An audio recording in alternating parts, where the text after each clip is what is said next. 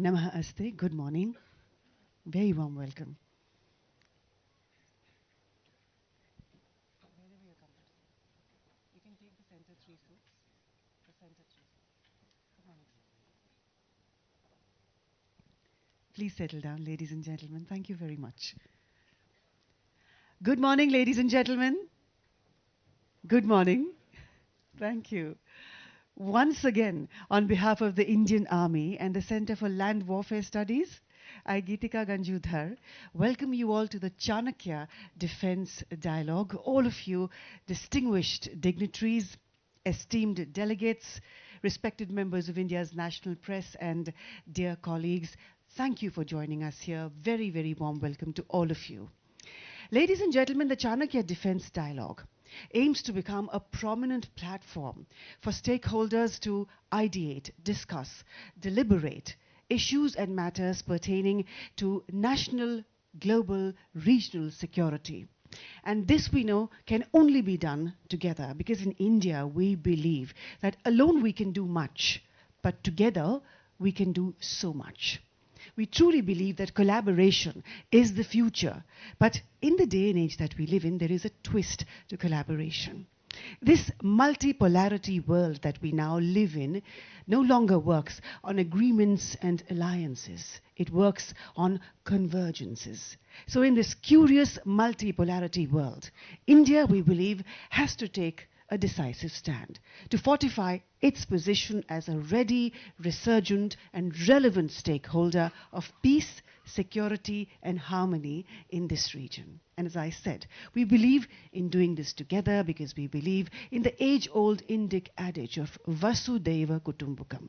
One earth, one family, one future, as was the theme of our G20 presidency. So with your permission, may I please begin this morning with a peace mantra, a peace shloka, a peace chant from the Isha Upanishad, which goes like this. Om Purnamada Purnamidam Purnat Purnamudachyate Purnasya Purnamadaya Purnameva Vashishyate. What it means essentially is, Om, that visible outer world is full. This invisible inner world is full. From fullness comes that fullness. Taking fullness from fullness, fullness indeed remains. Om, peace, peace, peace.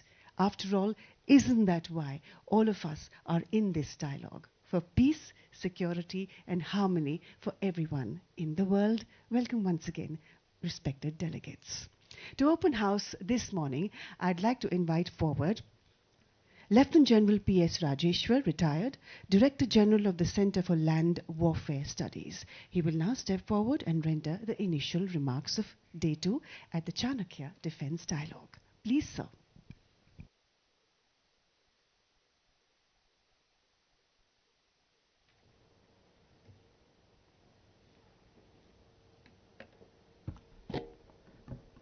A very good morning to everyone.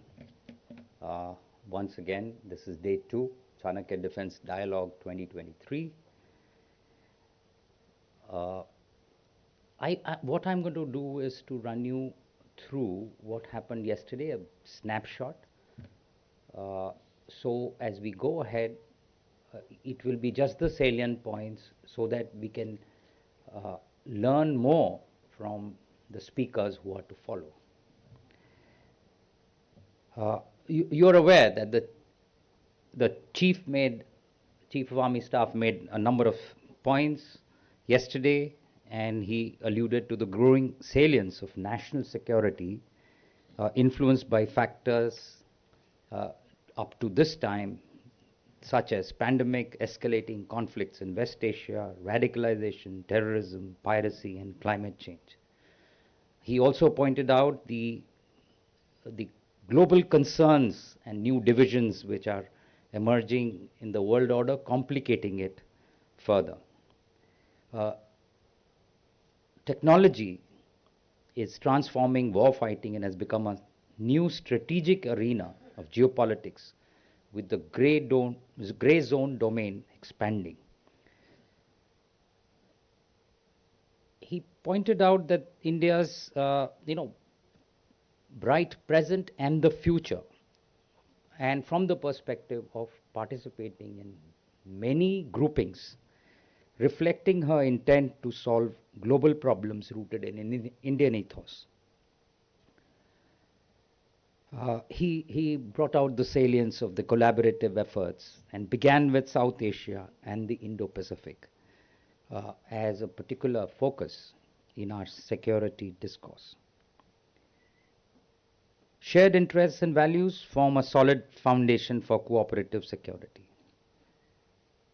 And he stated that our initiatives are based on the Indian way and not limited to security spin-offs. So that brings us to the engagement processes India does to emphasize equality and peaceful resolution, which can be seen through India's policy initiatives. Then we had a very exhilarating speech or address by the Honorable Vice President, who also brought out that South Asia and the Indo-Pacific are vital platforms for addressing critical security matters and catalyzing global security resolutions. There is an unfolding roadmap and an evolution of strategy to fortify India's position as a resurgent and relevant stakeholder. India is recognized as a land of peace and aims to secure a peaceful environment.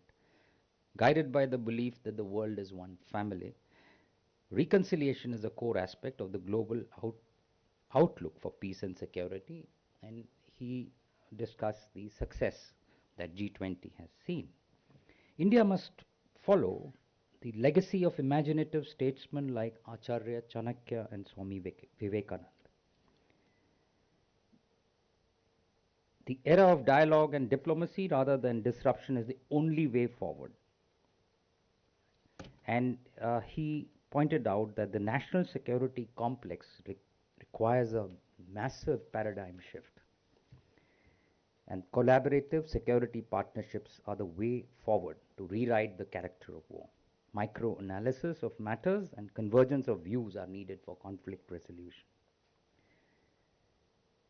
Peace should be secured from a position of strength while being prepared for war. He appreciated the Chanakya Defense Dialogue as a novel initiative to complement initiatives like the Raisina Dialogue. Then we had a keynote address by Ambassador Vijay Gokhale, who brought out the salience of the Indo-Pacific region. He noticed the trend that historically power followed the Atlantic axis. Now there is a reverse flow of power to emerging markets in the Indo-Pacific. So this is becoming a geopolitical hotspot due to its economic growth, terrorism, and the unknown impact of new technologies like AI. And significant powers are increasingly engaged in these conflicts worldwide. He brought out that the Indo-Pacific is becoming a global theater of action, and the unification of the Indo-Pacific has become very significant after the Cold War. He brought out the impact of economic influence by the Chinese, and that the US role is declining progressively, and the difference between the orders that they seek in the Indo-Pacific and elsewhere. He also pointed to that it is crucial not to hand Indo-Pacific states binary choices between US and China, and in this India must protect its critical interests and leverage its strengths. He said that building this region is essential, avoiding binary choices. The region is still uncertain about China's role and significant economic influence. Then we came to session 1, Neighborhood First, South Asia, which was a very interesting dialogue, and a lot of people spoke from their heart, and the comments were very rare. And basically, it pointed out to 3 things. One is the regional organizations have weakened and require strengthening. The engagement of the countries in the region can at best be described as episodic or issue-based, and long-term relations are rare. Unresolved land disputes with China cause anxiety in India, and increased trade between the two nations has not significantly improved relations. Sri Lanka, Sri Lankan speaker said that it's not only facing an economic crisis but governance issues and strategic uh, traps. Nepalese engagement, Nepalese speaker pointed out to the engagement with China, which is a reality, uh, and working together for economic benefits there is a significant consideration.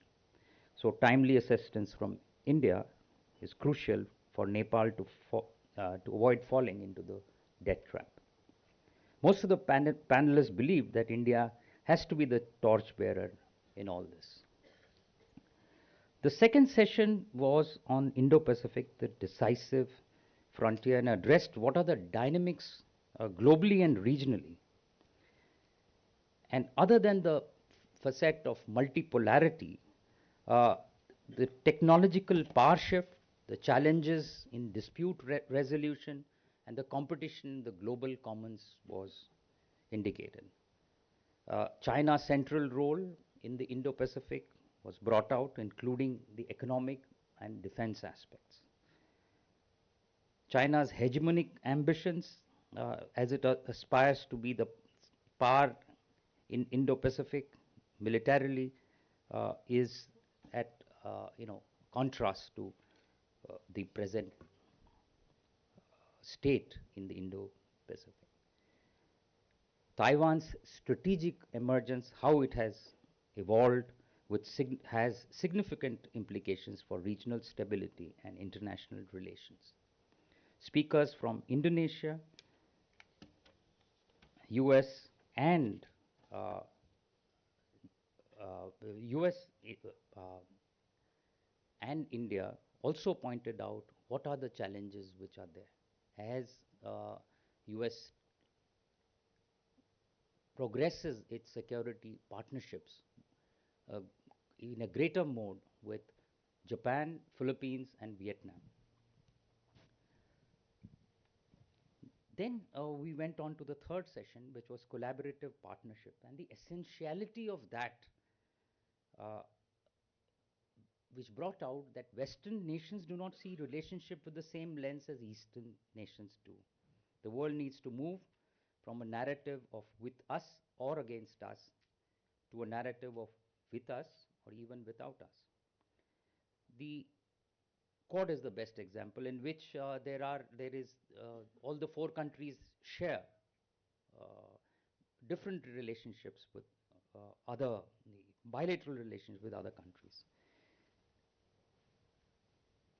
So this brought out that although the Quad is not a military alliance but a multi-domain partnership which sees each nation contribute to negating the strategic gaps others face and in the Quad. And it pointed out to the opportunities which were there. There were, of course, certain challenges that it brought out.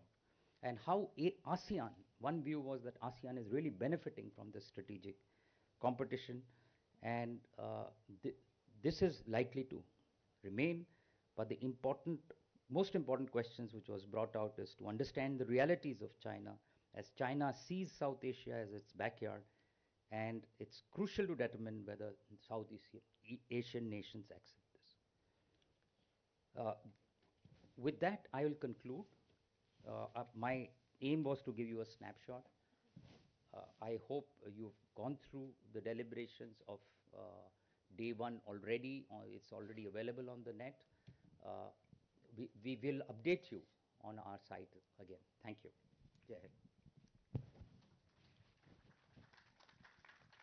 Thank you, sir, for rendering the initial remarks. It is under his clear, sharp, and able guidance that the on-ground execution of this conference is traveling so smoothly. Once again, thank you, sir. And now, ladies and gentlemen, it is an absolute privilege to request Ambassador Kamal Sibal to render the special address of Day 2 of the Chanakya Defense Dialogue. Ladies and gentlemen, if it was appropriate to rate careers in public service, we would fall short of stars because 5 stars wouldn't be enough to rate his career. The government of India have awarded him with the Padma Shri, one of the highest civilian honors in the land. He has served as India's ambassador to Russia, to France. He was foreign secretary of the country. He was member of the National Security Advisory Board, and today is Chancellor, JNU. On a lighter note, I want to share with you all that probably 90% of you sitting here who are from the NDA, you would have gotten your degrees from JNU. Here's your Chancellor, ladies and gentlemen. Sir, requesting you to please render the special address. A round of warm applause for him, ladies and gentlemen.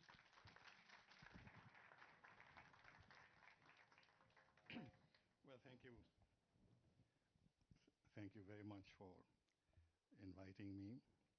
I am really overwhelmed by the presence of so many senior military brass of India, the Chief of Army Staff, the Vice Chief of Army Staff, the Deputy Chief of Army Staff, retired admirals, other very senior officers of the Indian Army, and of course, our host, the Director General of CLAWS.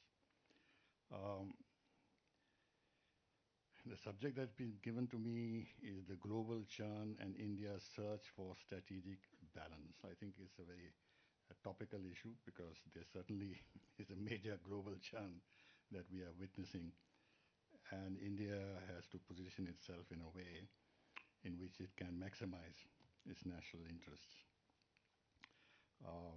There's absolutely need for India to maintain a strategic balance.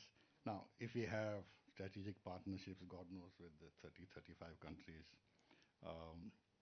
which means that our strategic interest and our strategic footprint is much wider than simply engagement with the major powers. And since there is this global churn where things keep changing, challenges keep arising, then how do we maintain this strategic balance with all our major partners in the West, in the East, in the North, in the South, if you like? And I'd like to say at the outstart, which I was intending to say at the end, that strategic balance does not mean fence sitting.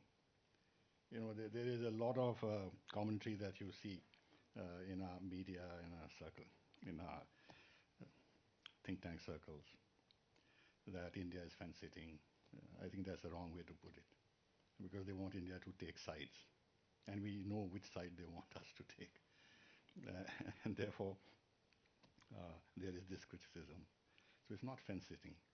It is what we must do to preserve our autonomy. Now, strategic balance is a different form of saying strategic autonomy. Balance, by definition, means that you are going to attach importance to all our relationships and find a dynamic balance. You cannot find that dynamic balance unless you also have strategic autonomy. Once you've lost it, then what are you balancing? You've already been balanced one way or the other way. So this is a preliminary remark I wanted to make. Then there's, to focus on the subject, the canvas of this global churn. And what are its elements? Immediately, when you talk of churn, this means that the existing power structures or the existing situation is undergoing a change, and a dramatic change. That's the meaning of the word churn.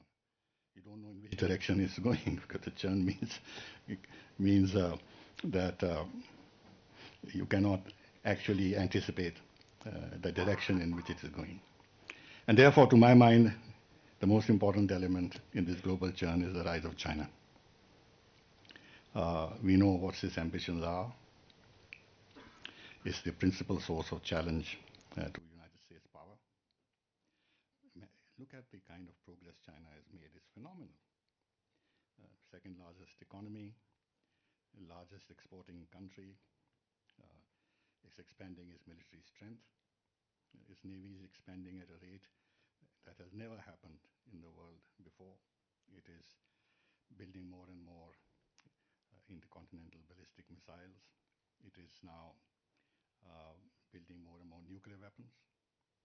Earlier on, it shows a degree of restraint, but now reports are that they are going in for much larger nuclear stockpile.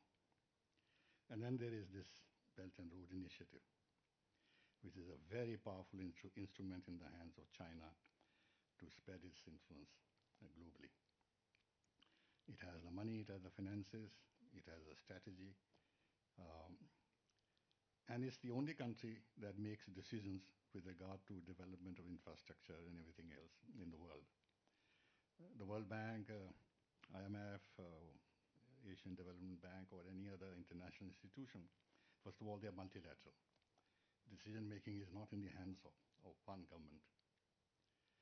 And then, of course, there are yardsticks by which these projects are evaluated. The rate of return, whether they are economic, whether they lead to indebtedness.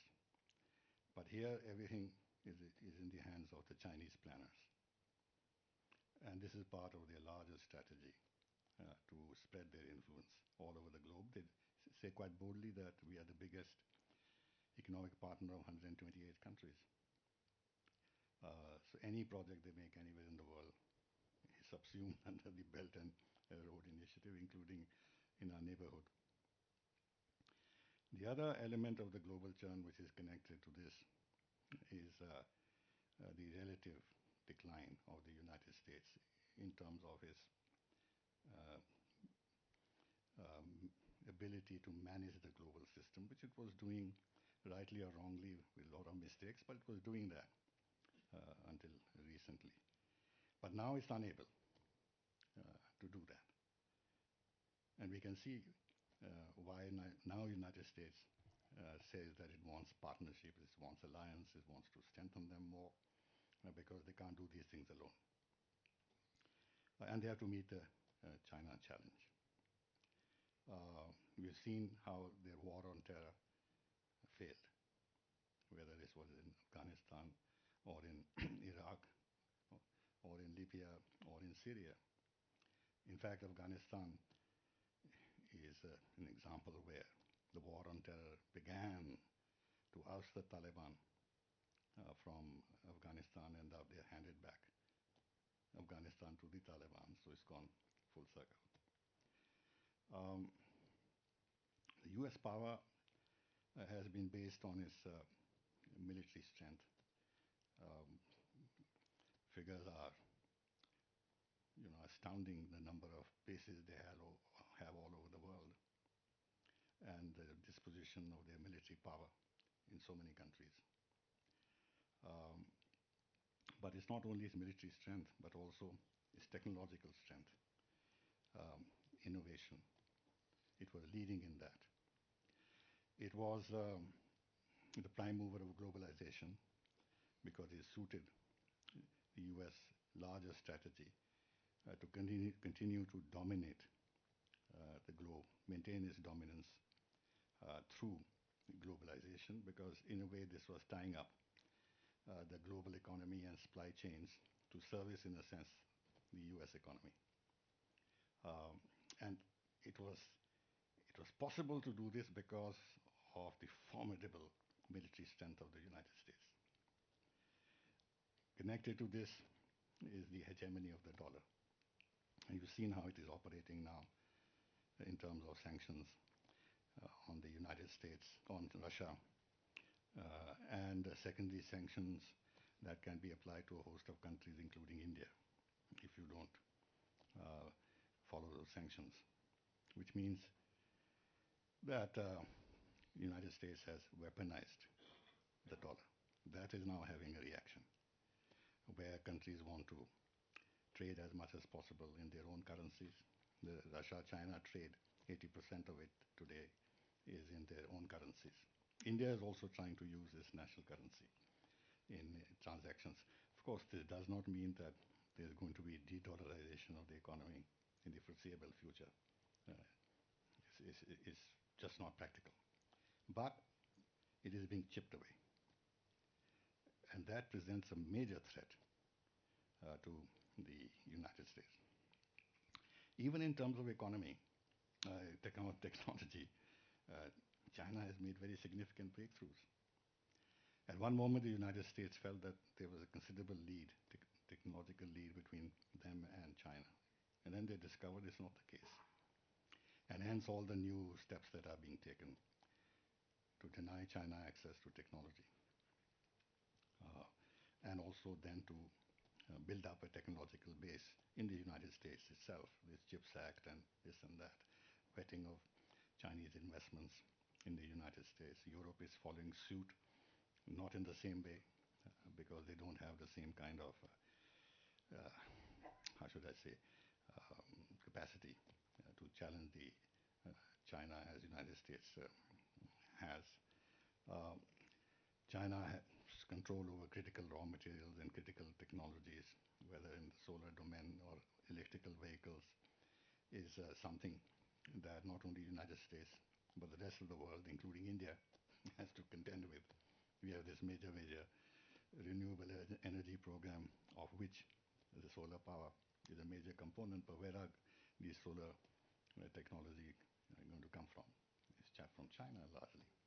Because actually Germany used to be the biggest source of this technology, but foolishly, like everybody else, they let China take control over these technologies globally. And in electrical vehicles, because of climate change and other issues, renewable energy programs, electrical vehicles are going to be more and more. They'll replace more and more and pretty rapidly the internal combustion engine and this and that. And where is all the rare earths and batteries and everything else going to come from? China. This is very, very significant in terms of going forward.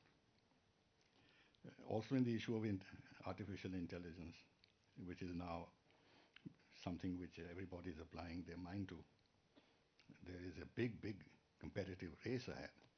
And China has made some advances there. Now United States wants to take the lead. Britain has just organized a major artificial intelligence conference. And we have to put our foot into it before it's too late. Russia. Russian power has relatively, obviously, declined.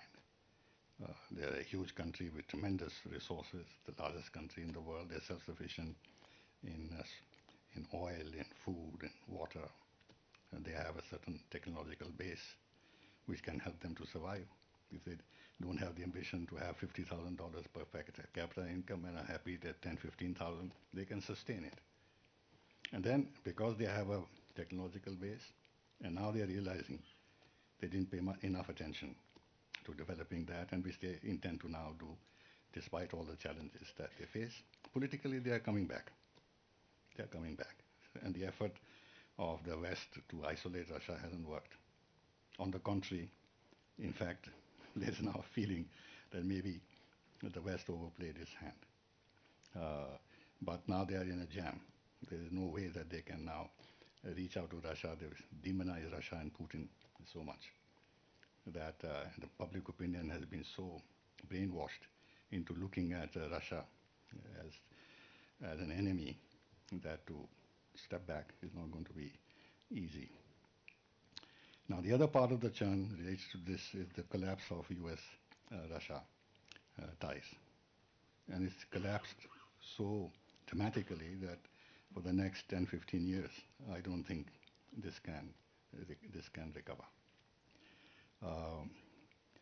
But the US has overstretched itself. Look at the Ukraine conflict.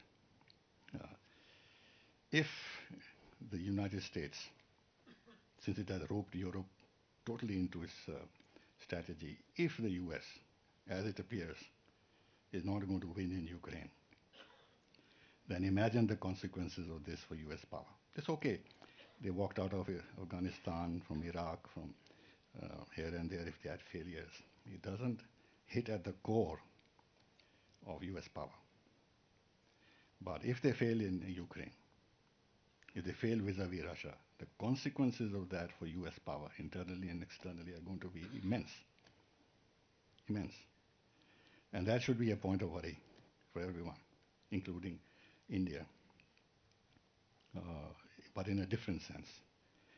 Because all said and done, despite all the mistakes the United States commits and this and that, they are a very vital part of the global system. And as it is, you've seen the kind of things that are happening in the United States. If they suffer this defeat, their relationship with Europe is going to collapse. Well, it's a dramatic word I'm using, but it's going to become very complicated because they've roped in Europe so much. Europe has sacrificed so much. And at the end of the day, Europe will say you did exactly to Europe what you did to Afghanistan and Iraq and everywhere else. What it means for the NATO alliance, for the transatlantic relationship, is something that we can think about. Europe, in any case, is in disarray, partly because of what's happening in Ukraine, but otherwise because of the internal developments in Europe. As you see, Germany has been hit very badly. Their economy is facing tremendous headwinds, and since it is the motor of the European Union, economic motor, it's going to have tremendous repercussions on financial and economic stability in Europe. On top of that, as you see in many West European countries, because of their multicultural policies and everything else, you see what's happening on the ground today. They seem to be losing control, some of those, over their societies. This is something that we need to study, especially in the context of the kind of street demonstrations that are taking place across Europe. The rise of, because of the Middle East conflict, West Asian conflict, and the rise of right-wing forces in Europe, including in Germany. The other element in the churn is the US-China confrontation over Taiwan, the South China Sea. One is not very clear what the Chinese timeframes are, actual timeframes of military action against Taiwan. It's not a stable situation. If they can handle Taiwan by eroding its politics from within, changing the political structure within, and in that sense stabilize the situation in their favor, even if they don't take over physically Taiwan, is one thing. But given the kind of commitment Americans are making, arms supplies and everything else, and all the other elements of their strategy, AUKUS, this, that, strengthening alliance with Japan, South Korea, and stuff like that. At what stage things might get out of control? And what would be the consequences of that? For the moment, China may want to play it cautiously, but you can never say what may happen. And this is all related to what was discussed yesterday, our Indo-Pacific, the Indo-Pacific policy concept, and the Quad, and everything else. This again is something which is developing, and it's all related to the challenge that China continues to pose. The more China poses a challenge, the more effort there will be to strengthen deterrent arrangements like the Quad and what have you. The other element in the churn is the tighter strategic embrace between China and Russia. I think for the United States to face the combined power of China and Russia is not manageable. They may say that we can face, as they say, three fronts at the same time. This is just bravado. They cannot. In fact, as you see, it's not happened now. United States, despite pockets of influence in Kazakhstan, Uzbekistan here and there, is out of the landmass of Asia except that facing the South China Sea. There is the SCO, which is the prime organization in this area. After the exit from Afghanistan, uh, where is where is the United States in the Asian landmass? And they're not going to be able to come back. Um, this is something which we have to take into account, because we cannot leave the Asian landmass to the Chinese and the Russians, which is why those who say, Russia is not so much of a power, and we must have different options, commit a serious strategic mistake. Uh, because we are an Asian power. Uh, we have historical interest in this area. If we move out of this area, then we are leaving it free to the Chinese and the Russians to dominate. And the foothold we have in this region is very important for Russia too, in order to balance China. It's not as if Russia has sat in China's lap and they're happy about it. For them, it's a tactical, pragmatic decision. But they need to balance. And they also know that India, they may have reservations about our going towards the United States and Quad and Indo-Pacific, but they know that, and that's why Putin keeps praising India constantly. You see his speeches. Prime Minister Modi, India, independent country, independent policy, admire India, wants to keep India in Asia or in the Asian landmass. Now a third conflict has started in West Asia. US is fully supporting Israel. You've seen they moved their aircraft carriers, 2 aircraft carriers, a marine unit into this area.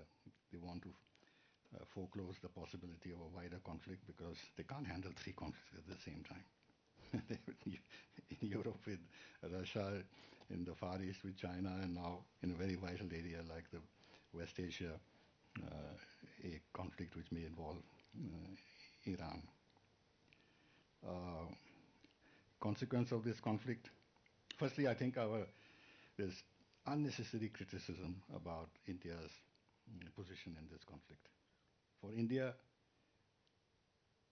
you see the two-state solution, Israel-Palestine contact, yes, that has been a state that is a sort of old story. But the manner in which Hamas committed these horrific terrorist acts and given our position on terrorism and our focus on terrorism in all forums, it was important that we immediately denounce this terrorist activity. And we are doing it as terrorism, not as Hamas. So some people say we're not mentioning Hamas. Why? Because we are talking about terrorism, not pointing a finger at any particular organization. And then, of course, it was right that 2-3 days later, our Ministry of External Affairs issued a balancing statement reiterating our position, political position on a two-state solution and Palestinian rights and everything else. Now, if the Prime Minister, immediately when he denounced his criticism, denounced terrorism, simultaneously said that we need a two-state solution, then we are actually saying there's a cause, there's a legitimate cause. Whereas, in our formal position and in some of our documents with other countries, it's clearly stated that no cause justifies terrorism. So I think this element one must keep in mind. There is, of course, the whole issue. I'm running out of time, and you are very punctual about ending, and I won't yet address the second half of the subject, but let me see if I can hurry it up. BRICS expansion. It is a sign of times. 2022, 3 countries were lined up, 6 have been admitted, but the writing is on the wall that countries want to hedge against US Western power. It doesn't mean that you want to break relations or you don't want to take full advantage of whatever relationship you have with the West, like in the case of India. But that doesn't mean that you can't explore other options and balance that. And the fact that a country like Saudi Arabia has taken this plunge to become a member of BRICS is very telling. Very telling. I think many of these countries, and I know that after having talked to a few, they admire India's diplomacy, that you're friends with everybody. How do you do it? You take advantage from all sides. They want to do it too. but they may not be able to succeed necessarily because all of them don't have the capacities India has. But I'll leave that aside for a moment. In the case of the West Asia, you can see how China and Russia are now pushing the United States out of this area, which was always considered to them to be very critical for their global power. What happens? Iran and Saudi Arabia make up. Under whose aegis? China. Which are the countries that join BRICS? 5 out of the 6 are largely in this area because I include Ethiopia also. Iran, UAE, Saudi Arabia, Egypt, and Ethiopia. Only one, Argentina. What does this mean in terms of Western power in this area? Finally, I would say that, and the manner in which China is supporting the Palestinian cause is surprising. They're going all out. They know that this is an opportunity for them to replace the United States and win the sympathy and support of these countries at the political level, at the economic level. They already are present in this area in a major way. The disarmament agreements have collapsed.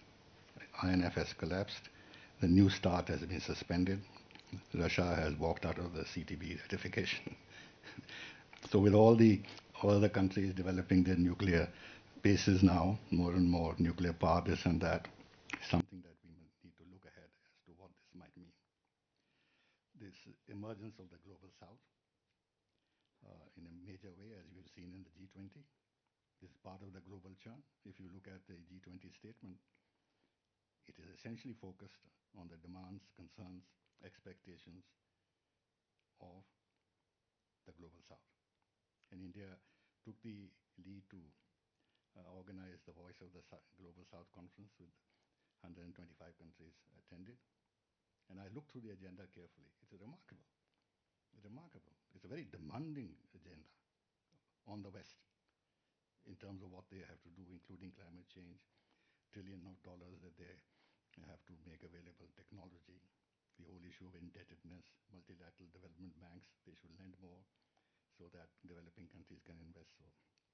So, now,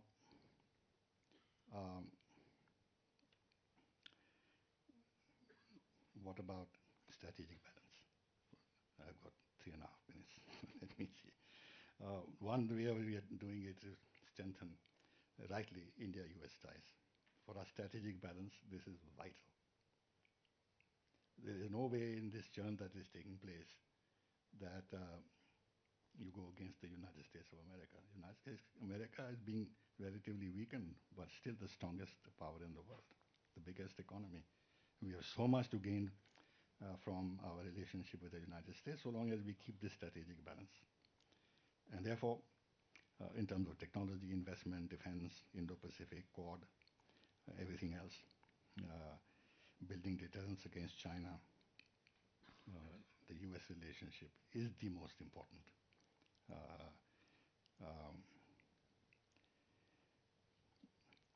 Preserving ties with Russia. You see, the point is that every country doesn't have to have the same importance for you. I mean, if you proceed on the basis that United States is our most important partner and therefore no other partner is important enough, that's a ridiculous way of looking at things. Russia has its own place. I could spell out, but I don't have time. I think it's very vital to preserve our ties with Russia. It increases our diplomatic leverage. Our membership of BRICS and SCO helps in that. Don't forget, Russia is also a permanent member of the UN. Even if the UN functions, you need some friends in the UN. It's a permanent member of the UN. And it's got a huge resources, a huge military base. And maybe after the Ukraine war, maybe the quality of the weaponry will improve. Let's see. Preserving our equities in Central Asia requires close ties with China. I've mentioned that. Balancing Russia-China ties requires that we maintain good communication, high-level contacts with Russia. You've seen, and we're showing this strategic balance or autonomy. Russia has become our biggest oil supplier. In one way, it It is an aspect of a strategic autonomy. In other senses, it also shows that when things come to a crunch, there are things that we can do with Russia which actually help our economy a great deal. Um, we've also to keep the channels of dialogue with China open. Uh, everybody is doing that. America is doing that.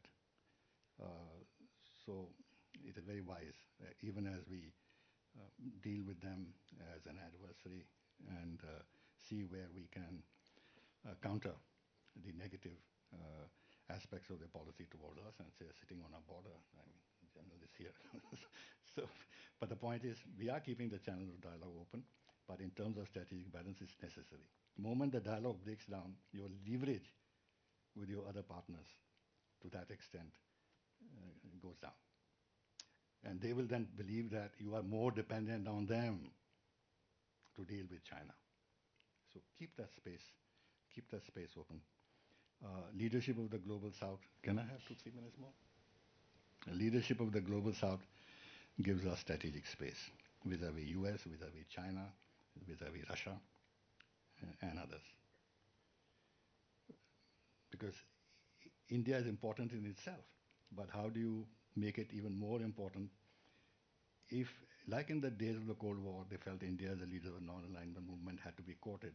In a different context today, they should feel that India is, in many ways, is the leader of the Global South. Leader in inverted commas, because I don't think the Global South would want India's leadership that way. But that gives us. We have shared interests with the Global South, the reform of the United Nations, the UN Security Council, the opposition to double standards, especially use of human rights for interventionist policies, protection against sanctions, trade in national currencies, climate change issues, WTO, SDGs, Sustainable Development Goals, indebtedness. All these are issues on which we share our concerns with the Global South. So there is no way that we can in any way not think of this in terms of boosting our diplomatic position globally. Then finally, and maybe I'll be able to finish in 2-3 minutes, strategic balance cannot be maintained unless you're strong within. Otherwise, it's just theory, which means Atmanirbharta, which means building up your defense capability, your technological base, maintaining high levels of economic growth. Once you have that, then your capacity to play on the international stage progressively increases, and you can bolster your strategic autonomy seriously. Otherwise, you will be doing jugaad here and there. That may not help. Finally, and I'll end here, we are a large civilizational country. We are rising. We can't afford to be a pawn.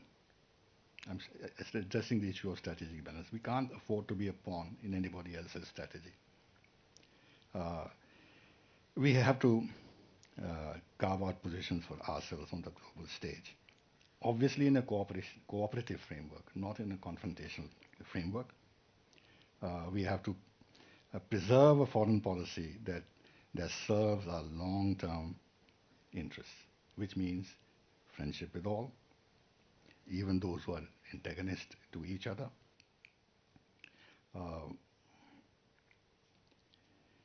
I think I will end here. There are a few other things I wanted to say because I don't want to upset your timetable. No, basically I had said the last point I wanted to make was that strategic balance doesn't preclude coalitions based on interests. If you're a member of Quad, if you are a member of SCO, if you're a member of BRICS, these are coalition of interests. And it is vital to do that. So we shouldn't look upon strategic balancing as some kind of a mathematical exercise where you have a scale and you sort of balance it. No. The balance can be turned in favor of some of your interests which require a coalition based on interest. So this is also the kind of approach that we should have in terms of. And finally, nobody can anticipate what the future is going to hold and what challenges you're going to face. Uh, so, because all therefore what we need is nimbleness, flexibility, maturity, caution, right analysis, and as I said, absolutely vital, building up our domestic strength. Thank you very much.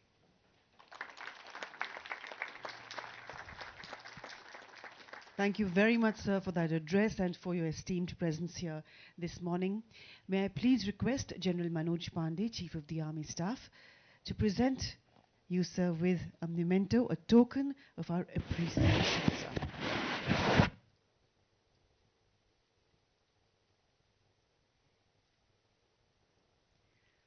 Ladies and gentlemen, a round of warm applause, appreciating his presence here this morning. Thank you very, very much.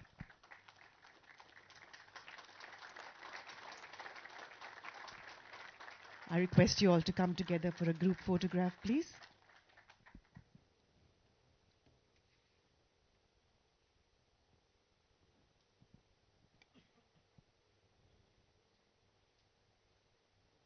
Thank you. Thank you.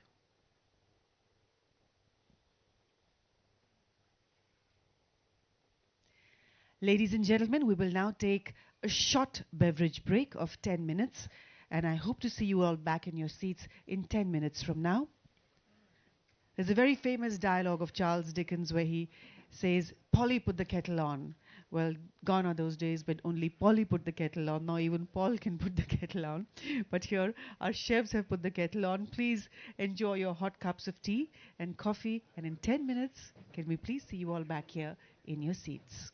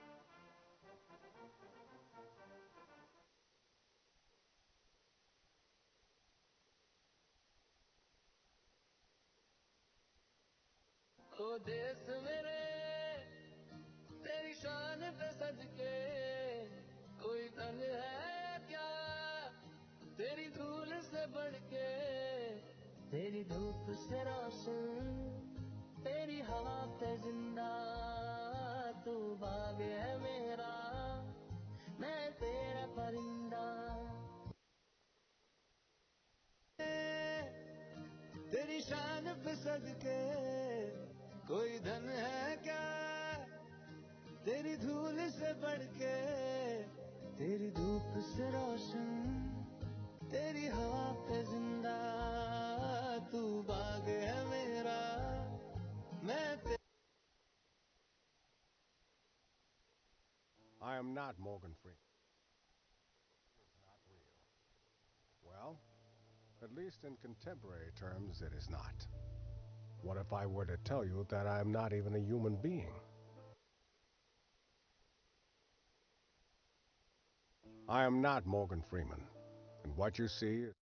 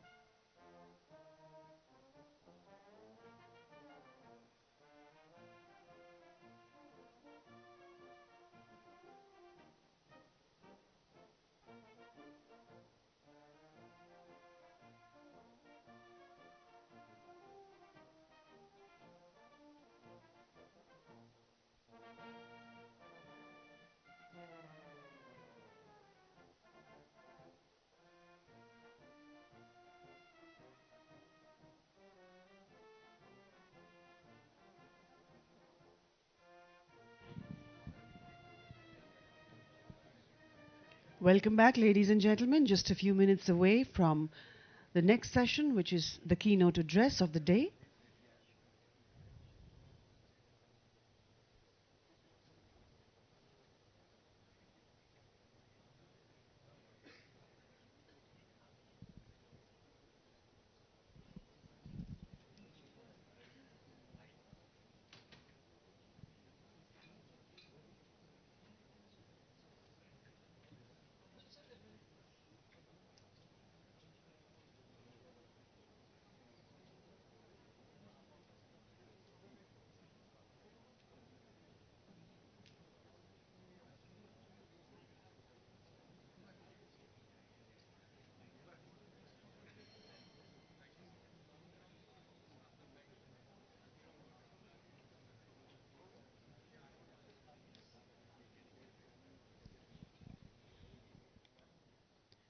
I hope all of you are comfortable where you're all seated. You all have all what you need. If there's anything that you need, please reach out to our volunteers. They're moving all across this main function hall. We have sessions coming up post-lunch and one before lunch too. Once again, requesting speakers to adhere to timelines that we've prescribed. In just a few minutes, we will begin with the keynote address.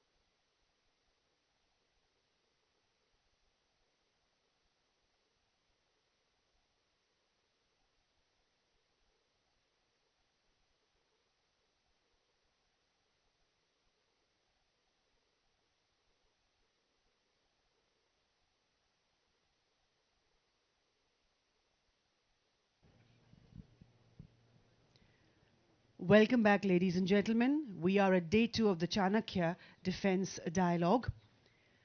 Before I head towards formal proceedings to introduce the keynote address, we all are aware of the tragedy that has struck Nepal yesterday. As of now, counting, we have more than 100 people who've lost their lives. We in India and all of us across the world stand in solidarity with Nepal in their moment of grief, ladies and gentlemen. I'd like to inform you all that members of the 60 Parafield Hospital are already readying themselves to head towards Nepal for aid and relief.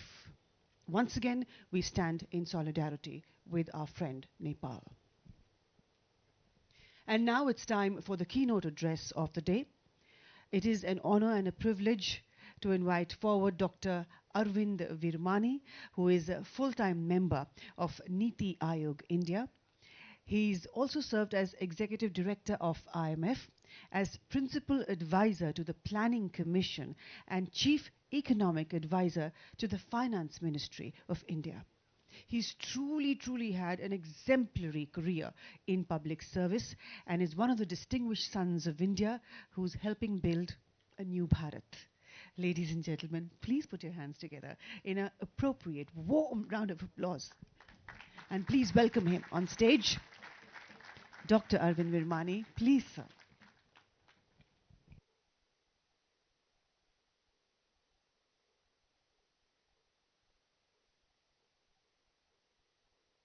Straight into the lecture? That's fine. Yeah. Where is the... Oh, there it is. Okay.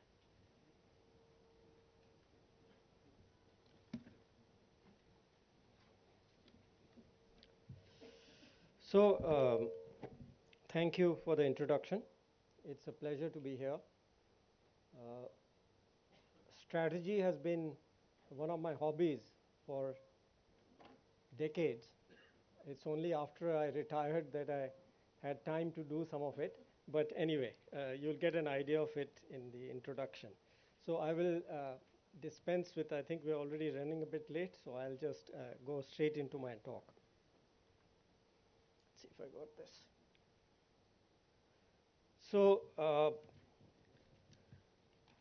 My talk, as the title says, is about India Great Power 2050. And I had put a question mark. Sometime I put a question mark, sometime I remove it, depends on the audience. I think in this one, it's been removed. World in the 21st century. In a 2004 paper, where I did projections till 2035, I asserted that the world would become bipolar by that time, which is 2035, before that, in fact. And in a subsequent paper, I extended these projections to 2050 and concluded that it would become a tripolar world by the middle of the century. In subsequent paper, I talked about the multipolar transition. That was a 2006 paper. And finally, we wrote a detailed paper on India-US partnership in that same year.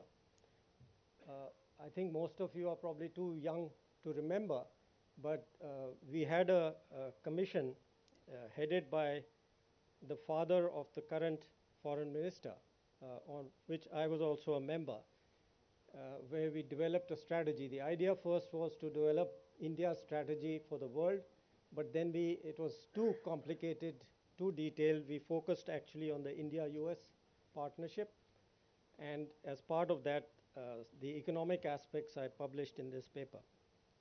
So what I'm going to do is I'll just lay the setting of how I look at power, what I call the power pyramid, and then go in and talk about the evolution of global power and India's position and role in it.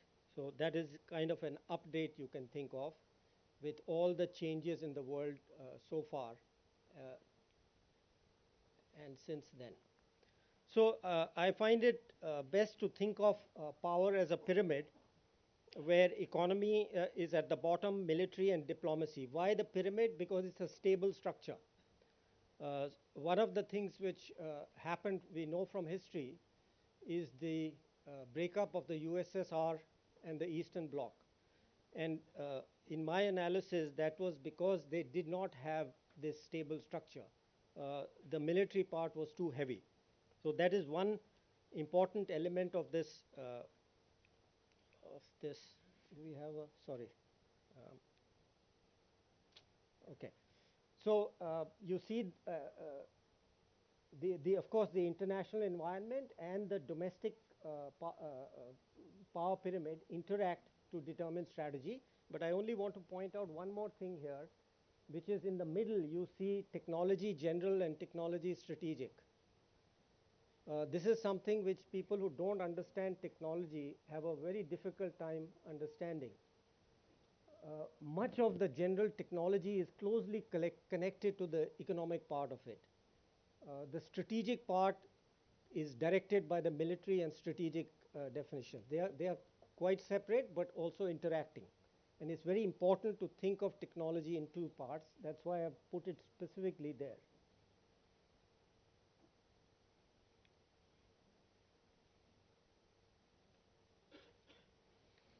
So I developed an index of power which I call VIP, and there's a few elements of that I'll point out and then tell you what the latest position shows. So power is relative. Power is always relative. I think Mearsheimer is identified with this in modern times. And in our case, the USA is the benchmark. It's been the benchmark for a long time. And this index of power consists of two components. Now, one is economic VIP, keep that pyramid in mind, VIP E and military VIP M, and then that gives us the total VIP index. The definition of superpower and great power is a bit complicated. I'll say a little bit more about that later. But very roughly, when we think intuitively, superpower, of course, the USA is there as the base, but you have to be number one or two in all dimensions. You generally think of a superpower that matches in some way, at least is number two. If it is number one in something, number 10 in something else, it doesn't make you a superpower. So that's kind of an intuitive definition. And similarly, a great power, and I was asked this question, why are you distinguishing? These are generally not distinguished. And maybe it'll become a bit clearer as I go along. But this, again, the intuitive idea, it has to be top three in most dimensions, otherwise it's not a great power. And finally, and from here, we go on to do the comparisons. So let's move to those. That's the interesting part. I don't know where I should point this. Where is the, somewhere there? Okay. Ah, there. Anywhere? Okay. Oh, it's right here? Okay. So this is the projections of economic power. Does this thing go up at all? Is there a pointer here? No. Pointer नहीं है? है? कौन सा? चलो छोड़ो. Anyway. So as I said, the VIPE is always relative, and it's relative to the US because that is the superpower. And you see the blue line there, which is China. So you see China currently has an index of about 0.63 and it will go to 0.92. Now the important thing about China is, since the last time I did projections in 2011, this sharp decline is coming. That's new. I'm not going to go a lot into it, but if there are questions and we have question time, I will explain why that is happening. Oops, somebody has changed it. No. भैया वापस हाँ चल रहा है कौन सा pointer है कि नहीं है ये ऊपर वाला ये वाला कहाँ पे ये वाला ना हाँ ये होना चाहिए पॉइंटर हाँ नहीं है okay anyway maybe I should stand here because it's easier but can you hear me I don't know can you hear me no okay because it's easier to explain right here. So that's one interesting thing. In the earlier projections, there was really a much slower decline, and it basically went over 1. So this is very new, okay, since my last projection. The second thing is you see EU, because there's often discussions of EU. Can't hear? So I'll have to be here, no? Yeah, okay, sorry. Yeah, because I cannot see across, so okay. So let's put it like this. Yeah, stand like this. Okay. Yeah. You can see the thing, but okay. Fine. Okay. So if you look at the green line, that is EU. Now the thing about EU, it's not a power in a conventional sense, so it will disappear after this. But I gave this here because their external economic policies is unified. So in some sense, they are kind of an economic and technological power, but not really in the conventional sense. But it's useful to just have it. And the interesting thing, of course, if you see the red line, that is India rising. But I wanted to show the EU because there'll be a point out there somewhere in the 40s where the economic power of India, and if we treat the EU as a single unit, that will cross over. It's important to see both the limitations and see how the gap is. The gap is large, both with the blue and the green line. Okay, we should not forget that. Just because we may be a great power in 2050, that doesn't. Some people start thinking immediately we are a great power. No. Okay, so it's very important to be cautious here. And the ones at the bottom is Japan, etc. And you see the blue is Japan, and then there's Germany and UK down there. So the overtaking point is around in a couple of years. By 27, 28 will be that crossover point there. Okay, so that's the important thing. But remember, Russia, UK, etc., they are all on a declining trend. Again, I'm not going to go into the details of that, but if there's a question, I can discuss it. कहाँ पे भैया किस तरह point करूँ उधर है आ गया okay. So, index of economic power, a lot of numbers there, but I point out a few things. So some explanation is given here. Part of it is demographic decline. Russia, Germany, Japan, France, they are all on a declining path. There are many others. Rising economic powers, I wanted to point out, are two in my economic part of it, is Indonesia and Turkey. And of course, the USSR. So the USSR point here is very important. In my earlier papers, which I mentioned, I also went backwards and I've gone back into the Cold War and even backwards from that, which is not very important. But what I found was that the USSR and East Bloc, at the peak of its power, the USSR was only 0.35. Remember, it's always relative to the USA, was only 0.35. And the Eastern Bloc taken together was about 0.45. This is from earlier papers. It's not a new calculation. So the question comes, one of the things which one is still struggling with, though I'll give you an indication, is that answer to that question, what is a superpower and what is a great power? So here I've put down something, at least for the economic, I think that has to be 0.6 at least because of that pyramid problem. Okay, they couldn't sustain the military capability which they generated because of that economic weakness. So that's the number. So I tentatively put 0.6 at least to be defined as a superpower.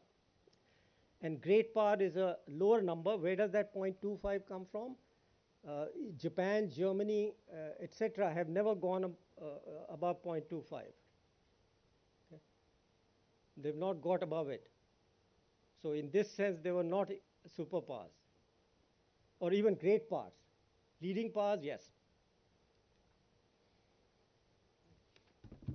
Okay, can you move here? Oh. Okay. So here is some comparative, because I think it's very important, and especially now to start comparing ourselves with China, get away from that South Asia syndrome, etc. So in this one, I've given the complete picture. The blue is the VIPE, the green is the military power, and the overall index is the red one in the middle. You can see the numbers there. Okay, so we go from, I'll quickly read them out, from 24% or 0.24, it's interchangeable, 0.24 in 2022 to 0.8. Military from 0.2 to 0.53. And total power from 0.22 to 0.65 relative to China. Remember, this is no longer VIP, this is the relative VIPs in a way. Okay? So, and something on the GDP. Now, look at it, just a few observations here. There's a kind of important part of it which is not well known. Look at the blue line there. You see that flattening out? That's the economic part. What I had expected was that we will reach a trough much earlier. It flattened out, but it did not rise. So that means there was no trough. And then in the pandemic, we went down a little further. Okay. So, but I'm quite confident now that we are on path, and part of it is what is happening in China. Which, as I said, if we have time, we can go into. So that's the first one. The second one to note is, look at the big gap between the economic and the military power. Okay? They're still large, even at 2050. Relative power, remember we're talking relative to China. So again, the caution which I gave, yes, we will become a great power in 2050, but don't swell your head. Be reasonable and cautious about everything. Okay, I guess it's a bit of a delay problem. Okay, now, so there's a lag. There's generally a lag when the economy picks up, the military doesn't follow immediately. There is a lag. That's the second important point there. Generally, we've seen that all over. Just a matter of fact. I mean, except for the USSR example which I gave you. Let's look at the graph quickly. This is the military part. You see that Turkey and Indonesia are not here. Okay, that's because they don't count in the top whatever numbers I've given. Okay, that's the first thing to notice. The second one is that India is roughly half of China. See the numbers there, 0.24 and 0.45. And then there's nobody close. That's the important thing, that we are 3 times the next competitor. Okay? So this is where this balancing comes in, that are we a great power or a superpower? My definition by the numbers which I've given you, I try to think of these. These actually I've just thought of now for this talk. But that's a reasonable thing. It can be changed. We can discuss even, informally or whatever, whenever. So those are the numbers I basically now at this point think roughly that a superpower has to be at least 0.5. Because remember, America is out there at 1. It's relative. So are you a superpower if you are not even above 0.5? I mean, it doesn't sound reasonable, okay? And so both in each of the individual indicator and the total. So you may be unbalanced this way, that way, doesn't help. You've got to meet all 3 criteria. That's the one thing which will stay. We can discuss the exact number. And then great power, as I said, one of the things in my mind is that neither Germany nor Japan, if I remember correctly, the maximum was around 0.24 in the economic. Of course, both these countries never had a military, really, because of history, you know all that. Okay. So, right, now it's more verbal. So what does it look like? World at mid-21st century.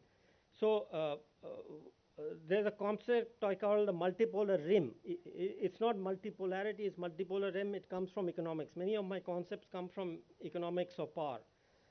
So tripolar world with a multipolar rim, superpowers US, China, great power India. What is the multipolar rim? It's Russia, France, Japan, Germany remain in the top 3 in selected domains, particularly EU. I showed you the economic power. High-tech decoupling, okay?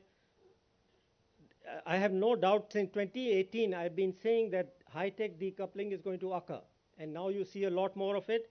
There'll be 2 blocks. I don't know if the word block is right, but loosely led by US and China. India in the former, and Russia in the latter. This is my personal judgment. Okay? So we have to deal with that.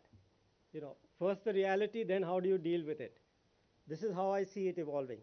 Partial economic decoupling. How to define this partial? Again, this block in the economic sphere will be much more amorphous, with greater inter-block and less, greater intra-block trade and less inter-block trade. No sharp division, but a clear distinction. More trade within each block, less across. This is how I see the world evolving. And again, India, important partner of US bloc because it's a market economies, they are all together. We need the technology, we need the markets, we need the economy. Again, I have no doubt that was my 2006 paper. You remember I referred to it in the beginning? And that's how it's evolving. Of course, it's taken huge steps since then, and I just want to mention ISET. That was the line for me. And remember, I've been thinking about it for 20 years. That was it. ISET is a real divide, in my view. Okay.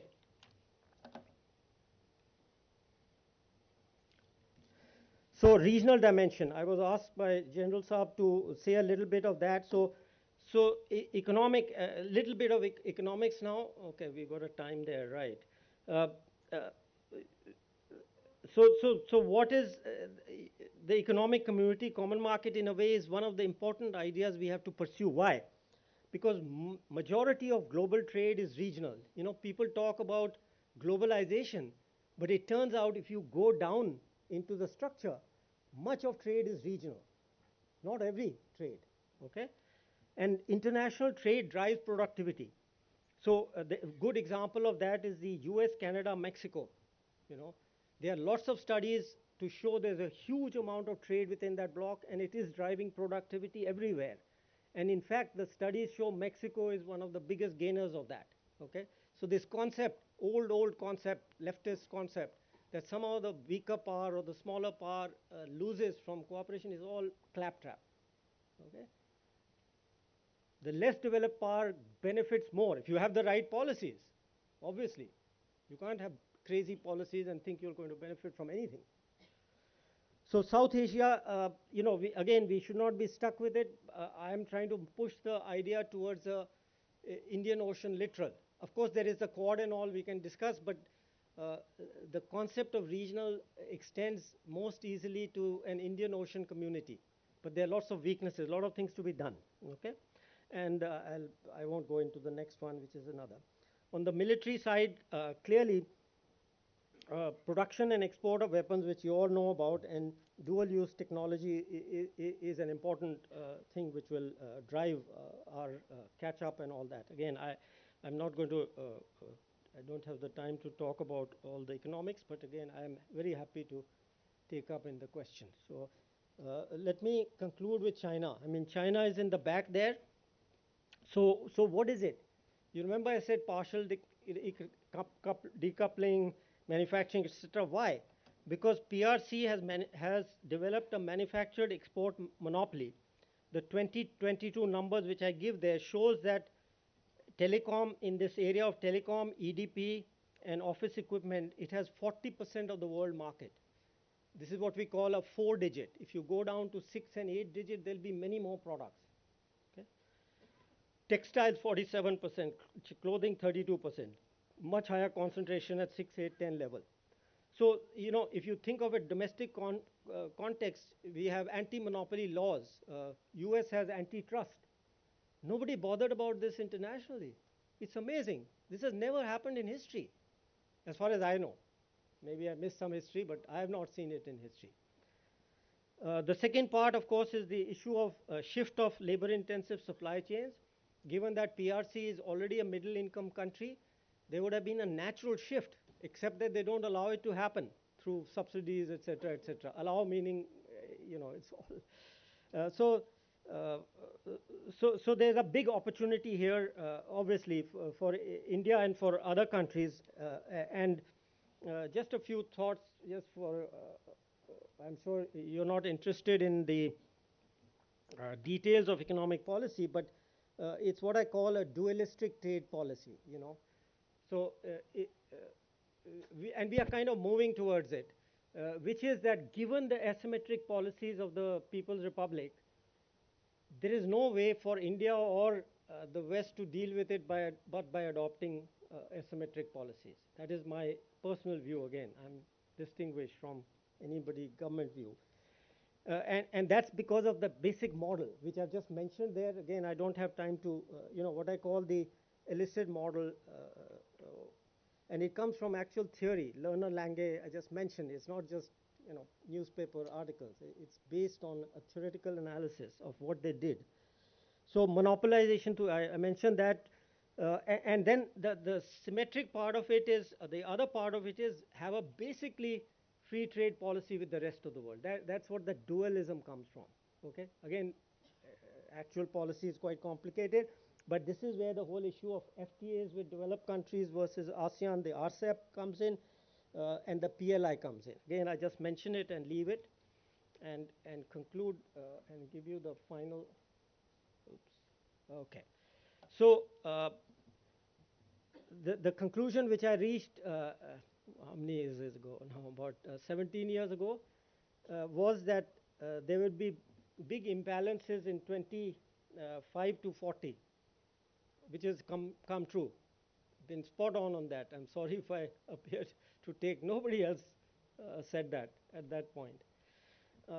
Cost-effective deterrence, you know the elements, they are emerging. I want to mention one or two things which are not. And this is something, the escalation ladder. I put this in because this is important for you. This is something I came to a conclusion only in 2020 after the aggression.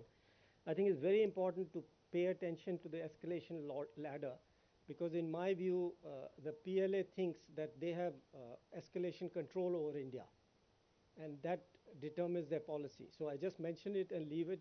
Maybe in another time we can discuss it. And the second conclusion I've came to actually in 2020 only, is that we need a multi-level, multi-layered defense. Okay? Again, we can discuss at some time, but I want to leave the words with you. The rest I've said, the basic is the gray war, hybrid war. All this related to gray war. You know, you can have the whole spectrum. So you need multi-layered, multi-level stuff. The high-tech decoupling, partial decoupling, etc. I've already mentioned. But let me conclude with something which seems to puzzle many people. That how come we will have, or we will soon have actually power rank of 3. Of course, the issue is of catching up with China then after that. So we'll still be 3 then, but we will have caught up, as you know from the graphs there. But income rank will be still something around 90. This is a paradox. It's not a contradiction. Why? It's population. There are 2 countries now and in history whose population is 4 times that of the next country, which happens to be the US, actually. So it's a paradox, but that's the reality. That when I first wrote these papers, I tried to explain that China and India just need to have 1/4 the per capita income of the USA to catch up. That's not literally true, but just as a way of thinking about it. Okay? Still true. Okay? Thank you.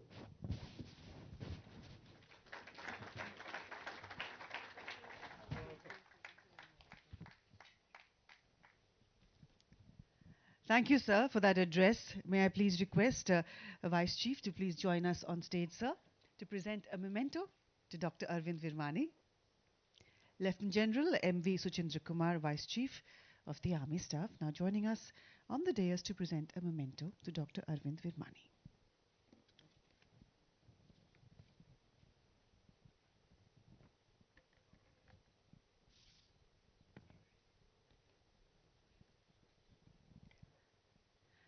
Thank you, sir, for joining us at the Chanakya Defense Dialogue. Sparing your time, sharing your thoughts with us. Please do come together for a photograph, sir.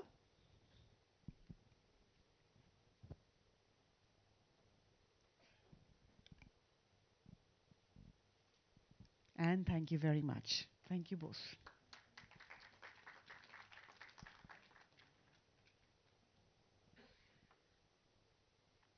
Heading into the next session, ladies and gentlemen, which puts the spotlight on how emerging technologies going forward will impact defense and security. So now, whether you are a domain expert or not, all of us are well aware how disruptive technologies are causing a rapid transformation in the landscape of defense capability and strategy globally.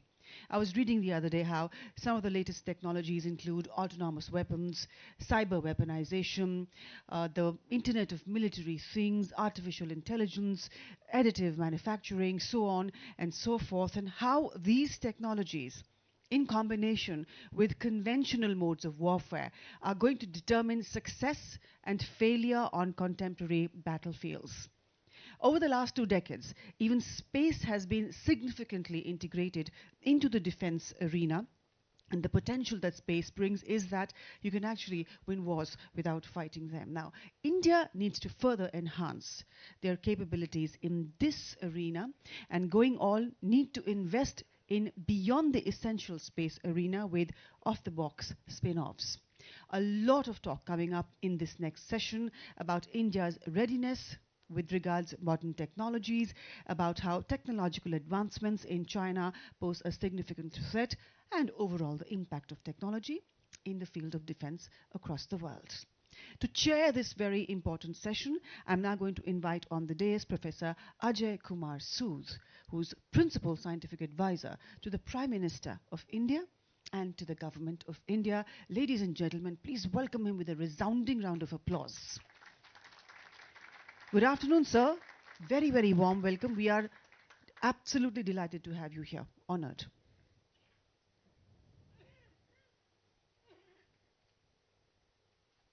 Ladies and gentlemen, the chair of this session, Professor Ajay Kumar Sood, sir. Please take your seat. He will be joined by esteemed panelists of this session, ladies and gentlemen.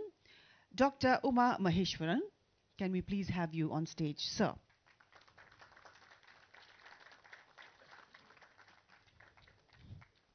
Good afternoon and welcome, sir.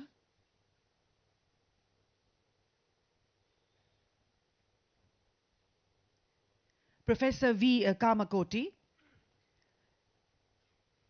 is going to be joining us online, ladies and gentlemen. And Professor Mayank Vatsa, can we have you on stage too, sir?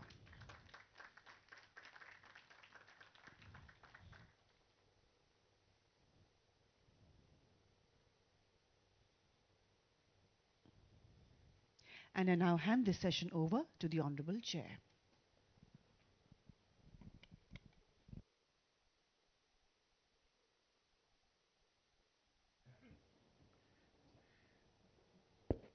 Thank you very much for organizing this very important session and for inviting me to be a part of this. So, when I was uh, given this opportunity that I'll have about 15 minutes as opening remarks, which is pretty unusual for a chairperson's remark for this long.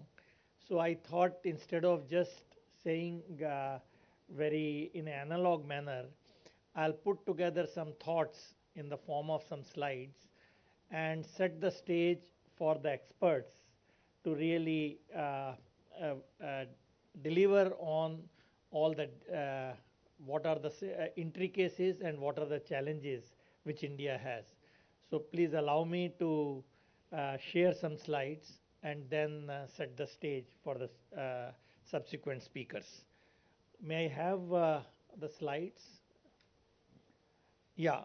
So this session is at looking at how emerging technologies impact defense and security.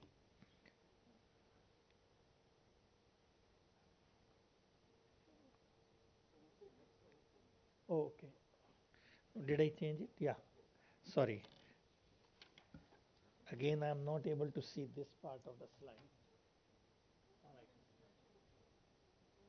All right. Okay.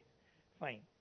So I think, as has been said many times, we are really passing through an extraordinary time where technologies are happening at a very fast speed, and India's prowess and growth is happening in an unprecedented manner.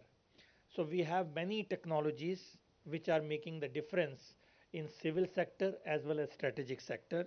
So be it quantum frontiers, be it advanced space technologies, advanced communications, digital transformation, AI and cyber security, clean energy transition, and biosecurity and One Health.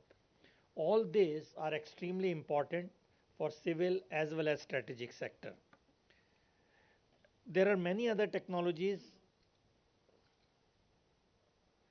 which of course are again very important, and here cyber physical system, drone and unmanned vehicles, nanotechnology and many other evolving semiconductor technologies are making a difference. In this session, the organizers have very carefully chosen three very important themes, namely the space technologies, cyberspace, AI and big data. Now, I came across this very interesting recent report, which some of you might have seen it. This is the Techno Sentient Warfare in 2035. So I thought it's very appropriate for this audience just to look at their main conclusion of this report, which is not very old. This is very recent. It looks at intelligent warfare in 2019 and compares what would be the likely scenario in 2035.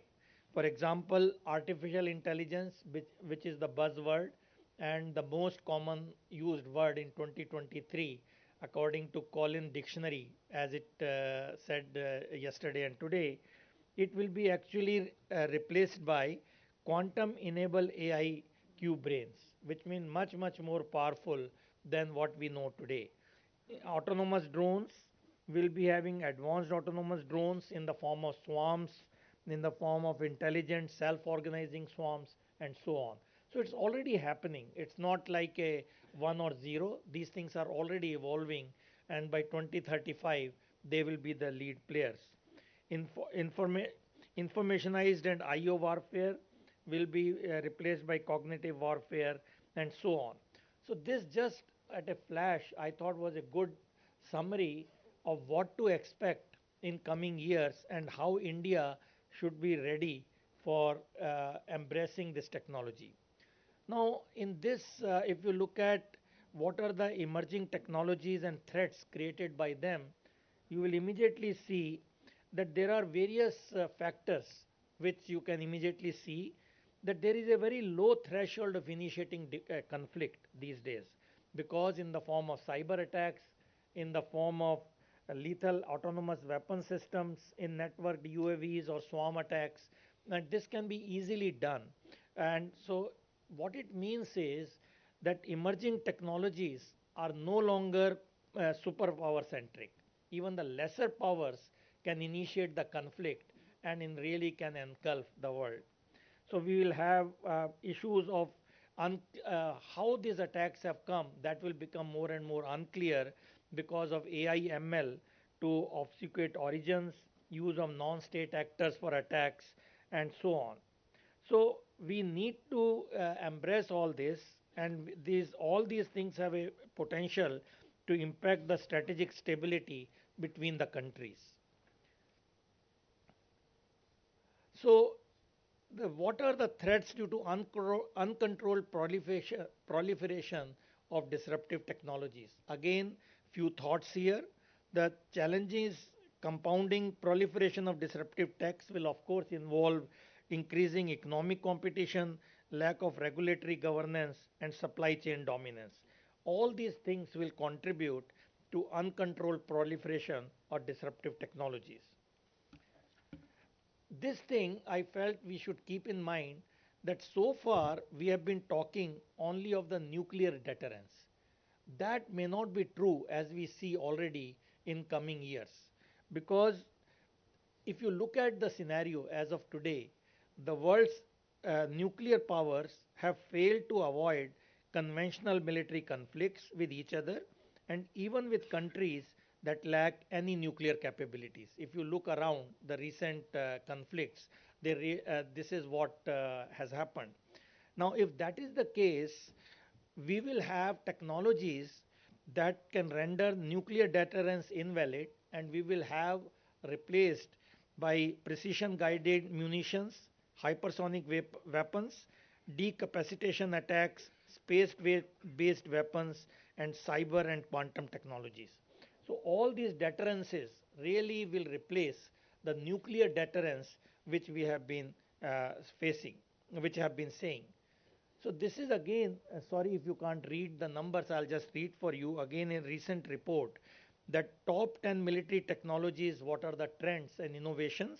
So artificial intelligence is one of the main things, 20%, robotics and autonomous system 14%, cyber warfare 10%, immersive technologies 9%, defense equipment of the advanced nature 17%, and other things 10%, and so on. So all these tell us what we need to do in India to really be on top. This is just again, when we talk of this, we need to look at what situation is in China. Tech China is leading in many of these things, in AI in a big way, in synthetic biology for augmented soldiers or even the creation of bioagents, space technologies, in directed energy weapon systems, in magnetohydrodynamic drive propelling, using a magnetic field and conducting fluids. This is something we need to keep in mind, and we need to see how India looks at this technology, because it will have reduced noise and all the associated issues for the strategic sector, metamaterial based stealth technologies, and quantum supremacy. So in quantum supremacy, if you look at their recent report this year, they have put a huge emphasis on the quantum supremacy, and they have almost allocated 10 billion US dollars at this is a center coming in Haifa. So this is just to give you a feel how they are looking at it. So I think with this, I probably will not say much because we'll have the three presentations. But if I still have about 7 minutes left, I cannot leave behind one technology where India needs to step up and really be competitive because it is happening all around the world almost same time. And that technology is the quantum technology. This quantum technology is going to dominate the world in next 5 years because the capabilities which it has shown in the last few years is unparalleled. So quantum technologies, if you just see what it is, you are used to classical bits 0 and 1. Instead of that, quantum mechanics allows you to have a superposition of state, which means you can be simultaneously in 0 and 1 at the same time, which is what you will call qubit. And another important property of quantum system is the entanglement, which means the properties are intertwined of these qubits. Now that is a very powerful property, which is what is being used in quantum computing and quantum communication. For example, if you have two qubits, you will be able to store four sets of information. And if you have 3 qubits, 8 states, and 4 qubits, 16 states simultaneously. So you can see that which I have written here because it's a large number. If you have a 50 qubit quantum machine, it will be looking at the numbers which are so many digits you can see at the same time. This is the parallelization which is unparalleled in scientific scene, and this is what adds to the power of quantum computing, and this is what makes it a very lethal weapon in technology to use. Just to give you some feel for it, what is it can do? So we are all used to this encrypted data. Even in our mobile, we talk of 128-bit encryption and so on. And this is so very essential, be it in civil sector or the strategic sector. So this graph I will not explain, but I just read out what is the implication of this. That if you have a 128-bit AES, symmetric block cipher based, it would take a traditional supercomputer more than 100 trillion years to break the code because it is based on factorization and prime numbers and so on. But if you have a quantum machine, quantum computers, which are already on the scene, and this says that even the 2048 bit, 2048 bit, actually which will take age of the universe to break the code. That's why you will say it is safe in the classical world. It will only take 10 seconds if you have 4,000 qubits and 100 million gates. Now these numbers may look very large, but trust me, they are not large. 450 qubit machine is already commercially available. 1000 qubit machine will be declared by December, and the growth here is unprecedented because the biggest powers and the biggest scientific minds are at it. So quantum technology, which we are not covering too much in this conference, will be really one thing which we have to all watch out how we use the power of quantum technologies in strategic sector. I think quantum communication again will be the only way for the secure quantum communication using the quantum key distribution.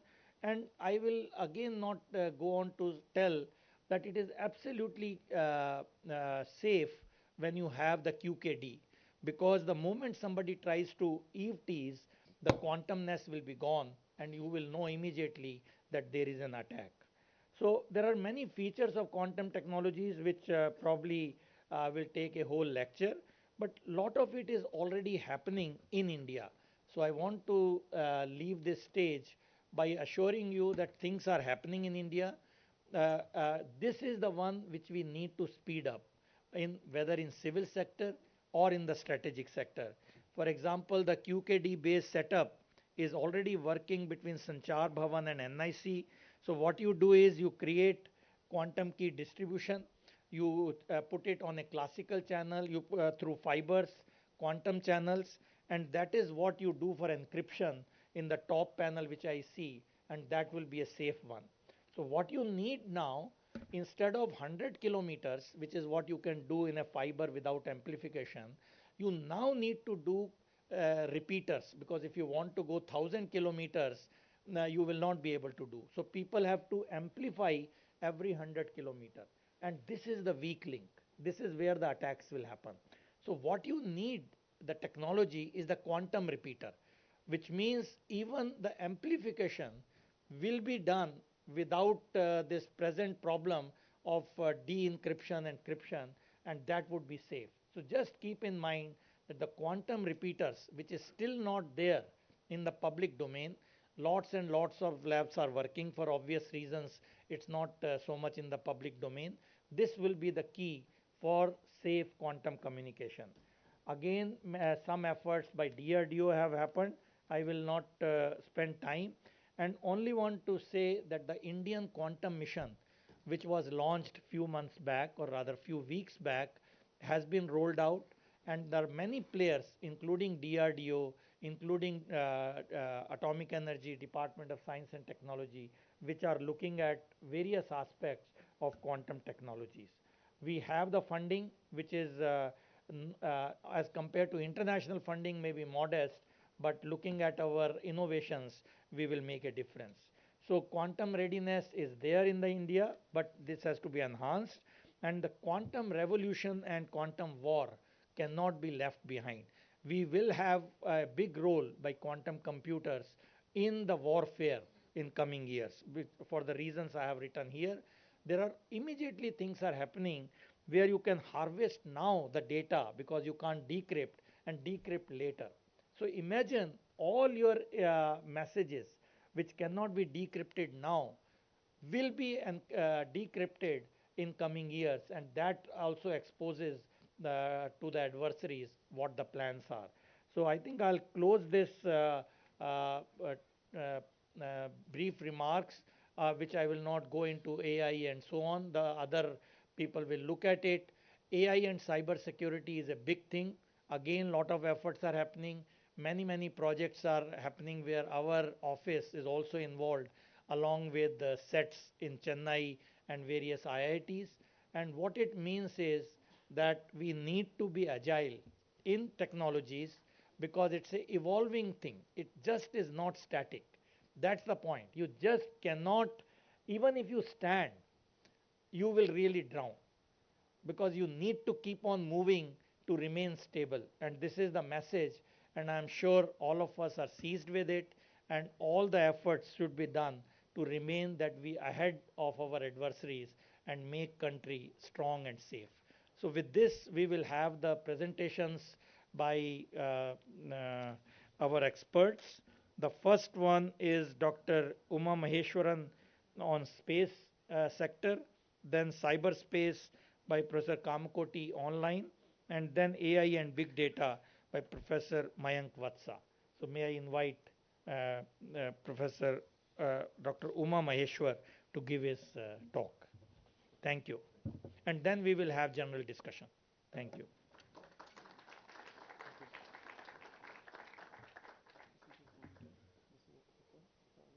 Sorry.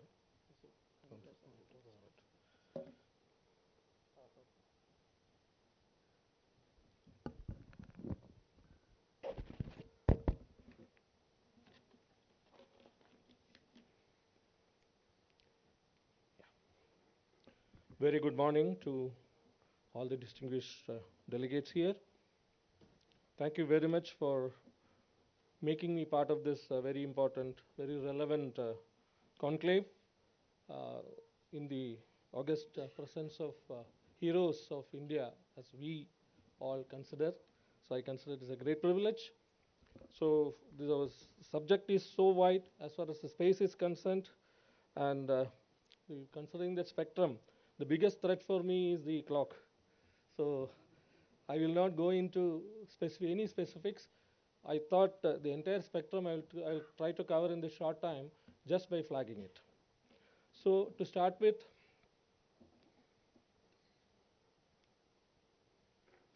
the Indian space program commenced in the year of 1963, as all of you know, with the launch of a Nike Apache rocket from a very sleepy village called Tumba in the southern part of Kerala.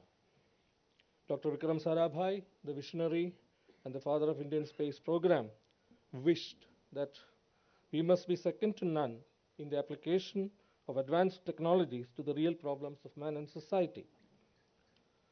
Also, harnessing space technology for national development has been the motive of Indian space program, at the same time pursuing space science research and planetary exploration.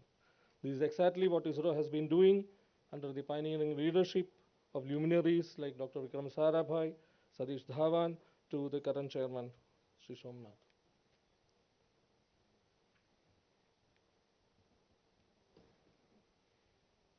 Yeah.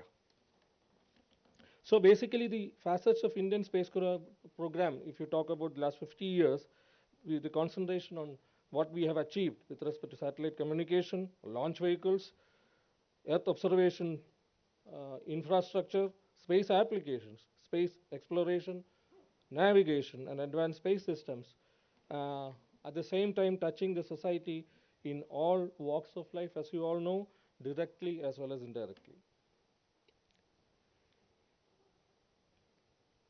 So, some of the real remarkable achievements to note are acquiring the cryogenic engine and the stage technology and developing them successfully for launch.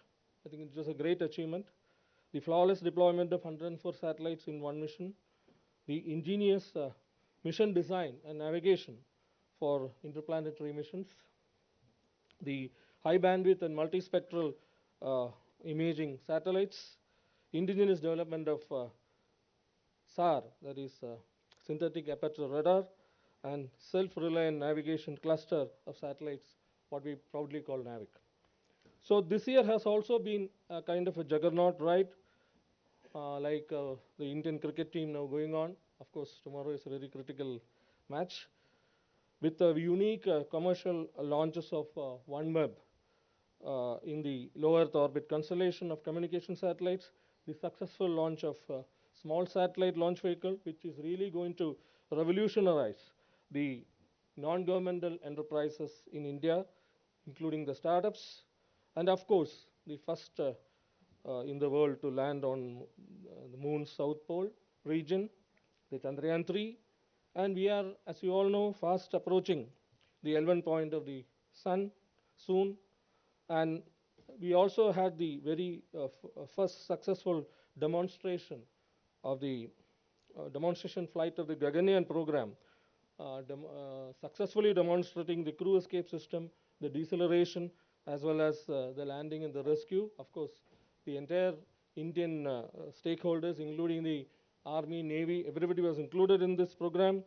And also, there was one exciting reusable launch vehicle mission where the scaled down version was realized or released from a Chinook helicopter 5 kilometers up, and then it navigated down and aligning with the runway and landed beautifully. So all these things are happening, and I am also extremely gratifying to share with you that Honorable Prime Minister has taken a detailed review and has given specific directions with respect to the Indian space program, which includes a space station in 2028 and also landing a human in moon before 2040. So the Department of Space has been continuously working on releasing a program and the final stage of the Vision 2047 plan. So what we have achieved, or what are the kind of new trends that ISRO is planning, is one is, of course, the one of the Achilles heel, I would always say, as far as we are concerned, is a heavy lift launch vehicle, because we need to transport higher and higher masses if we need to meet the changing demands, which we will come to know. So our all efforts are always on increasing the capability of the payload. So the operated cryostage, the advanced mission recovery experiments, the man-rated launch vehicle, the modular launch vehicle, all these things, including the combination of what shall I say, the air breathing system and the reusability, all these projects are online now, which are all part of the 2047 initiative that we are taking. And also with respect to the space infrastructure part, the more and more advanced high throughput satellites, which is really demanded, is on, as well as the hyperspectral imaging capabilities. And also as far as the science missions are concerned, we are not far behind. Aditya L1 has already launched, and the program on ExpoSat, next mission to Mars, Venus mission, lunar polar exploration, exoworlds, all these are in the trend. But with respect to global trends also, if you really consider what is happening all around the world, definitely human space flights landing is in progress. More and more interplanetary explorations, space tourism is coming in a big way. So, and the kind of power required for the space movement, like solar power spacecraft, etc., is going on. Another very interesting concept is the space elevator, which is especially for carrying, especially to replacing cargo missions. So these are, and then as the scientific advisor to Prime Minister told, data protection is extremely important, and the relevance of quantum communication and qubit is extremely important, and we are also working on that. So these are some of the technologies that in the world scenario which is happening.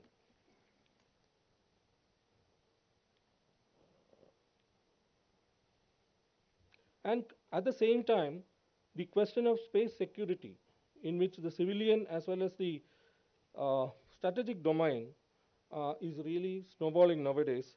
So questions like, or issues like space debris, dual use of satellites, space weapon, radio frequency interferences, space weather, all these are extremely important and which needs to be attended. And different technologies as far as space debris management is being considered for mitigating the debris threat, in the sense this is the right time for India, and we have taken also to take a lead in this particular thing. So when you talk about the scenario, as everybody talked in the morning also, the two leading giants, I would say, the US and China. The current scenario in US, as many of you are aware, the Space Force has been established in 2019 to provide freedom of operation in the US.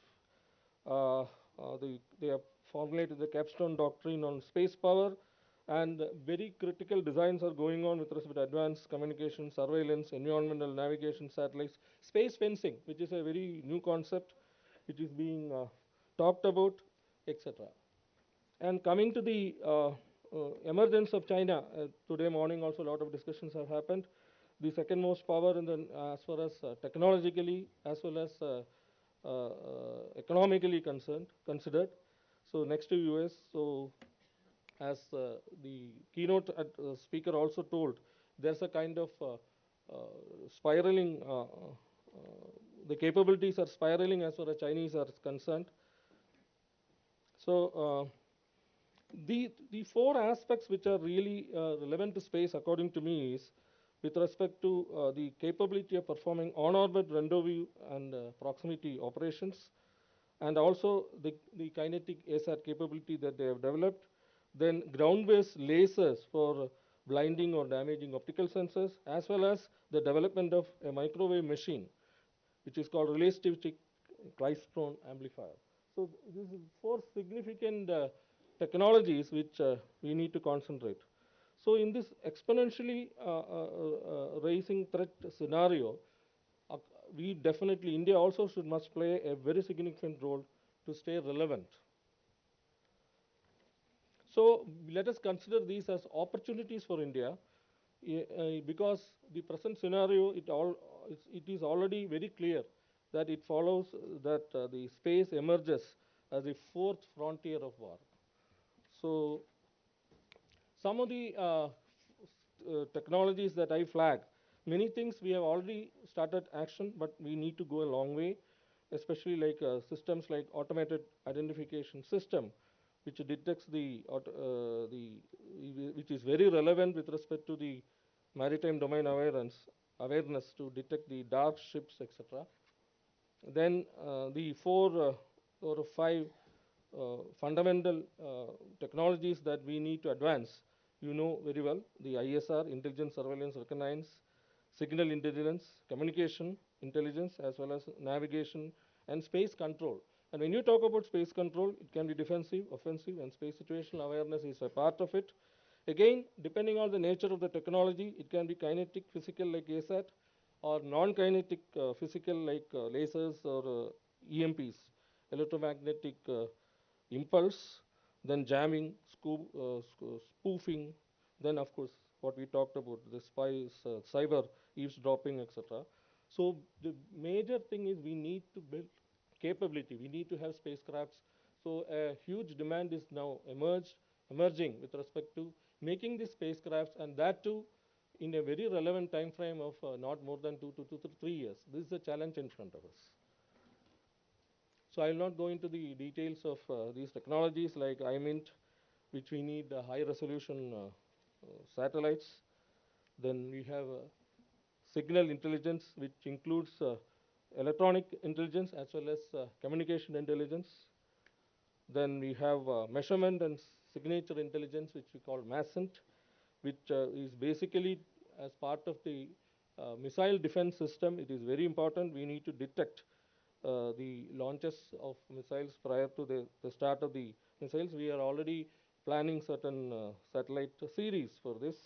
This is very relevant in the context of what I said earlier, the US space fencing, that what we call. Then meteorology also equally important, because we need to inform in case of a conflict or in case of an aggression. The operational commander should know what is the kind of weather that is going to be available to them in the future or in the coming days. So this is also extremely important. Then this is another very important requirement, data relay satellites, which ensures that ideally we need all the time the communication network needs to be alive. And this is also very important in the case of our Gaganyaan program also, because we need to have 360-degree kind of information linkage is absolutely essential. So this is this also is in the process of being developed and designed. So as I said earlier, the space situational awareness is very important with respect to the kind of threat perceptions, and we can be defensive as well as offensive in the case of development of technology. So as far as space situational awareness is concerned, we have taken very proactive action. We have established a center called Netra, which coordinates and which monitors the entire debris that is going on. It is in Bangalore. We have our multi-object tracking radar in Shar, which is capable of tracking the debris. We are in the establishment of one more optical telescope in Hanley, and one more radar also is being made. So the entire infrastructure is going to be made to make us Atmanirbhar with respect to collecting our own debris data, so that we need not depend on anybody else, as we are doing now.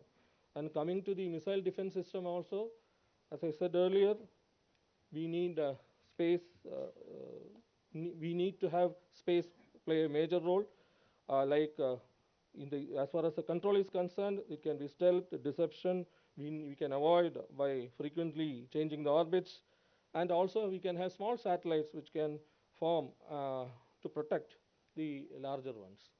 And coming to the offensive space control with space weapons, space-based weapons is one area where discussions need to be made, wherein microsatellites can be made as an equivalent weapon in case of perception of threat. Then, as I said earlier, the anti-satellite technology is essential. We have already Mission Shakti. We have demonstrated this particular capability. And at the same time, the counter for that, in case somebody is going to attack us using a SAT, we need to have deterrent to that. So we need to detect it earlier. So a powerful deterrent against the ASAT effort or even needs to be developed. Then, as I said earlier, space-based lasers, we need satellites which inherently houses these space-based lasers to counterattack in case of need. What is happening, for example, I took this example from US, wherein they have the next generation of polar overhead persistent infrared system.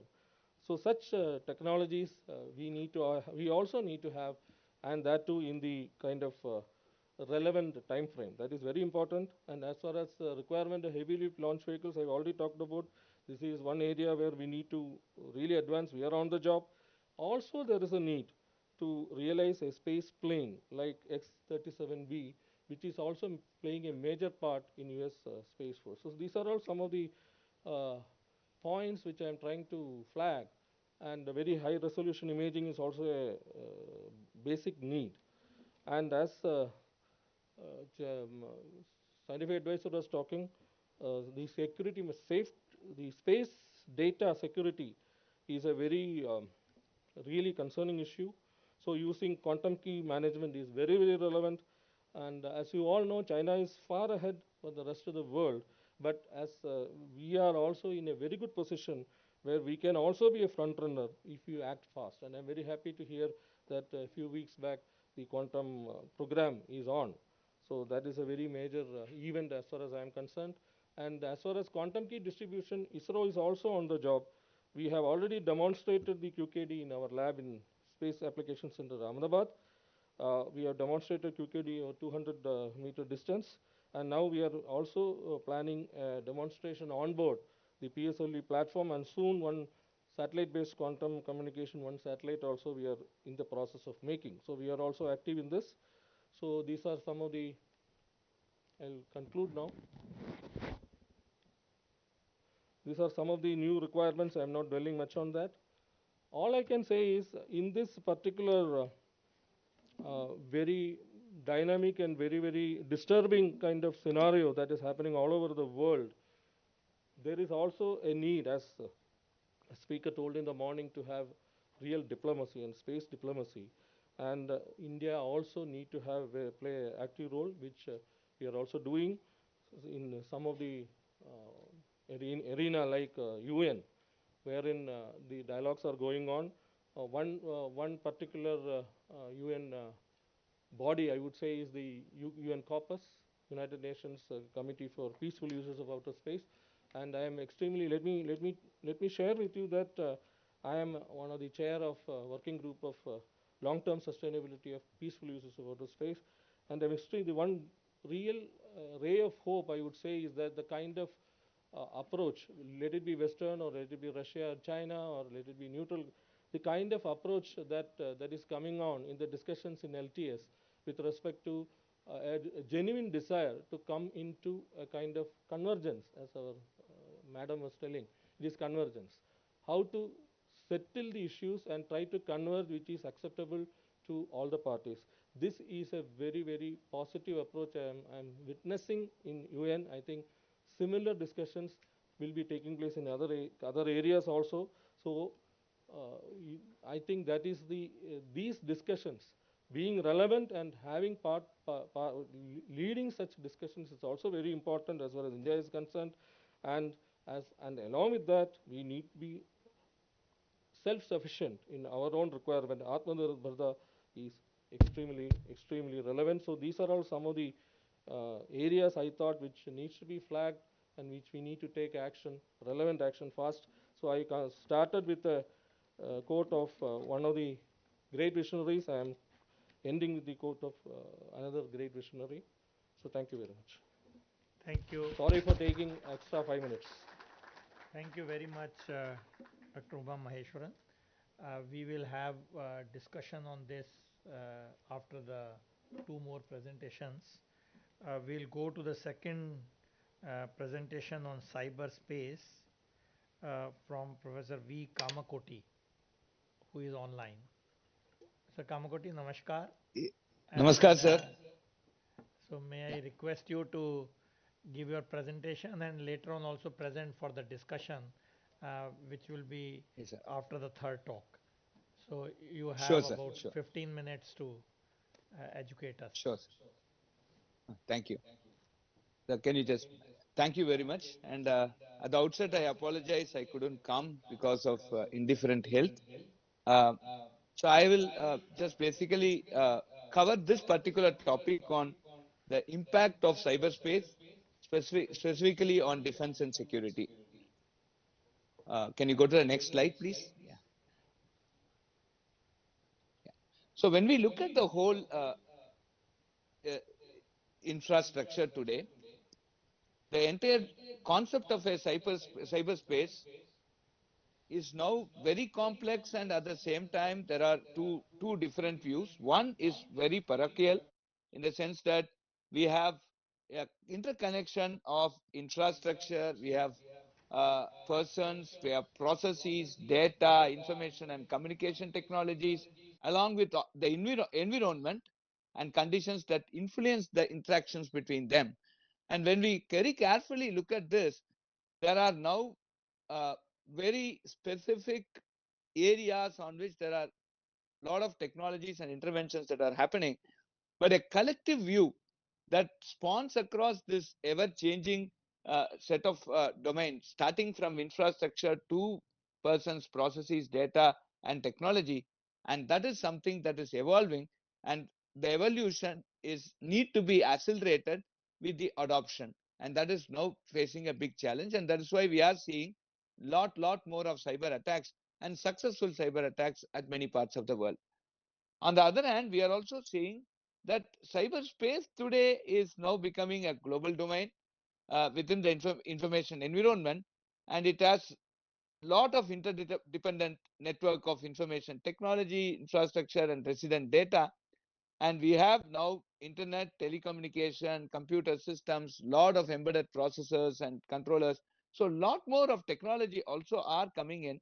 And today, what is the objective of a cyberspace in a particular domain? That is also need to be very clearly defined. So one hand, we have a very large network, large collection of things, and we are actually seeing that whatever we are trying to propose as a cyber defense, etc., are basically on some particular domain, and we are not in a not in a full position to understand the complex interactions. And on the other hand, we are also seeing that there are a lot of uh, uh, uh, uh, technology that are appending. And today, when I want to define a problem specifically with respect to cyber security in the cyberspace, I clearly lack an objective. With these two, from a civilian perspective, when we start moving towards specifically on the cyberspace, specifically for defense, now there is a need to come out with a very clear objective, and that is what I have shown on the right hand side top. We should see cyberspace as a collective domain of multiple functions or operations that are enabled and harnessed by modern technologies. I have listed a set of functions, and we will look at the technologies in the subsequent slide. On the function side today, we are looking at offense, we are looking at defense. There is a battlefield surveillance. It is not absolutely, it is only a cyber attack, but it is also cyber assisted war. There could be a cyber war, and there could also be a cyber assisted war. So battlefield surveillance, which uses a lot of cyberspace. We are looking at reconnaissance, stealth operations, stealth communication, collecting intelligence, and lot of tactical operations, and so on and so forth. But so now, in this particular collection of functionalities, which actually is already a very now, how do we harness modern technologies and come out with a very comprehensive cyber security policy or cyber security division? This is something that we are now looking at in a very we have to look at in a very comprehensive manner. Now, The impact and fallout of this is that today the security of the cyberspace, that we are looking at all these operations that are either on the cyberspace or assisted by cyber operations, the implication is the security of cyberspace can be directly equated to national security, and that is why this becomes extremely important. Next slide, please. Now, when we start looking at the different technologies today, of course, you see a lot of things here: artificial intelligence, machine learning, blockchain, IoT, CPS, cobots, humanoids, drones, autonomous weapons. Uma Maheshwan has talked about space, wireless, satellites, and mobile. We have also very interesting things like your AR, VR, XR, metaverse, etc., digital twin, cyber security. So many technologies have come, and using this technology, when we want to address those functionalities that we had listed in the we have seen in the previous slide, now there are at least 5 important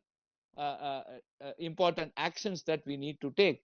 One is to automate as much as possible the information processing, and very importantly, extracting out the knowledge and evidence at a very quick space.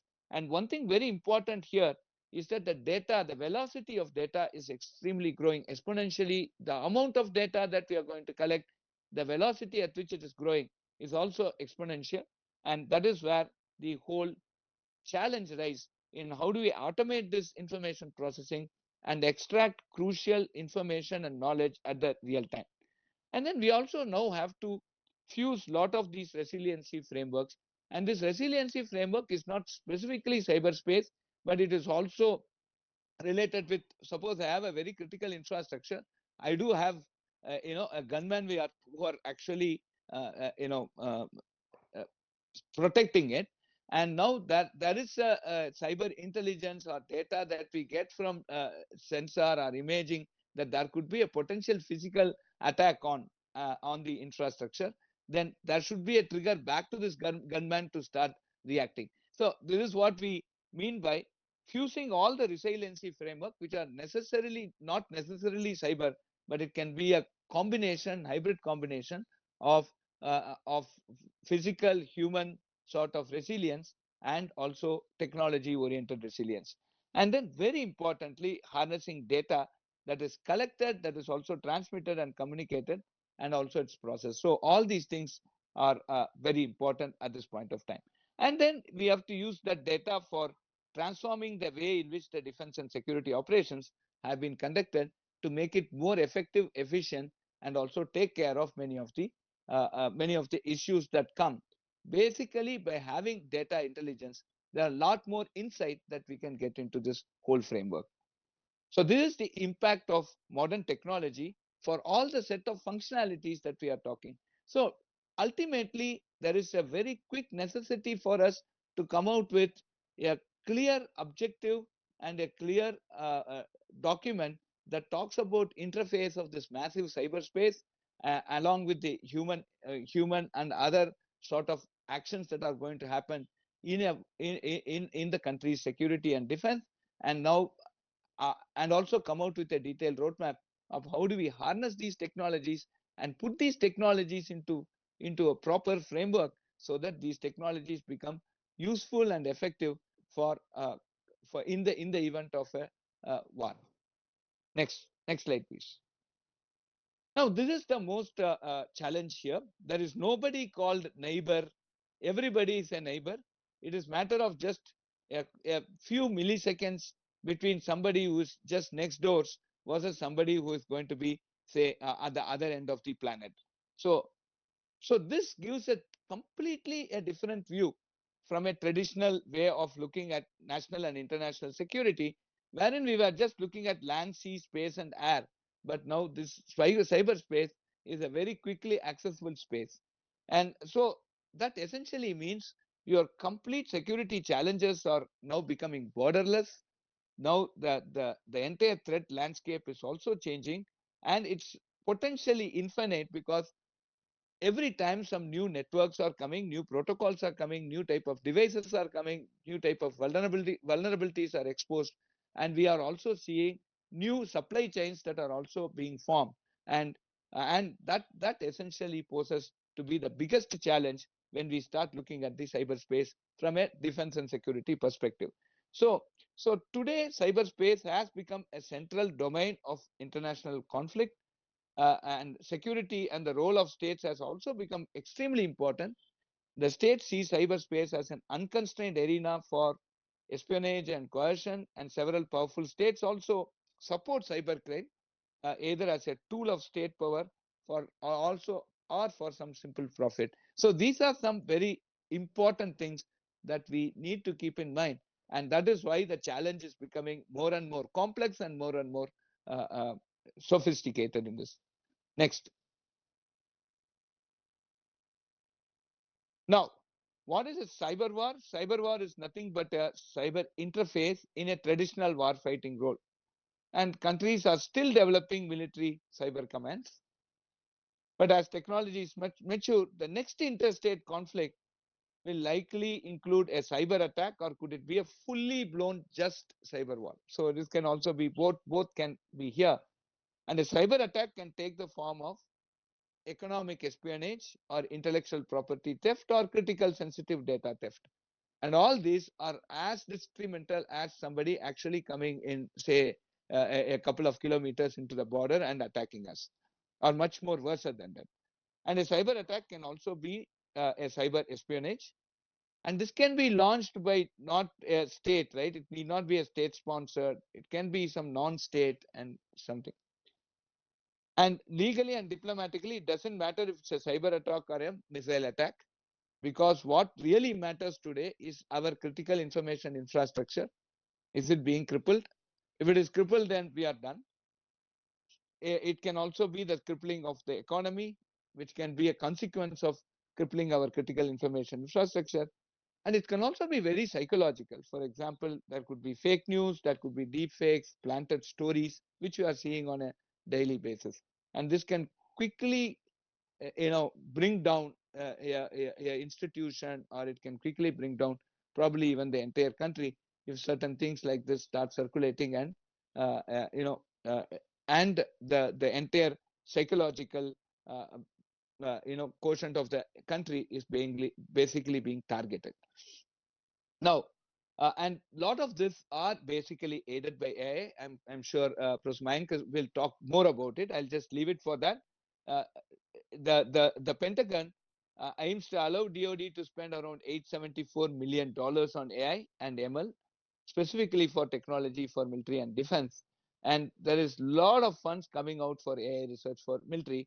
So the AI market in military industry will be worth around $38.8 billion by within the next 4 to 5 years. So, and that is something which is extremely becoming important here. As you see the last part of your left-hand side, where you have this fake news, deep fakes, and planted stories, these need not be actually originated by human. It can also be originated by an AI engine. Find out what is something that can disturb India today, and that can become a sort of a good, a very fast, exponentially growing message that goes on to every WhatsApp. And today we don't have traceability of the originator, and this can essentially be a very potential way of trying to create riots or trying to create a sort of an instability, a social instability within the country. Now, next slide, please. Now, this comes to much more a little bit of contrasting impacts that you have. What you see on the right-hand side is the traditional way. Today, these are some reported stories where the attacks originate from some country X to some country Y, and there are a lot of advanced penetration threats, and these are basically originating, and this can be a cyber war map that we are going to have, where the targets are very well defined, and it's basically a graph theoretic problem where the closest point would be the nearest neighbor search, and then you can see the attacks happening. But what you see on the left hand side is looking much more dangerous today. One of the things is our data, that we are why should we not give our data, or why should we not share many of the environmental data? What you see on the right hand side top, that the hexagon that you are seeing there, what you see the blue side, I hope people can see it. I'm sorry if the font is small, but let me just explain. What you see on the blue side is extremely from a digital point of view. We aggregate the data and we analyze the data and we create some insights.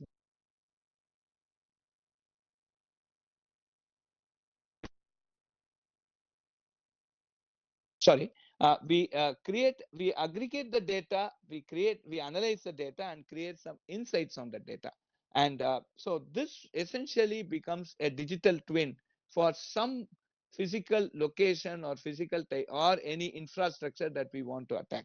And then go forward and basically act and create the scenario and and basically communicate back to see that whether our attack has been very close. So you are creating a digital twin on the left hand side of the top figure of the left hand side of the hexagon, the blue part, and use it to actually go and make an attack and see if whatever you have done. And this cycle can keep happening slowly so that the digital twin essentially evolves to be a real digital image or a real digital model of what is there in the country, and then use that for all the attacks. So you can actually, so for example, today surgery happens in this way. There is a digital twin of the human body created. So all the surgical planning happens on the digital twin. And when we go for the surgery goes out very seamlessly, so that because different human bodies have different configurations or arrangement of the organs, and then so and depending upon the size, height, weight, etc., the positions of the organs can little bit change here and there. So a complete planning can happen. So similarly, we actually stabilize the digital twin and start attacking, and that's extremely complex today. And what we see on the left hand side downside is completely creating a plane, a fighter aircraft. We have a digital twin of that fighter aircraft. We can fly it on the simulator or on the digital twin, and then really go to that space and see how we can do a attack or a reconnaissance and then come back. So these are some technologies that are coming up today. And so data needs to be protected, and data needs to be very carefully handled. The last slide that I have, please go to the next slide. So these are certain parting thoughts that I have today. Human intelligence can never be replaced. This is and that's my personal opinion here. But the human intelligence must be augmented by advances in cyber technologies and sophistication and miniaturization of devices. So these are very important things. So I need to, as a soldier, must be equipped. There should be technologies there which protect the soldier, but at the same time with lot more reduced weight, but enhanced functionalities. We need to have miniaturization and a lot of sophistication.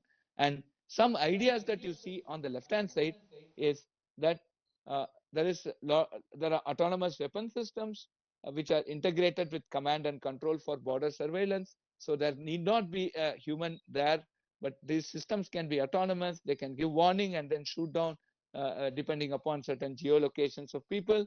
And on-demand reconnaissance missions. Of course, Uma Maheshwan talked about the space tech, private 5G networks, overlay networks, network slicing, essentially, which is now possible with the 5G and 6G technologies for military communications, a military semicon fab, a dual use of technology, which is very important today. Many of the technologies depend upon the volume, and just producing it for military alone will not keep the business alive, specifically when we are trying to have Atmanirbhar technologies. So we should look at dual use technologies and civil military Pankoti, can you fusion. please wind up your presentation and have the remaining thing during the Yes, discussion? sir. Just half a second, sir, half a minute. Yeah. Civil military fusion, harnessing cyber technology. So these are some of the important thoughts I have, and I'll now thank you very much for this opportunity. Next slide. Thank you. Thank you. Thank you very much. We'll come back to you in the discussion time. Sir. May I request Professor Mayank Vatsa to give his presentation?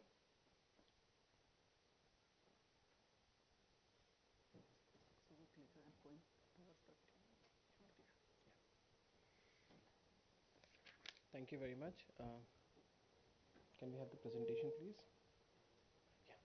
Yeah. A very good afternoon, and thanks for inviting me over here. It's my privilege and honor to be in this particular room with Professor Sood and everyone over here. So today I'm going to talk about responsible AI with respect to peace, justice, and identity. Um, yeah.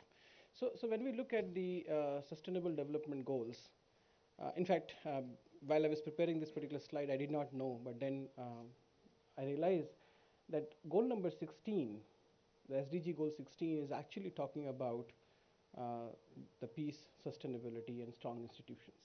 It talks about building identity for each and every individual by 2030. And, and just not that, it actually talks about several things which we have been actually listening for the last 1.5 days. So then what I did was, in order to create a graphical representation, I picked up these keywords, created a prompt, gave it to DALI 3, and added India over there. And that's the output that I was able to see. That this is what SDG 3 with respect to India, DALI 3 thinks about. And so my presentation is going to be actually focusing about how do we use DALI 3, or not DALI 3, sorry, responsible AI. Responsible AI with respect to SDG 16, which is probably very pertinent to this particular audience. So, but before actually I go into the details, I was actually thinking about how to actually articulate my presentation and my thoughts in 15 minutes. I thought, okay, let's actually take a look at the use cases, which would be interesting to all of you. And at the same time, what are the challenges and opportunities AI actually provide with respect to SDG 16? So I'll take 3 takes with respect to my talk on AI, responsible AI. The first take is with respect to face recognition. So when I was working with Aadhaar in 2009, when it started, we were talking about using different biometric modalities. And while we used fingerprint, iris, we also said let's collect face data. At some point of time, it would be used. By 2015, 2016, we started talking about using face recognition for newborn kids as well as for missing kids. In Delhi, there is actually a startup which is right now working for helping for finding out the missing kids using some of the Aadhaar data points. Then I was involved with DigiYatra's program. The evaluation happened in my lab. And right now, when I'm traveling to any of these 7 airports, it's very seamless. I take barely like 5 minutes to from the gate till crossing the security. Earlier, it was a couple of hours at times. Right? So that has actually improved significantly. But here today, I'm going to talk about a different case study altogether, which actually may probably excite the application, but may be a little difficult to watch.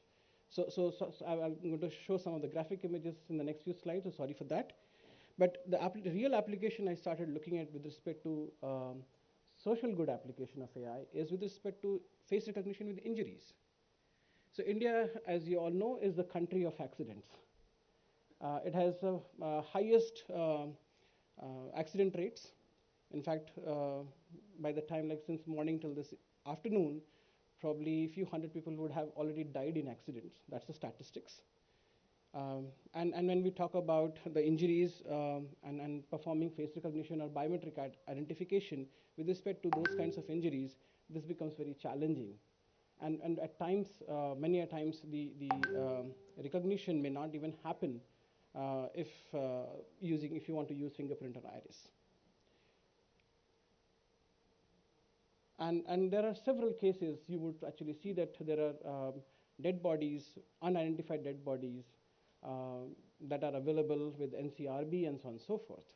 It's very difficult as well as traumatizing for the family members not able to identify the people over there. And very recently, when we talk about the Odisha train tragedy, in June 2023, the 3 trains collided. We all know about it, right? More than 200 people died in that. About 160 bodies were not being able to identified because those bodies were burnt. The hands were already like removed because of the accident, like somewhere else. We don't know whose hand belonged to whom. It takes time to actually process DNA. At that point of time, Department of Telecommunications, CDOT, and a couple of other folks approached us that how we can help and use face recognition for this particular task. It was one of the most challenging tasks that actually we faced with respect to using face recognition technology for social good. So we have been working on this problem way long ago. Like in 2018, we actually said that this could be a potential application, and thankfully we could design an algorithm, design a system which could actually look at the interclass and intraclass variations that the injuries would actually cause. The problem is hard because the same person may look very differently when they're injured. And the two injury types can actually bring two people very close to each other in the AI space, in the feature space. And that's what we were trying to actually encapsulate in our approach, that how we can actually say that even after injury, my face would be closer to my non-injured face. So using this particular concept and approach, we could actually look at the different dead bodies and the photographs that were provided to us with respect to the telecommunication data. So this was a very nice application of mining from the telecommunication data, face images from the KYC data, and then looking at, okay, who all are possible passengers in these three trains, and then can I actually do the matchmaking with respect to the dead body and the actual KYC images.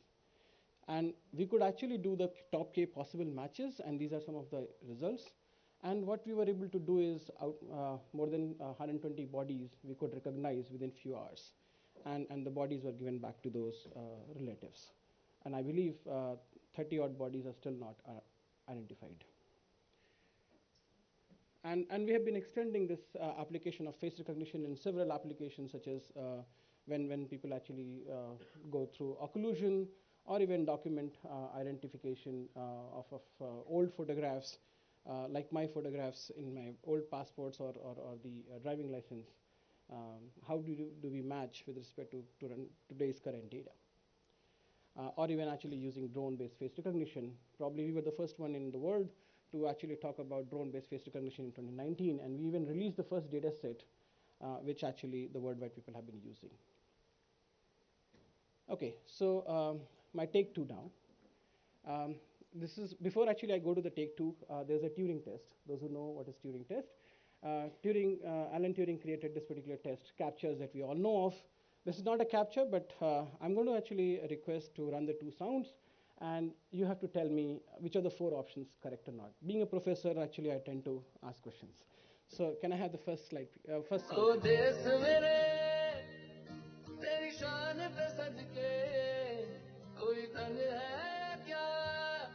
तेरी धूल से बढ़ के तेरी धूप से रोशन तेरी हवा पे जिंदा तू बाग है मेरा मैं तेरा परिंदा.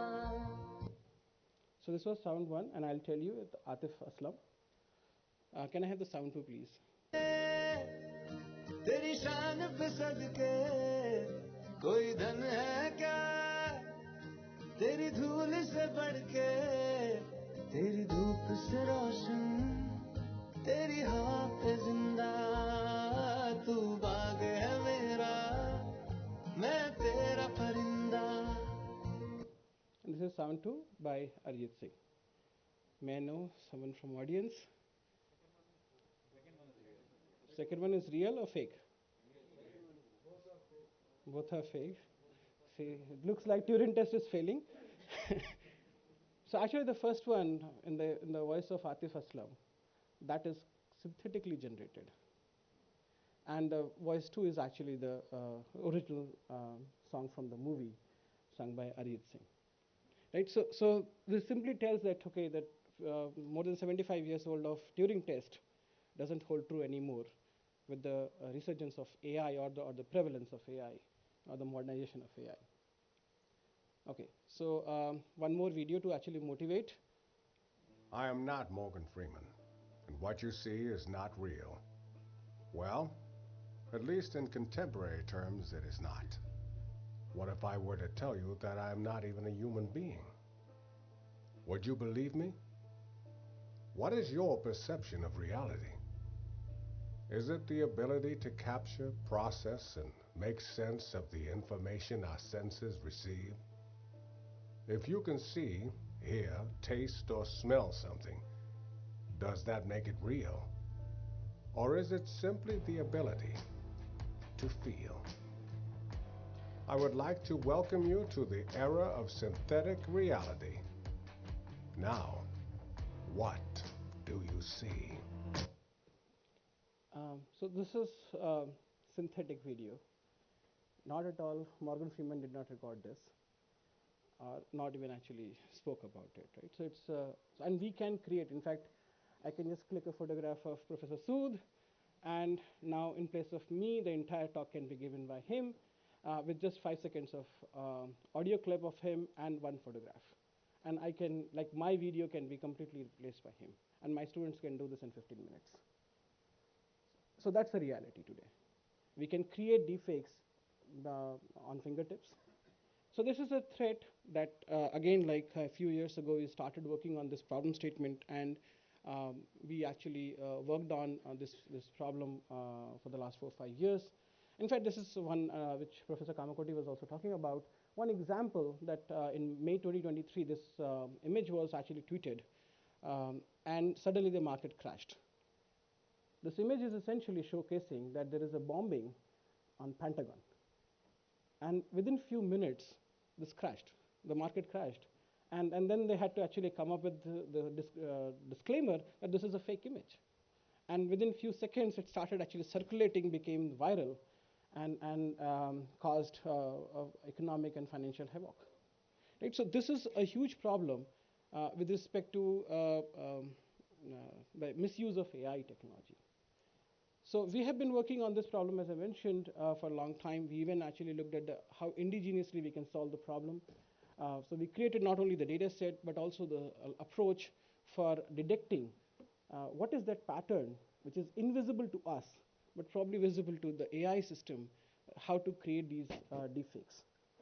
And using this particular invisible pattern matching approach, we could actually achieve more than 95% accuracy in detecting deepfakes of the modern world. So all the samples that you're seeing over here, we are able to actually match it. We have also actually done some of the social impact work also with respect to detecting deep porn videos, helping people for getting over the stigma of revenge porn, where the lovers have created we use this particular technology to create deep porns, and then we actually came up with the help of the family members saying that no, this is actually a deep fake, it's not real. This technology can be used for detecting morph faces. The example is over here.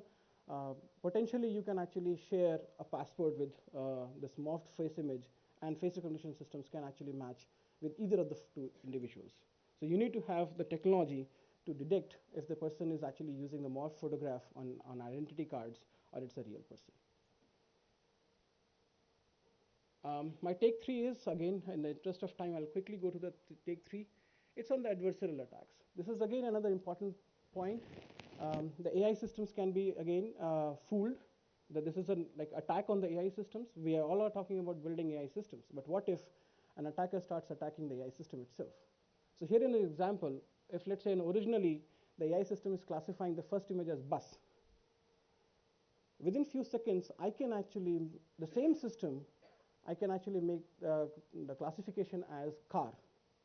Or the second image, which is a bird image, by adding a very small amount of noise, intelligent noise in the image, I can actually say it's not a bird, it's actually a lion.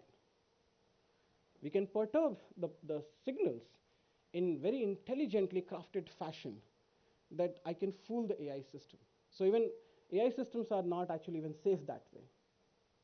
So AI systems can also be fooled and attacked in a big way. While it has both advantages and disadvantages, I'll show you quickly.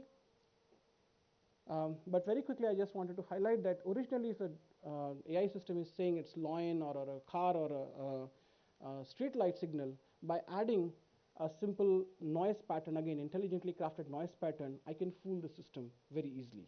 And to a naked eye, this won't be actually visible. And this is the difference between the two images. You won't be able to actually identify that something is actually embedded over there.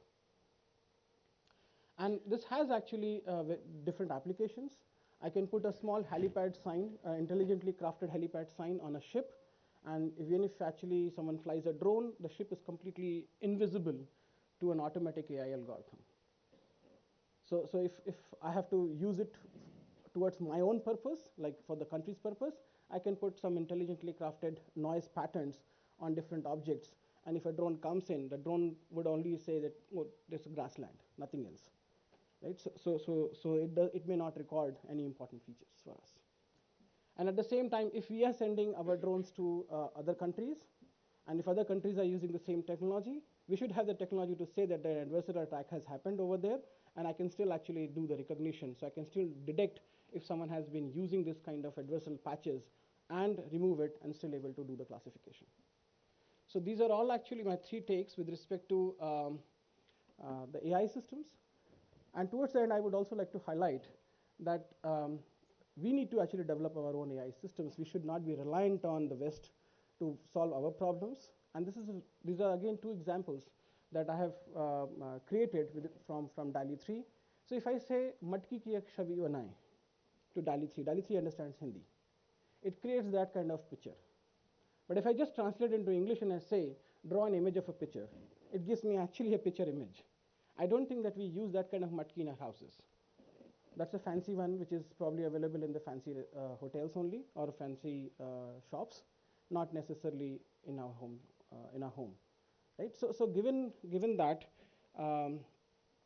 we need to actually work on our own problems and our own AI solutions, and we need to actually work with respect to the principles of AI, responsible AI algorithms with respect to fairness, robustness, privacy preserving, and with respect to being secure. Right? So as I keep on telling my students, we need to be the developers of responsible AI systems rather than only the users of AI systems. Thank you very much. Thank you very much, Sir Vatsa. So I think the best will be to invite comments and questions from the audience so that we can have more directed discussion. In any of the presentations, you can, because there are connections between the presentations. So please feel free and tell us your specific point. So we have a cutoff of 13:25. So we have about 15 minutes of discussion time. So yes. Thank you, sir. Myself, Pravas, I am an entrepreneur and investor. So basically working in tech space for almost 18, 19 years in Google, I can see the excitement happening right now in AI space. At the same time, it's very worrisome for a country like India with 1.4 billion population.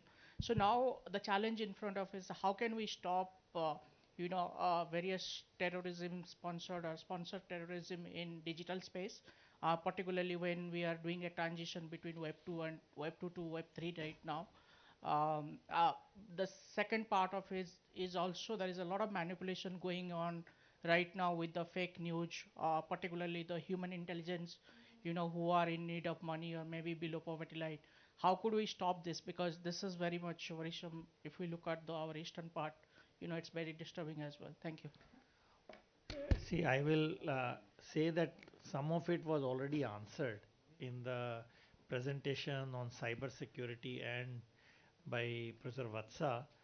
So it's not that we have to be frightened and stop working on it.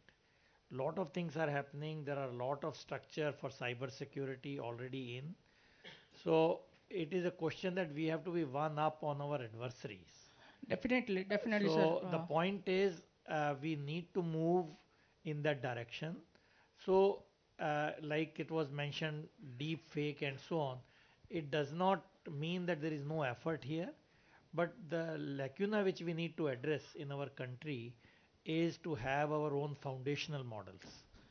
That is the technology gap which we need to fulfill. So I'm just saying I will leave it to experts to see if they want to add Dr. Vatsa, you or Professor Kamakoti, any specific thing, then we'll move on to the next Sir, one. is there any plan to adopt deep tech right now in Yes. Indian defense ecosystem? Yes. Because it's very, very Yes. important Answer is need. yes. Answer is yes. Yeah. Yeah. Professor Kamkoti, do you want to add anything Yeah, to this of question? course. Yes, Oh, the answer of whether there Professor should Kamkoti, be you are an on augment. mute. You are I muted, have please. I have unmuted, sir. Now it's okay. Okay. Anything to add Uh, to? yeah. So the whether the question of whether there will be an addition of augmented reality or virtual reality or any other sort of AI type of intervention into defense, there's no question about it. There will be, and it has to be, if we really want to take it forward. Now, specifically as an young startup or a young entrepreneur, there are many interesting problems that one need to solve in terms of trying to build a very non-hackable secure environment, trying to identify fake versus real, which is now becoming a very Herculean task, as Professor Mayank actually demonstrated live. And then there are a lot of other things which are basically towards actuators and control systems, sensors, networks, actuators, and control systems, which form the basis of cyber physical systems. Lot of interventions are necessary, and interfacing these things basically with the advanced technology like 5G, which are now today sort of very will give you very low latency reliable communication. So low latency reliable, just to one more small point I want to add, a low latency reliable communication is very good for a lot of process control, but at the same time a terrorist can basically use this low latency reliable communication to attack a particular, say, a convoy, army convoy or any other convoy at an accuracy of 5 meters, sitting at some 300 kilometers or 800 kilometers away. So there are two edges to this coin. And so solving such very important problems, there is no end to the imagination, will certainly be a great augmentation to the nation's defense and civilian security also. So in this context, this will be, every entrepreneur has a very good future, as the Honorable PSA mentioned. Thank you. Next, yeah, please. Sir, thank you for the wonderful presentation. There's a lot of talk about technology, artificial technology, right? So there's talking about intelligence. Is there any technology that actually delves or looks at human intelligence or upgrading human intelligence? The reason I ask is, in warfare, I think we've reached the 7th domain, right? We in the counterterrorism community talk about the 5th domain, which is the mental space. The example I want to use is, it takes, several minutes for the ray of the sun to get here, but my mind can get there in like a second, right? So is there any technology that's actually, any of you can answer this, is there any technology that's actually looking at upgrading the human mind? So in the presentations we had, we did not cover this bio aspect of this, but if anyone has anything to add, yeah, please. So there are two aspects. One is obviously the cognitive intelligence researchers have been working in this particular domain. While that is still a little futuristic with respect to like how to improve the cognitive intelligence using external sensors, but there is an area called as human-machine intelligence and human-machine interactions. That's an area where actually the artificial intelligence and human intelligence are coming together. And that is actually one of the very stronghold areas of different countries, including US and China, and India is also trying to catch up in that particular domain. So there are actually researchers and the areas in which this kind of problems have been going on. Thank you. Yes.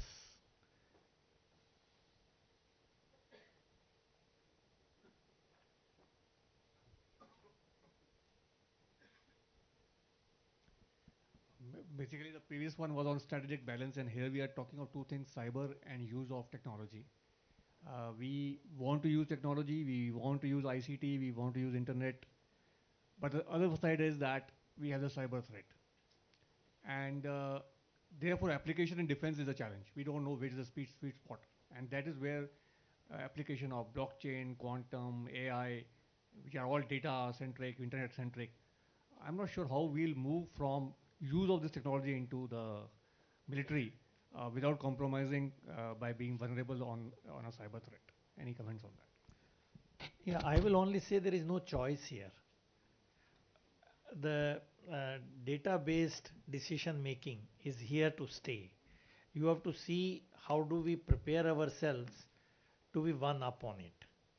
So it's just not possible that you can be out of this present warfare scenario and so on and still be one up. In my understanding, that is not an option. But probably I'll leave it to uh, Professor Vatsa or Professor Kamkoti to add to this.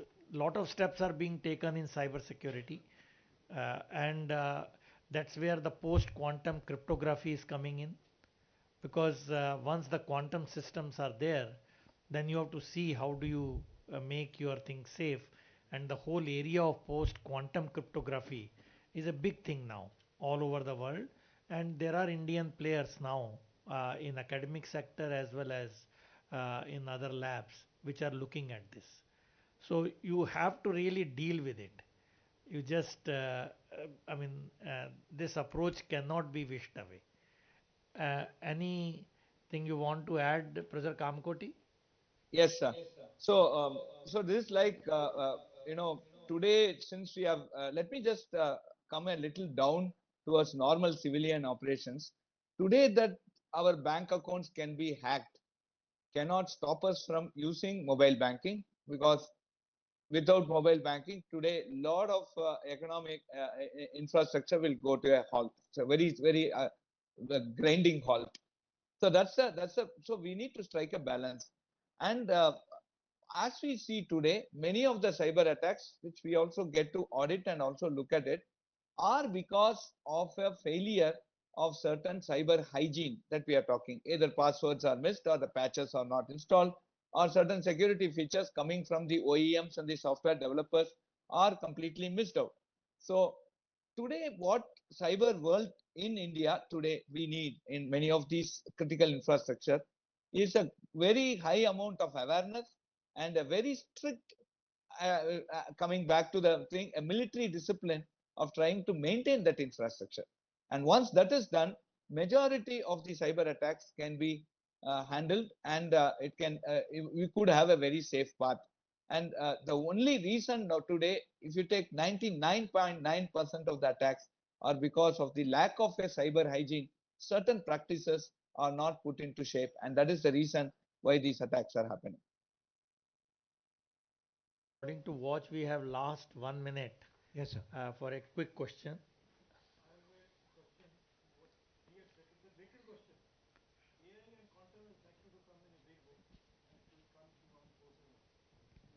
Since the technology is either borrowed or developed within the country, do we have a system in place that how do we clear this technology for use? Do we have developed the standards to test it, to clear it, and to say it is safe to use? So I can tell you on quantum domain, I can tell you. Yes, sir. And this is exactly what the process is on right now. What would be the equivalent of other things which pass, so on? Answer is fully aware of what are the issues here. And as I said, quantum is just happening as we speak. And this is very much on the table to address. In AI, I'm sure responsible AI is all the talk about, and Verification and validation can be done, and it is declared safe for use. So, so Niti Aayog had actually worked in 2019, 2020. So 2018 AI paper, white paper came in, and thereafter actually we worked on responsible AI for all document, and three parts actually that report is out with respect to how to evaluate an AI system to be responsible. And in fact, the Digiyatra platform that I talked about, as a part 3, was shown as a case study that how a responsible AI system should be designed, right? And the institutions have to actually adapt and utilize it. So government of India had actually taken that particular initiative and do that. And as Professor Sood said, right, and I completely agree, we have to do it. We have to design the whole ecosystem, and we have to do it. It's a Tom and Jerry game. It's an adversarial game. And we have to be in that adversarial game. So answer is yes, and now the generative AI has come. So again, these things are again being looked at. So there is a high-powered committee formed by ministry, and many of us are in it, and that is again addressing exactly what you are saying in AI. This is part of my job. If these committees are there and existing within the country, then what is within the system as being DG quiz, we should be part of that committee. Yeah, that's what exactly I'm saying. Technology for use to I cannot agree more. I think answer is that it should be there on because the systems what he said is already in place. Now we have to see what more needs to be done, and that's where the inputs from you would be most critical. Answer is that. So I think we have had good discussion, though the limited discussion, and I hope that it was an enjoyable session to all of you as it was to us. With this, let me thank all the three panelists and all of you for being a part of it. Thank you very much.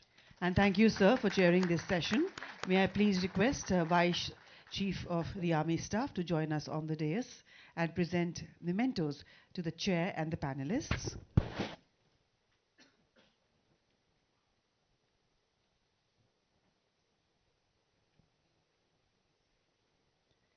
Thank you very much to Professor Ajay Kumar Sood,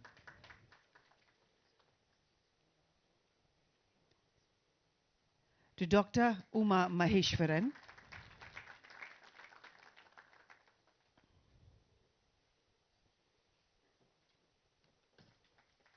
Professor Mayank Vatsa, thank you very much,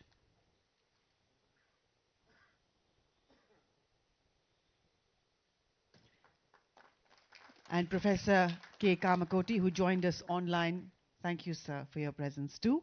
Please come together for a group photograph.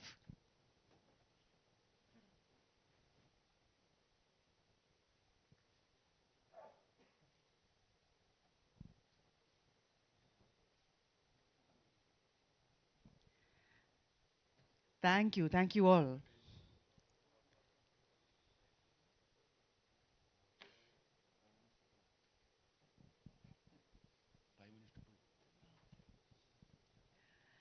There you go. I have my orders to tell you all that you'll all need to be back in your seats post the lunch break at 5 minutes to 2. And after this session, in a lighter vein, may I leave you with the dialogue of the epic film Star Wars. I mean, after this session, I felt like we were heading towards the age of Star Wars. May the force be with you. Ladies and gentlemen, please enjoy your lunch. And we'll see you back at 5 minutes to 2, as he just said. Thank you.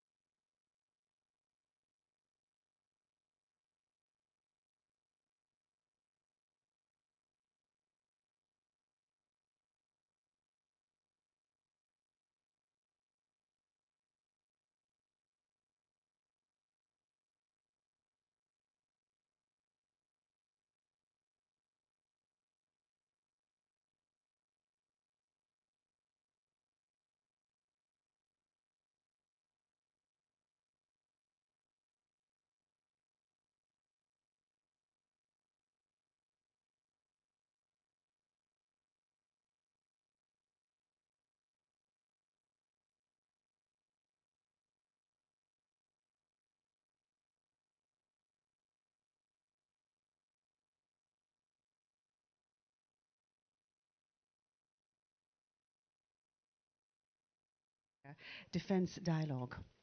Ladies and gentlemen, he's someone who comes armed with 32 years of experience in the Indian Administrative Service. He's previously served as Additional Secretary in the Cabinet Secretariat and also as the Secretary of Road Transport and Highways. He's truly someone who's made a great contribution to India's social fabric and in the sector of public service. Once again, I welcome him warmly and request him to please address the gathering.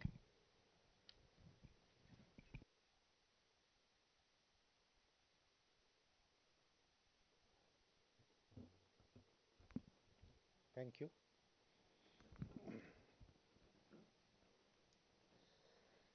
I firstly thank the Vice Chief and the DG class for giving me this opportunity to address this August gathering. This defense dialogue, Chanakya defense dialogue, offers the rare opportunity of some of the brilliant minds to assemble and discuss various issues of national and international concern.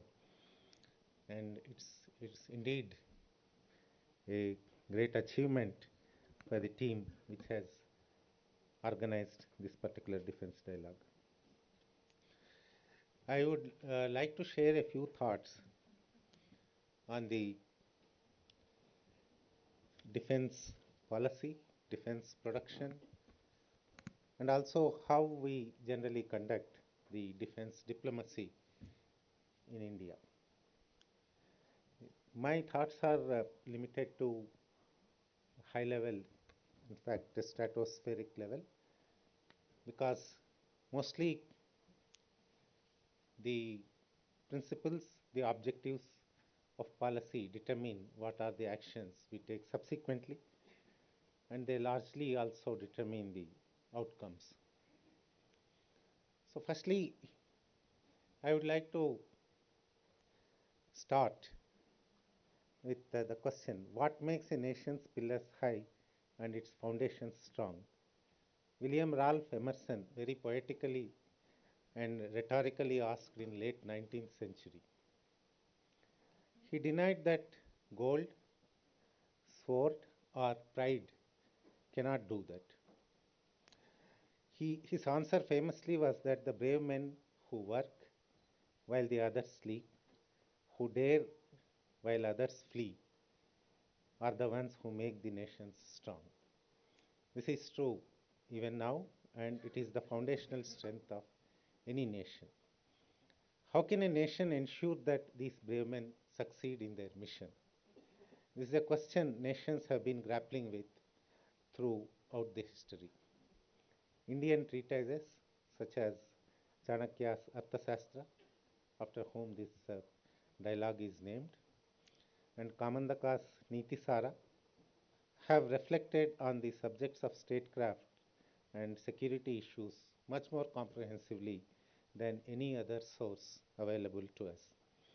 The need for an ethical and benevolent ruler, efficient administration, thriving economy, and a strong military might occupy the center stage in these subjects. However, Sandhi and Vigraha, meaning alliance building and warcraft, have also been accorded equal importance. Use of extensive network of diplomats and economic relations with several countries by Mauryan and Chola empires shows their understanding of the importance of diplomacy and their success in continuing for several centuries, and the extent of their empire demonstrate the effectiveness of their policy. Endowed with a rich and strong foundation of Indian philosophy, modern India had adopted ethical, altruistic, and humanitarian basis of diplomacy. As independent India, we have always stood with the weak, the poor, and the exploited. We have fought our wars either for our own protection or for protecting the weak against the aggressor. These principles define our defense diplomacy. Our defense industrial policy also builds on these principles. So when we talk of strategic autonomy, and Atmanirbharata, that is self-reliance, it is not an exclusive, autarkic, nationalistic exercise. It aims at shared prosperity, interdependence of the friends and allies, and expanding the boundaries of technology and innovation. As the world order changes from being bipolar to multipolar, passing through a phase of a single superpower's dominance, India has ensured that its bearings are kept constantly aligned to the ethical and pacific direction. The uncertainties of geopolitics forced India to evolve certain principles of self-reliance. This has helped us not only to strengthen our security, but also to provide employment to a large, talented pool of young men and women. It is essential for us to strengthen the defense industry, to leverage the benefit of technology for societal and economic purposes. In Defense Ministry, we understand Atmanirbharata is not absolute and is not the sole aim of the nation. It's an important part of our policy to protect ourselves and aid our friends. We believe that regular interactions amongst the armed forces of different countries will foster a better understanding of each other's perspectives, potentially avoiding a conflict. We also recognize that collaboration between defense industry across the nations is crucial for advancing peacemaking efforts. I would like to mention a few of the important measures India has undertaken in recent times to advance defense diplomacy. India is the hub for training of military personnel in our extended neighborhood, from Central Asia to Africa. Over 5,000 personnel from other countries have been trained by India so far. India carries out more than 100 joint military exercises in bilateral and multilateral formats. 12 Indian military teams have been deployed to train military personnel in host countries. India is the first responder in the Indian Ocean region, where India is the net security provider. India extends support in the region in addressing hydrographic requirements, oil spills, HADR, and other coastal security challenges. Information Fusion Center, Indian Ocean region plays a very key role in analyzing and disseminating data and maritime awareness in IOR. India is one of the largest provider of peacekeepers in US peacekeeping missions and to train future peacekeepers in our Center for UN Peacekeeping. The strength of Indian engagements in defense cooperation stems from the fact that our engagements are aimed at capacity building, in providing and adopting best practices, and in promoting rule of law. Coming to industrial collaboration, India, as the fastest growing economy, has attracted all major defense industry players. Several of them have their design, development, and manufacturing facilities located in India. These facilities cater to their global supply chains. Our industrial ecosystem provides the necessary synergies and economies to the global defense players. By liberalizing the FDI regime and by permitting automatic route in the defense industry, we have thrown our doors open even for the global suppliers to establish their presence in India. We offer strong IPR protection, and also we have a very strong, independent, and reliable judiciary in India. As a result, our defense industry exports have increased 11 times from 150 million in 2013-14 to $2 billion in 2022-23. We are currently exporting to more than 80 countries. Specifically, defense exports from private sector have also increased to $1.1 billion in 2022-23. One other bright spot in defense industrial capacity and diplomacy is the collaboration innovation ecosystem. Collaboration in innovation and co-development is crucial to leverage synergies, expedite technological advancements, and ensure readiness against the emerging threats and in enabling standardization and interoperability. Our startups, while becoming part of the industrial vendor bases of MNCs, have also provided necessary equipment to the friendly nations at an optimal cost. The innovators also leverage the military technology for civilian purposes, greatly benefiting the citizens. Arogya Maitri Cube, recently designed and developed by our army on military standards, is a great example. Military drone suppliers catering to agricultural market is the ultimate testimony of technology's basic purpose. Thus, in effect, the final goal of defense diplomacy of India is not to fight and win a war, but to ensure peace and prosperity to the people they serve. Indian government and its people will never waver from their conviction on peaceful coexistence. Before concluding, I congratulate Chief of Army Staff, Vice Chief, his team of officers, and DG Claus for enabling gathering of some of the brilliant minds in strategic sector for this dialogue. I wish the conference a grand success. Thank you and Jai Hind.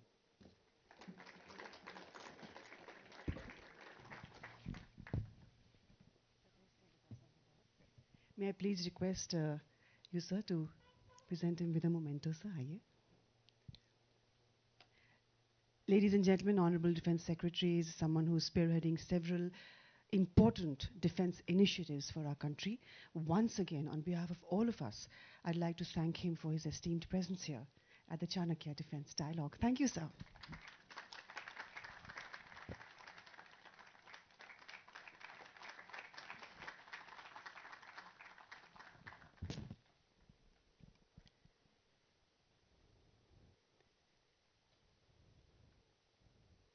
Thank you once again. And thank you, sir, for doing the honors.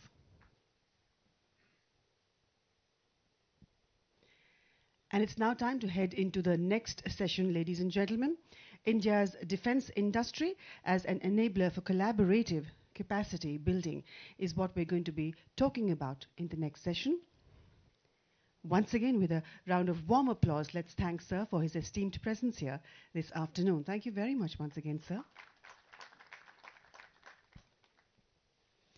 To meet India's defense and security requirements, we all know that it's extremely essential to streamline defense production, to align DRDO's efforts with emerging technological needs, and to enable both private and public defense corridors.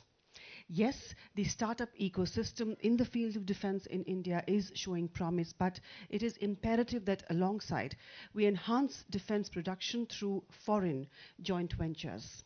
It's also important to expand micro, small and medium industries in the zone, especially during prolonged wars. All of this and more will be discussed in this next session, ladies and gentlemen, that will be chaired by Lieutenant General Dr. Subrata Saha, retired, former Deputy Chief of the Army Staff and member of the National Security Advisory Board. Sir, may I request you to please join us on the dais. Good afternoon, sir, and a very warm welcome to you.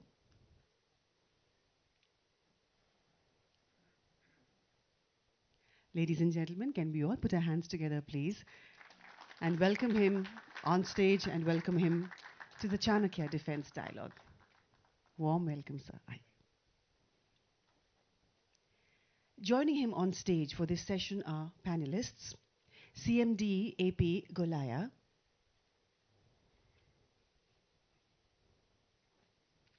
good afternoon, sir.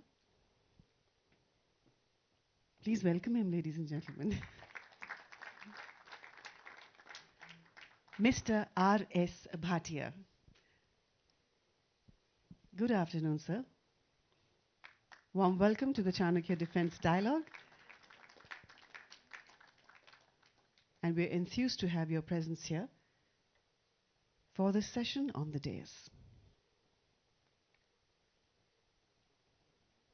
And may I also invite on the dais Dr. R. Shiva Raman.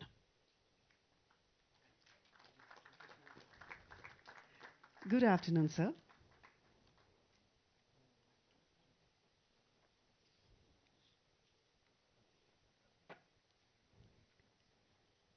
And with that, I hand the session over to the Honorable Chair, please.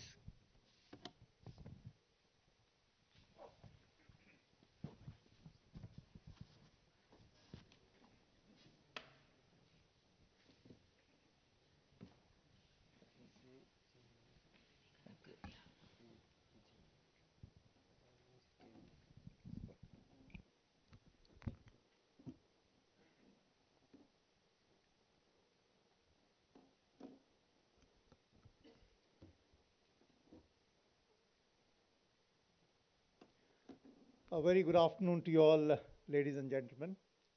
Let me begin by thanking the Indian Army, the Chief, Vice Chief, DG Claus, the Deputy Chiefs for conducting an event of this nature, perhaps first of its kind. And to be honest to you, I have never seen such a well laid out days in any event before. So some extra compliments to you, Rajeshwar, as DG Claus. We don't have enough time to waste on jokes, etc. So let's come to the matter right away. I think until now you had a lot of woolly stuff of strategy. Now let's come down to the real stuff, that is capability. You know, all of us, all our lives, are very excited about making very fancy looking arrows on our maps. Nowadays facilitated by PowerPoint, in the good old days done by us. But what goes into constituting an arrow is exactly what we'll be dealing with in this session. So let me come to the first point, which has been given to me by DG Claus, to look at the policy and review what we have achieved and what do we need to do more. So flashed in front of you is actually a whole list which, you know, of policies. I mean, we have never seen such a conducive policy environment in this, and my esteemed panelist, Colonel Rajendra Bhatia, will tell you he has seen it from inside the system and armed forces. There were only a handful of industries who were there as subsidiaries either of DRDO or the defense public sector units, and to some extent some of the revenue procurements done by the MGS. Actually, just beneficiaries of these policy reforms, and progressively we are seeing the canvas increasing, but there is a requirement of accelerating this progression a lot more. I mean, that should be a fundamental point that we must take from this slide. How we are going to do it is another challenge. It is quite exciting to see the armed forces, you know, literally reach out directly to startups today. Obviously, it is an urge, it is an urgency to get some of the voids covered. But let's be realistic, and I don't mean to undermine for a minute, Shiva, your contribution in this field. Actually, to expect capability directly from a startup, it'll be a freak case. So really speaking, to groom the startup is in the domain of the DRDO, it is in the domain of the public sector units, it is in the domain of large private industry like Colonel Rajendra Bhatia's, you know, Bharat Fauj, Kalyani, who have to bring up this entire ecosystem. Armed forces, by all means, we give you the conducive environment, but the actual, you know, responsibility of taking this ecosystem up is that of the DRDO, the industry, public, private, both together. I think that's another fundamental which we must be clear on. Now, in order to support a policy like this, you need money. So this is a flash of what our defense budget has been over the last 5 years. You can view it from various perspectives, you know. One of the standard ones is percentage of GDP for defense. Frankly, that is no longer a very strong argument because the GDP has expanded so much that really speaking, going percentage-wise exactly, and you heard the Defense Secretary say what he had to say a little while back. So I think that yardstick, you know, can be put aside. On the other hand, I think it is better to start looking at yardsticks in terms of capability gaps and capital procurements and the revenue to sustain that. So where have we ever tried to quantify our capability gap in terms of the money, or for that matter in terms of time, which is a little more complex calculation, is something that I think we need to answer. So having seen this, let's go one step forward. Look at our defense production. And if you see the steps with which it has grown, actually it's quite amazing. You know, although we have laid down a very ambitious target of achieving a turnover of 1,25,000 crores by 2025, But on the other side of the slide, if you see, the climb has not been bad. In the last 3 years itself, going up from 79,000 crores to 94, almost 95,000 crores, it is a substantial jump. Do we need to do more? Answer is yes. And why the answer is yes? The calculation is very simple. If you look at the capital procurements being done by our armed forces every year, it is in the tune of about 1,40,000 crores. So if you are talking about export plus meeting your own requirements, obviously you have to touch this figure of 1,25,000 crores. This is a simple mathematic which you must remember and perhaps ask questions from, from Colonel Rajendra Bhatia when his turn comes. Okay, now let's go to some achievements. It is not as if we haven't had achievements. Some phenomenal achievements. I think Akash, let's start from the air, is one of the most brilliant achievements that we have done. The Dhanush is a great achievement. The ATAGS is yet another achievement. Arjun, you may argue, but the fact is it is an achievement, but this achievement comes with a caveat. If this Arjun has got to keep running on an imported engine and an imported propulsion system, you have every reason to question this achievement, and I don't dispute that. Bulletproof vehicles, there is a plethora of them. I hope I have not missed the Bharat Forge one. It is there. Okay. I think this is one of the finest weapon locating radars that the world has today. The helicopter series, the light combat helicopter, the Tejas light combat aircraft. Only last week I was in ADA and looking at the pace at which we are developing the Mark 1 Alpha and the AMCA. It is phenomenal. I think this time around the speed is going to be very different. You know, many of us are very critical of the Tejas without quite realizing the history of it. I mean, for almost 2 decades, we had completely frozen everything. After the production of Marut, we switched off completely. The whole country had, diverted from there into a complete import-oriented Air Force. Now, for it to get up and then start delivering, even if it has taken time, I think we are headed in the right directions. And even if you see the engine development program, it is not too bad. It's moving at a pretty good pace. Of course, INS Vikrant is the pride of the nation today.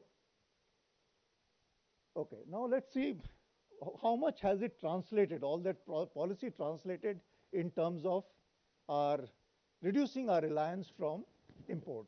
If you look at the slide in front of you, 168 contracts implying 68% of total contract value in money terms is now coming out of domestic sources, to which Colonel Bhatia will point out most of it has gone to the DPSU. Yeah, that's a point we can discuss during the Q&A. But the fact is, it is from domestic. And the other argument which you can give that even the DPSUs have dependencies abroad. What are we doing to check that and reduce it? If you went back by a few slides earlier, even the DPSUs have put out about 3,500 plus items for indigenization, of which 2,700 items they have already achieved. So it is moving, I believe, in the right direction. And rupees 1,500 crores procurement has been assigned for startups. How much will the startups be able to get out of this 1,500? These are figures from the budget of India, from the national budget of India. Are the startups capable of cashing on this 1,500 crores? Shiva, I will leave it to you to answer. Okay, now when it comes to imports, here we are. We continue to be in the top lot. Our sources of import are flashed over there. And I would like you to also see the chart which I have put down below. And this is what, being a predominantly army crowd, you must see. Actually, it is army that is following the positive indigenization list in letter and spirit, frankly. We are moving the least number of cases for waiver from that list. So you can take a pat on that, at what cost we are doing it, you can calculate it, but it does not for a moment undermine the fact that Army has been most sincere about, the indigenization bit. In terms of defense export, you just heard the Defense Secretary a little while back. This has been the growth curve, and it is moving at a pretty good pace. Having said that, in each slide I'm bringing out a caveat. Even in this too, I must bring out most of it is components and subsystems. If you see the percentage distribution between, entire platforms and component subsystems, you will see the stark difference that comes over there. Okay, so and these are some of the very, very focused reforms that we have done, directed reforms that I'm saying, and actually I've been associated with almost all of them which are there in this process. Some ordered by the NSCS. Now, currently, I'm involved with the DRDO reforms, so I can take questions later. But here is the set of reforms that we are into. Okay, so if I were to say what were we a decade back, well, to feel happy, we would call ourselves good. So I can definitely say that we are much better today. Are we the best? No, there is a long way to go. Now, in order to make this better to best, what is it that we need to do? I think is something that this session will be deliberating on. Let me just highlight a couple of points. As armed forces, how many times have we sat together and actually defined what will the battlefield look like 15 years hence? How many times have we invited experts from the fields of technology, and we deal with a very wide variety of technologies, to come and sit on the same table with us and tell us where would the technologies be 15 years hence? Have we tried to put it two together and then define for ourselves which way are we going to head? We are coming out with, LTIPPs. We are coming out, I believe, shortly with the new avatar of the LTIPP, ICDP. But has it come out from a common table is a question I leave for you. Now, defense R&D. I think the biggest challenge today in defense R&D is the requirement, or rather the biggest challenge is because we don't have an independent, united body to decide which design and development must go the make route and which one must go the DRDO route. In the bargain, we are either putting everything with the DRDO, putting very little for the industry, and what remains with the industry is getting overheated by the competition which is there between the industry. And you all understand when I say overheated, what are the implications of that? All kinds of complaints, management of complaints, wastage of time, and what have you. Do we know how to value our technology? If you don't value our technology, if you don't have a price indexation of technology, the financial regulations don't let you move forward. So you are dumped with L1 and no more. On this one, if I can highlight, if you look at the number of great industries that we have in India today with the IT sector, actually out of the top of the line IT sectors, how many are working for defense? Is zilch. It's second line who are working for you. Why? It is because of L1. And why is it L1? Because we have chosen not to price index technology. And let me tell you, it is not a big deal.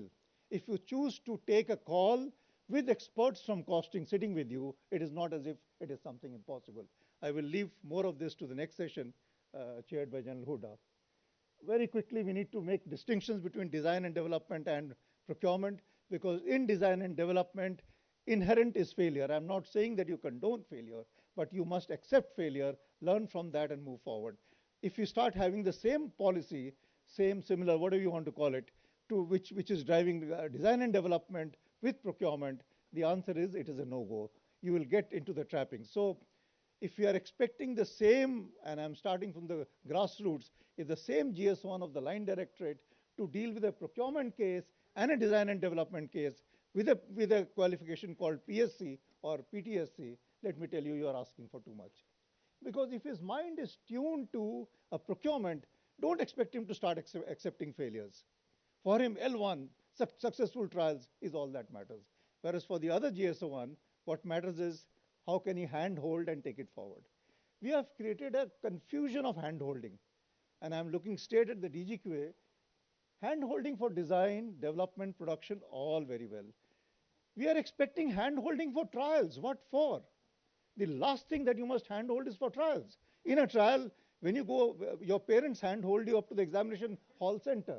Once you've entered the examination hall, buddy, you're on your own. Why are we expecting hand-holding during design and during trials? Whether it is for procurement trials, whether it's for design and development trials, that is asking for too much. Okay, and there are a whole lot of other points, but I think in the interest of time, I will slow down a little, except for a couple of points which I think I must raise in the very beginning. You see, now, even you take our small arms procurement, and I think currently all of them are, yeah, my friend Jagdish is here. I think all the weapons are there. In each one of them, you will agree with me, there are at least 10 to 15 industries that are vying for it. I think it is time to reduce the heat of competition. Okay, today you throw any RFP out, before the RFP comes out from RFI or pre-RFI, for the uninitiated, RFI is request for information, RFP is request for procurement. Every large industry wants to go for everything. You know, this is a carry forward of the license Raj. So therefore you find Mahindra making vehicles, aircrafts, as well as looking after holidays. You know, इसमें नहीं होता जी इसमें पैसे लगा दो, पैसे तो बहुत थे. So somehow or the other, you know, invest and seek a return of your investment. We have to get out of that psychology now. And we have to make people specialize, definitely in defense, definitely in space. You can't have every industry vying for everybody. And I would seek Colonel Bhatia's comments on this. If Bharat Forge, if Kalyani Systems is becoming a master in guns, they must go only after guns. Why are they going after small arms? You know, can we not start grooming some people to become defense primes? In any case, you've got a public sector you need to compete with. Can't we not reduce the competition within the private sector at least? So point for you to consider. Well, I'll stop over here. My last point is quality assurance. I made a point of this in passing. Because we are opening up so much, because we are democratizing so much, because we are liberalizing so much, my request to you all is we must be strict with the quality assurance, otherwise we are in for trouble, number one. Number two, the point which I would like to highlight, and have written before that, the multiple conflicts of interest that we have today. How can you have the Department of Defense Production looking after quality assurance and production? The quality assurance has to be with the people who are procuring. That is the three services. The quality assurance has to be with the DGQA who is mastering the procurement. You cannot allow this, you know, a conflict of interest to continue. And we are only seeing it expanding. If the DRDO is going to be in competition with the make in taking a decision about the make, it is a clear case of conflict of interest. How do we eliminate the conflicts of interest? Ladies and gentlemen, with the very expert panelists that we have on the dais, we will make it our best effort to try and deal with most of the questions that I have raised, and we'll of course take more questions from you all. Thank you very much, and I always conclude this. Colonel Bhatia has been part of many such sessions. I always conclude with my favorite line that with the collaboration of the industry, academia, and the armed forces, we will win India's wars with Indian solutions. Thank you, and Jai Hind.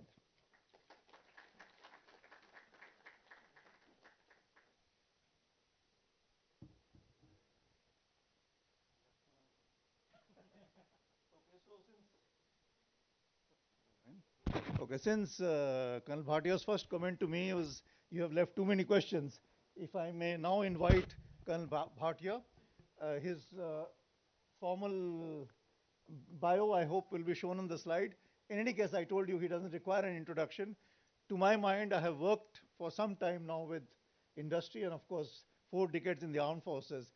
I haven't seen, sir, you are a role model of people to transition from the military and contribute via the industry. Over to you. Thank you so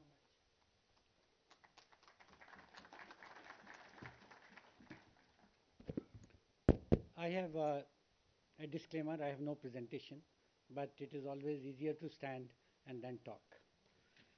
Sir, you actually stole first line of mine, which was that I was going to quote verbatim that you always used to make a mention that India should fight and win its wars with the solutions provided by India itself. That's the thrust. That was meant to be the first line of my talk today. But the second line is that India as a nation has not shown the potential in its defense industrial base which it is capable of. The key point revolves around is we are supposed to be a software superpower. Tell me one system in use today where the fire control system does not rest with the powers outside this. Don't take me objectively on that one system, then somebody will say, yes, we have few systems which have fire control system developed in the country. But what I was trying to project is that we had never projected our real capability in the way we have handled our industry. Now, coming back to this point, I was in a Chintan Shivar just about 2 weeks back. Heard with great pride, India's economy this year is $3.7 trillion. End of this year, we are hoping to touch 4 trillion. And earlier than anticipated, we should be hitting 8 trillion by maybe 5 years down the line. Where do we grow? And how do we grow? When we started looking at the growth of India's path, the key point in that growth was manufacturing. Why? Because manufacturing has a multiple of 5 to 6 from a OEM to a tier 1 and a tier 2 vendor. No other industry offers that. Service industry is fantastic. India has done exceedingly well. I am nobody to comment on that. But service industry offers 1:1, whereas manufacturing industry offers 1:6. Now take a look, why this compulsion? Somewhere down the line, 2014, we started with Make in India. And if you go back to that history, India's median age today is 28.9 years, which means we have a workforce of 400 million Indians which are looking for effective work. Jan Huda will vouch for it, who has seen the people there in the valley, that if you don't provide them opportunities for employment, the only way out is where we don't want our youth to go. So this was the compulsion. It was not that one day we stood up and said, let's start manufacturing in India. Today our manufacturing is 16% of its GDP. We need to get to 25% of GDP like all good countries in the world, those who are strong. If you have to go to 25% of GDP, we have to multiply. It's a simple maths. At maybe 5 trillion, you will have to do 1.2 trillion of manufacturing. Today we are doing only 500 billion. So we have to do 2.5 times. And if you have to do 2.5 times, where do you do? Which are the white spaces? Auto industry is saturated. Infrastructure, how much can you spend? So where are you left? White spaces were in defense and aerospace. That's the reason we started to focus. That's the reason, one of the reasons for so-called Atmanirbhar Bharat. The second reason, and which is the recent conflict of thought, when chips are down, nobody is watching your back. We've seen 3 conflicts, 2 of them are going on today.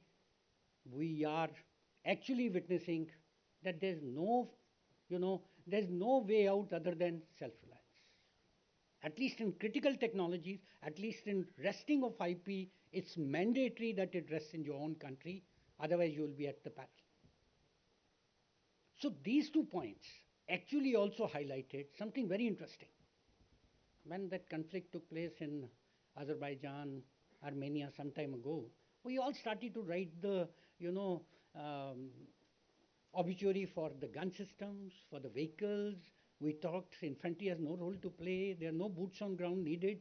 And today we are exactly talking opposite of that and saying all these are the game changers and nothing can replace boots on ground.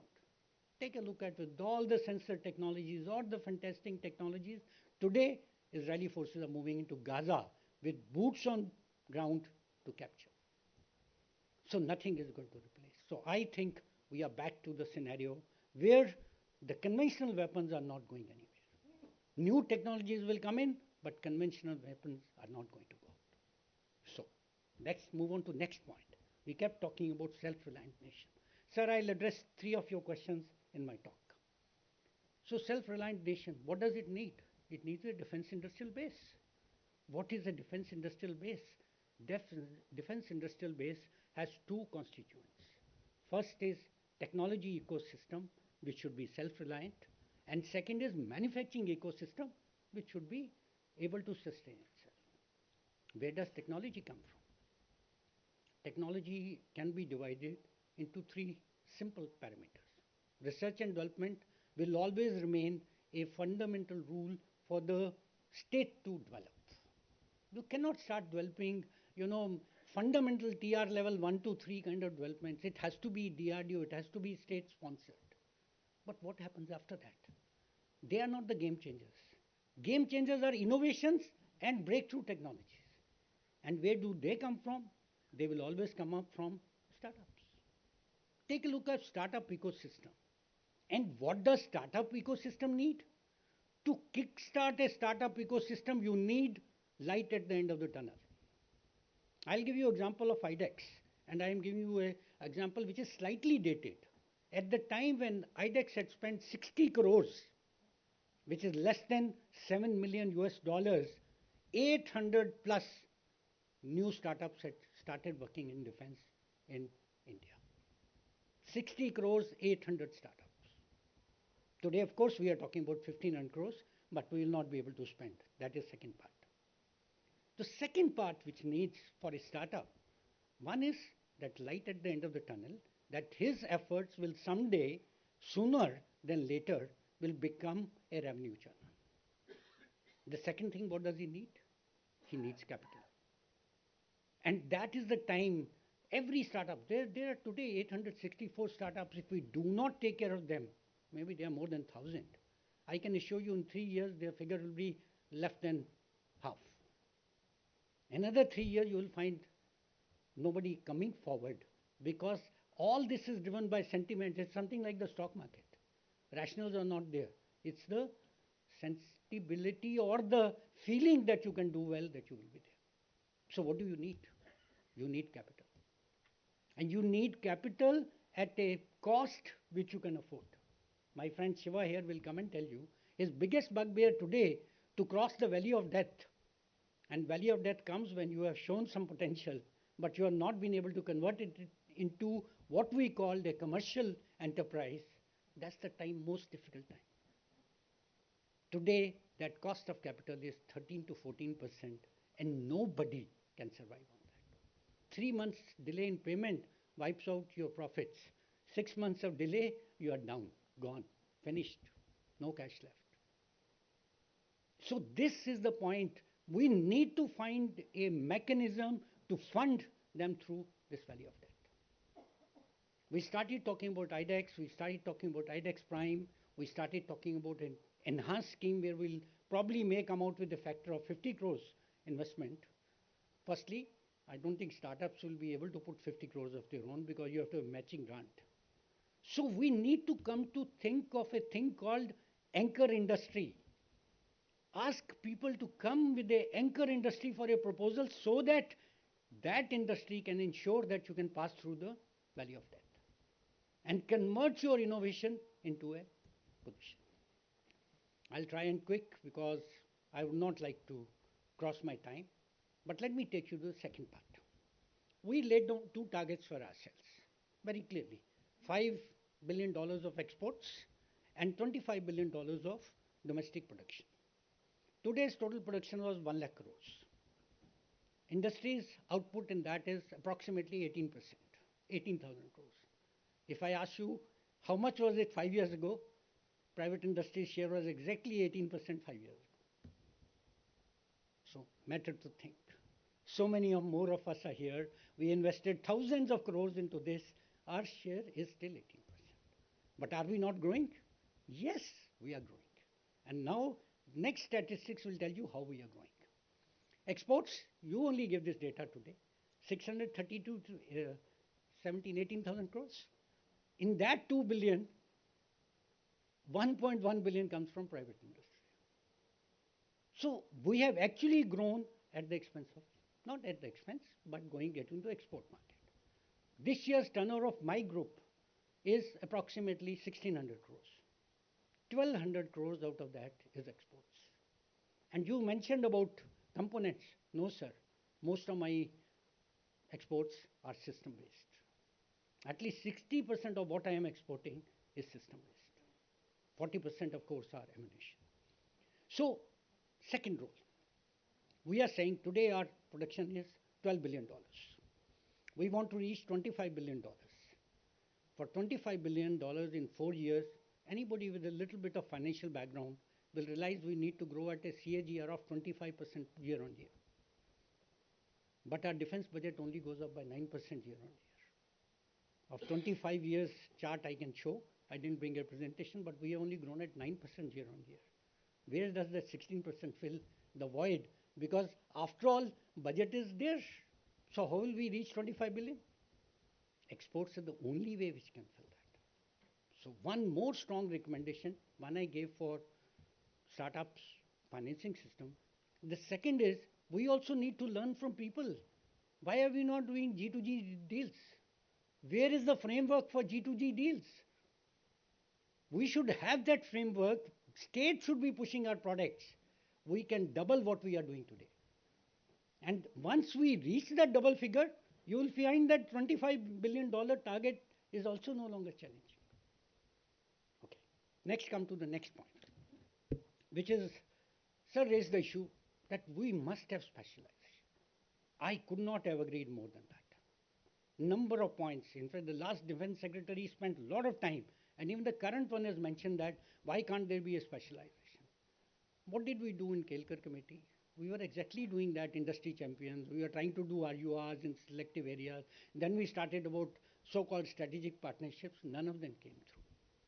But what will happen, and what surely will happen, is that industry can itself move into this. But do we think we have the majority to do it at this stage? Unlikely. And the reason? If all of us are hungry and there is one plate, we are all going to jump. Whether I know how to jump into that plate or not, I'll still go and jump. Make me full and I'll start becoming picky and choosy. If your stomach is full, you will only pick up the item which you like. Right now, we are all hungry.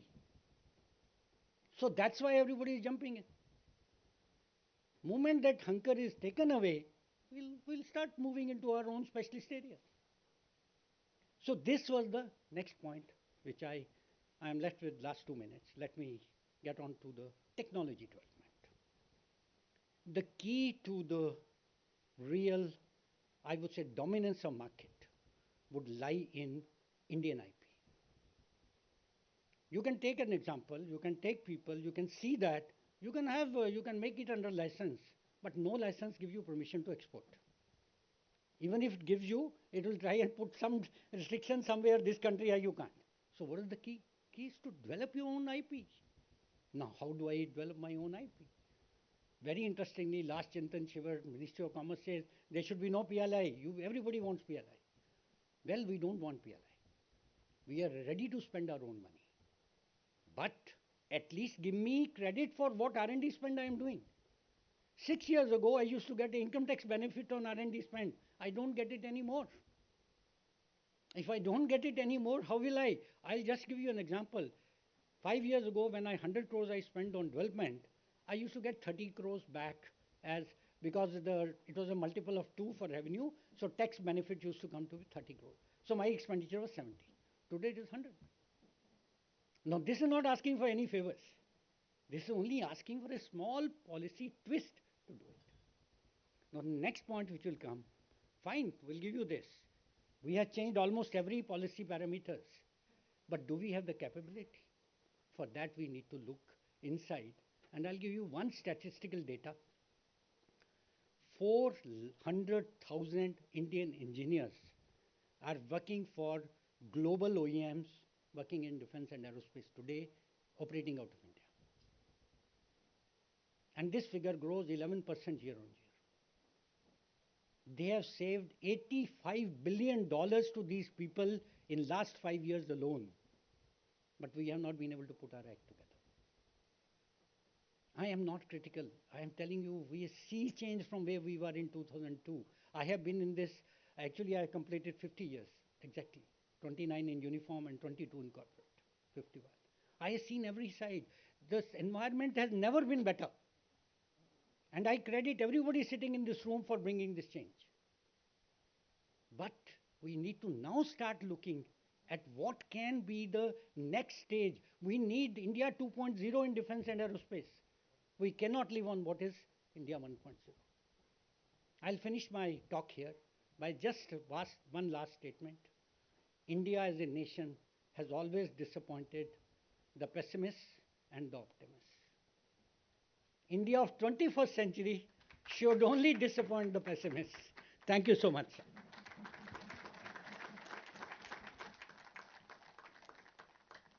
Thank you, Colonel Bhatia sir. Actually, I've already been given the first warning for time. But please, capability development doesn't happen easily. Let me just add a few points. You highlighted technological ecosystem, manufacturing ecosystem, if I may add, material ecosystem. And as buyers, as armed forces, it is time that you must start defining what is the material that you want. Do you want the next tank in composite? Do you want it in metal?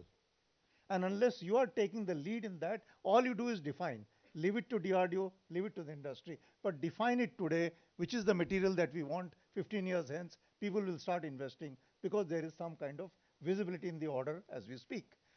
The second thing, now it is time because we have, as I said, we have become from good to better and we are looking for becoming the best. So if you have indeed moved over there, it is time to now gradually let DRDO do R&D for technology and not for integration. Because these industries have become big, okay, fine, I take his point that they are looking for more money out of export rather than domestic. Fair enough. But that does not take away the fact that they have acquired the expertise now to integrate. Why should Arjun be integrated in CVRD? It is a lab.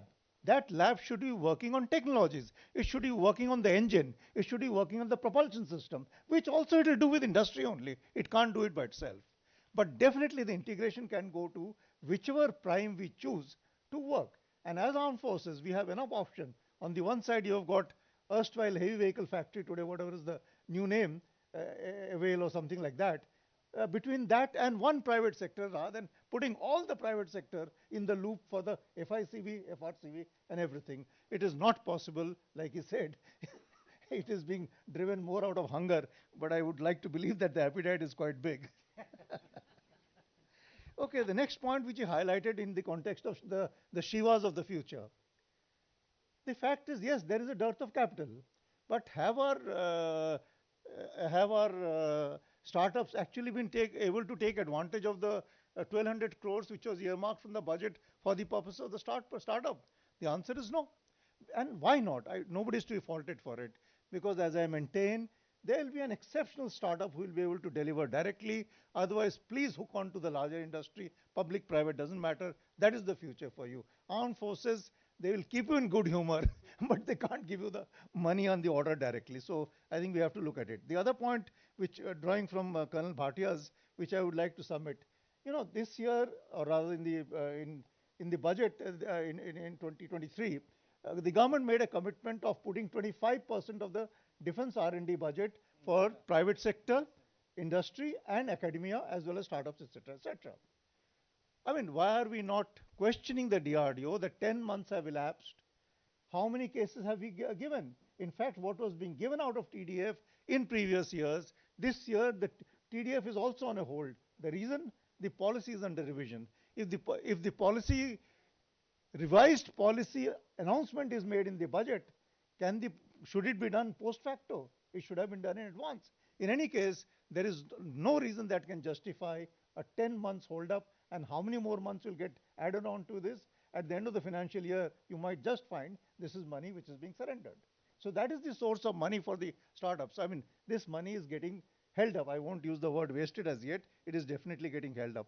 The point of anchor industry, defense primes, I think we have said earlier. So with that, I'll stop. And let me turn to Commodore Gulaya. I think he actually has done a lot, and more so in the latest sprint initiative of the Navy. So we would be happy to hear from you the naval experience. And while he walks up over there, everywhere, wherever you go, and don't take me amiss, Gulaya, everywhere you go, as Army, you keep hearing, wow, Navy indigenization, Navy indigenization. Let me give you a funda. Navy, float 100%, right? Move around 50, 60%? About 60%. Fire around 40 to 50%? Okay. Army, float means, for us it is the ground. We don't fight outside our country, so it's 100%. Right? Move, most of us infantry guys, we walk on foot, 100%. Fight, I promise you, we do much more than 40, 50%. So as army people, never feel, little reluctant in front of the Navy when they tell you that, oh, wow, we have done so much for indigenization. Well, that's on the lighter side. All yours. Thank you for that, sir. Good afternoon, ladies and gentlemen. Though we were sprinting, sir, it was not a race. So, can I have the presentation? I've been asked to speak more on the policy initiatives about Indian defense industry as an enabler for collaborative capacity building. But instead of speaking just about the policy, I shall speak because there are three separate things here which are interrelated. You cannot, and it's very difficult to decide, whether the right policy will create the ecosystem, or do you need some semblance of an ecosystem before the policy can be effective. So I will speak very quickly on each of them. Since the topic which was given to me specifically was policy, if I have to finish my presentation in only one slide with 14 minutes to spare, what has changed? One line answer, everything. Now this is the screenshot of the amended DAP. The original one is in black. The amended one, this is the section on innovation. I deal with innovation, so I'm talking about that, chapter 3. If you see, not a single line is the same. That's one. Second thing, I don't think, now the appetite for change, I don't think there's been a single case, and General Khandare is here, he'll bear this out. I can't think of a single case in the time we've been in existence where we've asked the MOD for a change and it has not happened. Whenever we've approached the MOD with an idea that, sir, we need to change this, and the advantages would be 1, 2, 3, 4, the change happens, and the change happens in weeks. It happens in months. It does not take years. One very interesting statement was made in Swavalamban last year, not this year Swavalamban, last year Swavalamban.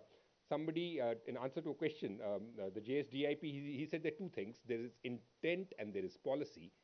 Intent is clear, Atmanirbhar Bharat. Policy is flexible. So this time, this year's Swavalamban, that's the NIIO seminar, we took him up on it. We had a separate session on policy initiatives where we said, and this is exactly what it is. Intent is clear, policy is flexible, but more importantly, it is up to us as the users how to take advantage of this policy. And that is something which I shall cover in some detail. I think I've... Okay, that's something which I wanted to show.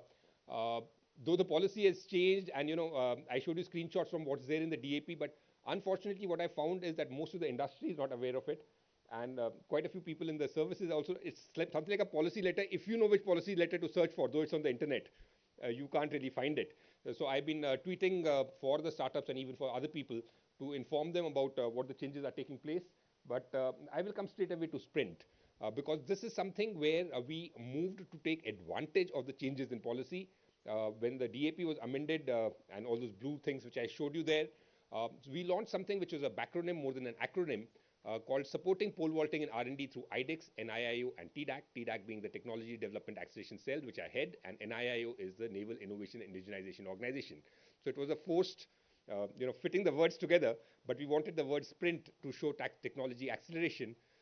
This was aimed at inducting at least 75 technologies or products into the Indian Navy as a part of Azadi Ka Amrit Mahotsav. We linked it to the Azadi Ka Amrit Mahotsav so as to commit everybody to timelines. And this is something which I think helped. This was launched by the Honorable Prime Minister in the last year's Swavalamban, and this year's Swavalamban we showcased the technologies. Again, if I had to sum it up in one slide, the stated aim has not only been met, it has been surpassed. When we started that, the first reactions were what we are trying is not ambitious, it's audacious. And another statement which was made was that what Navy is trying is mammoth, if not absurd. We promised 75, we have achieved 108, which were displayed in this year's Swavalamban, about a dozen of them global firsts. So how was that possible? Before that, another tweet, I like to show mainly pictures, because a picture, as they say, says 1,000 words. This is a tweet which was put out by the HQ IDS, because people were asking about, finally it is the money which matters. The promise was to develop the 75 within 1 year, but you must have seen this tweet. Already 10% of our cases have, 12 to be precise, have reached the AON stage for 1,500 crores, and orders have already been placed for 200 crores. Today, if it is an indigenous product through the IDEX route, it is simpler and faster than even emergency procurement. You can literally place orders in weeks. And that is something which has been done. This was a tweet which was put out by HQ IDS calling it a landmark approval, because with this, Okay, so I mentioned it isn't a race, sir, but I'll still mention it. The total number of successful IDEX cases in the last 4.5 years, Army, Navy, Air Force, Coast Guard, and 16 DPSUs combined was 4 when we started Sprint. And that at that time, when we said that we'll do 75 in the next 1 year, people did actually think we are crazy. What kind of technology? Autonomous unmanned swarm systems, AI-based systems, AI for both maintenance and operations, communications, electronic warfare, simulators, targets, decoys. There were some which solve a problem or a felt need of the users, labor-saving devices, paint, hull maintenance tools. So they might not be high-end technology, but there's something which solved a felt need, and also dual-use technology. So let me just show you. These are two things which I show because they're the most eye-catching. You must have seen this. Those of you who attended Swawalamban would have seen it live. Otherwise, the video, of course, went viral on the social media. This gentleman is, in the first video, he's dropping molten metal over himself. And the second video, he's pouring liquid nitrogen. So this fabric which is there is made from carbon nanotubes. It's based on nanotechnology. It can take temperatures from minus 200 degrees centigrade till plus 2000 degrees centigrade. So, and it's about this thick. So the fire proximity suit, aluminized fire proximity suit, which we used to import 18.5 kgs, now this is about 800 grams. Cheaper, of course, more effective. But what I want to emphasize here is that it is one technology which can lead to multiple products. This can be used and is being used. It's now at the testing stage for the firefighting suits, hot and cold lagging, for camouflage. Since aerogels are essentially a very good insulator of heat. So this again was demonstrated. Those who were there in Swawalamban, you invisibility cloak, you wear it and you disappear.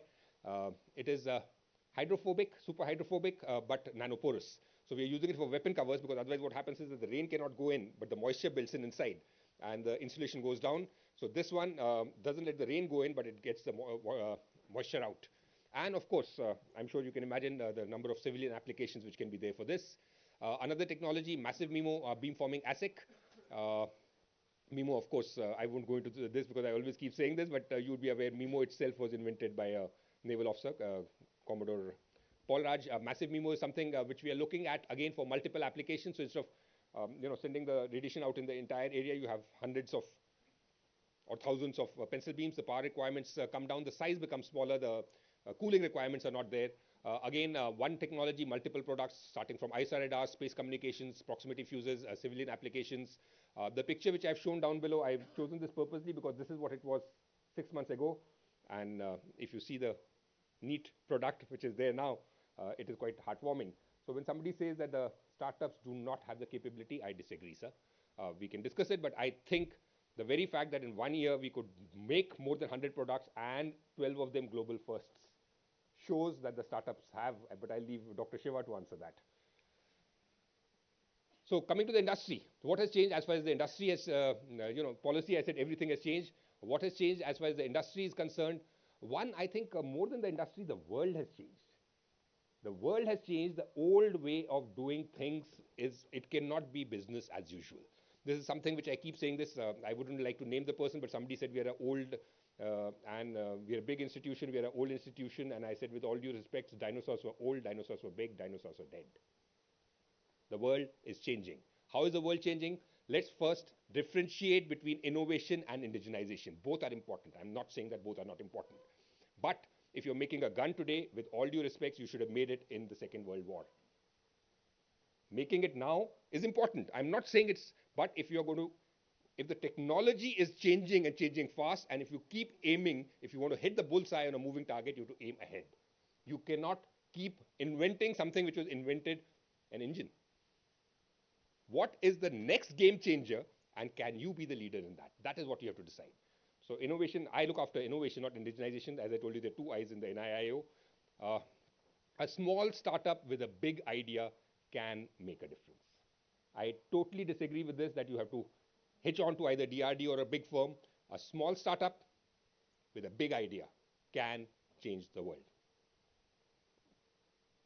I'll get a lot of flack for this, sir. But in Swawalamban, Invent was launched, which is IDEX Navy Venture Trust. I firmly believe the strength is in the idea. If your idea is strong and powerful, you do not need to fund it. If you need to fund it, you might as well as not fund it. If the idea is strong, the people will fight with each other. The venture capitalists will fight with each other to fund it, to get a stake of the pie.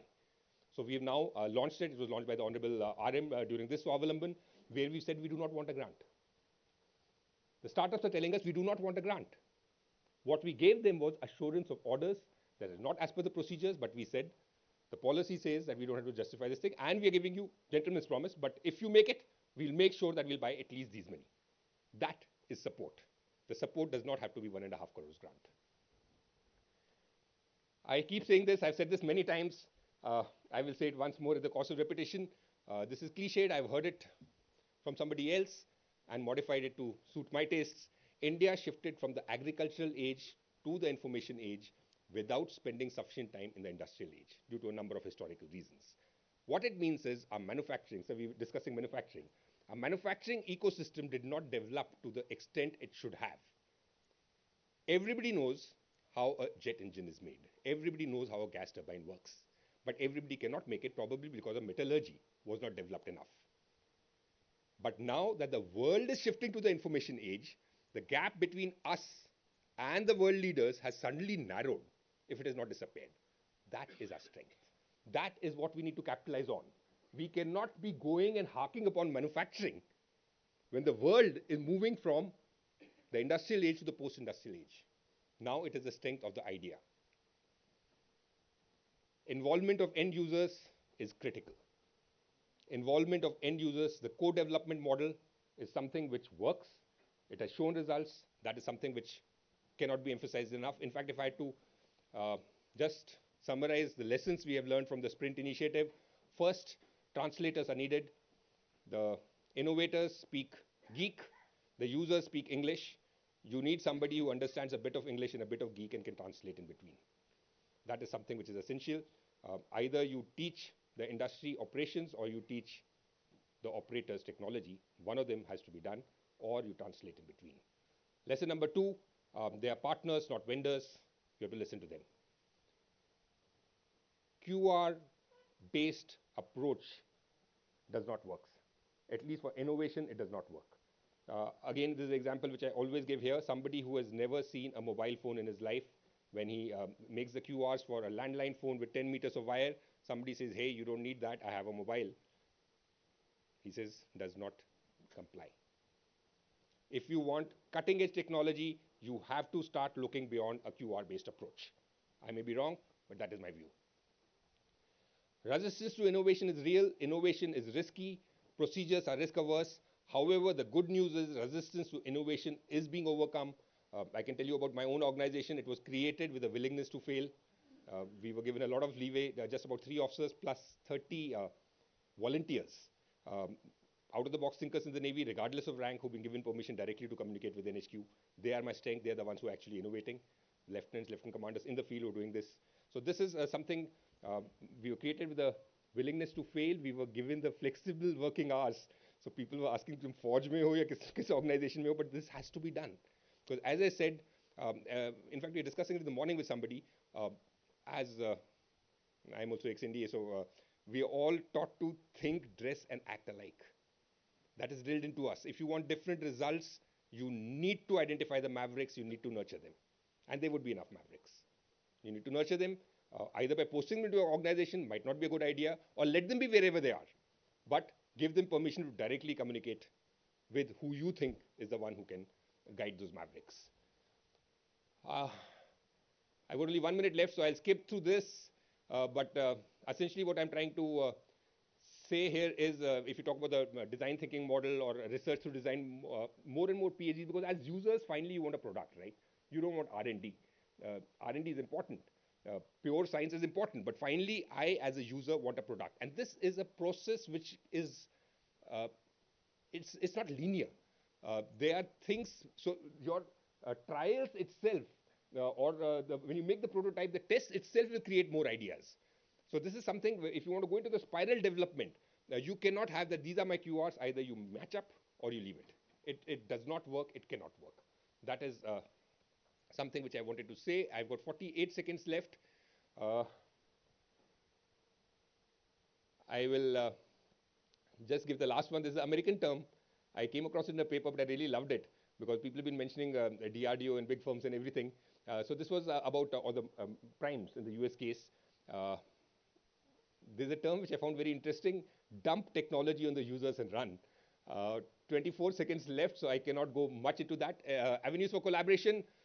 Sagar, of course, is security and growth for all in the region. We believe in a collaborative approach. We would like to participate, with the foreign friendly countries. The avenues for collaboration are many: joint development, industry interaction, and export facilitation. It can be discussed in staff talks. Key points for collaboration. One, I'm convinced Indian startups have the capability to deliver, especially as the world shifts to algorithmic warfare. And this would be genuine collaboration because it's mutually beneficial. It is not somebody gives and somebody takes, because the firms need, the startups especially, need the orders as much as the country they're exporting to needs the product. So it is actual collaboration which is mutually beneficial. It is win-win. That, I think, sets it apart. And the final point I want to make, because one of the DAs asked me this in Swavalamban, that after seeing all this, I am convinced, but how do I convince the people back home? What are the advantages? The Indian defense exports come with no strings attached. That, I think, is a very important point. So these are the 3 key points as far as collaboration goes, and my time is up, and so is my presentation. Thank you very much, ladies and gentlemen. Thank you, Arun. 2 points I must pick from what you have said. End users are critical. And let me tell you, in the last 1 month, I have seen like Rathi, who's looking after our Arjun program. I have seen Rao, who's looking after our ATAX program. I mean, Rathi treats that huge Arjun like his own baby. And you can see how Arjun is transforming because of that one single officer's contribution over there. And likewise, you can see what others are doing with multiple other programs, including officers in TVRL, etc. This is a very good change that we have introduced, and I think we need to push it with some, controlled direction from here. Because, okay, it's all good to let loose the guy, but there must be a feedback loop so that A, his work is also getting recognized, and also he's getting a sense of what, which way the organization wants to go. And the other point, I think, is the risk of failure or acceptance of failure by the finance community, I think, is important. We have to keep reminding our finance community that you are finance people, but you are armed forces finance. Just like we need to tell our DRDO that you are scientific community, but you are armed forces scientific community. So this hybridization we have to keep reminding, because failures will be there, and we have to deal with that. And finally, without meaning to undermine at all the contribution of the startups, it was a very good perspective from the Director of Innovation. But I would love to see you grow to become the Chief of Procurement and look at the whole thing together. And I am again saying it is the responsibility of the large industry to carry the ecosystem with them. Then you see it works much more to deliver. Well, whether we need to follow QRs or not, I will leave it to your judgment, but that's a good point, a lot to think about, and thank you for a wonderful exposition. Now we turn to Shiva to listen to your, approach. And while you walk up to the dais, let me just mention, we have these 9 young scientists lab today.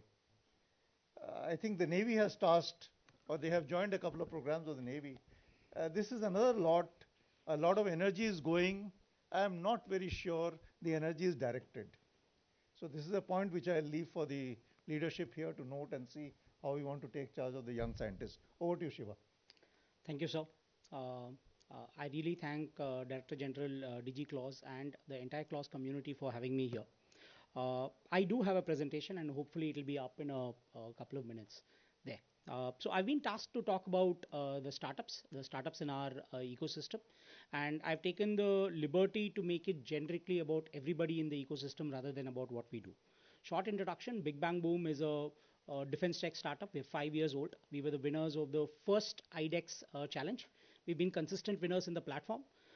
Everybody on the dais is a very close friend. Commodore Gulaya is our closest partner. We have 3 projects with the Navy now.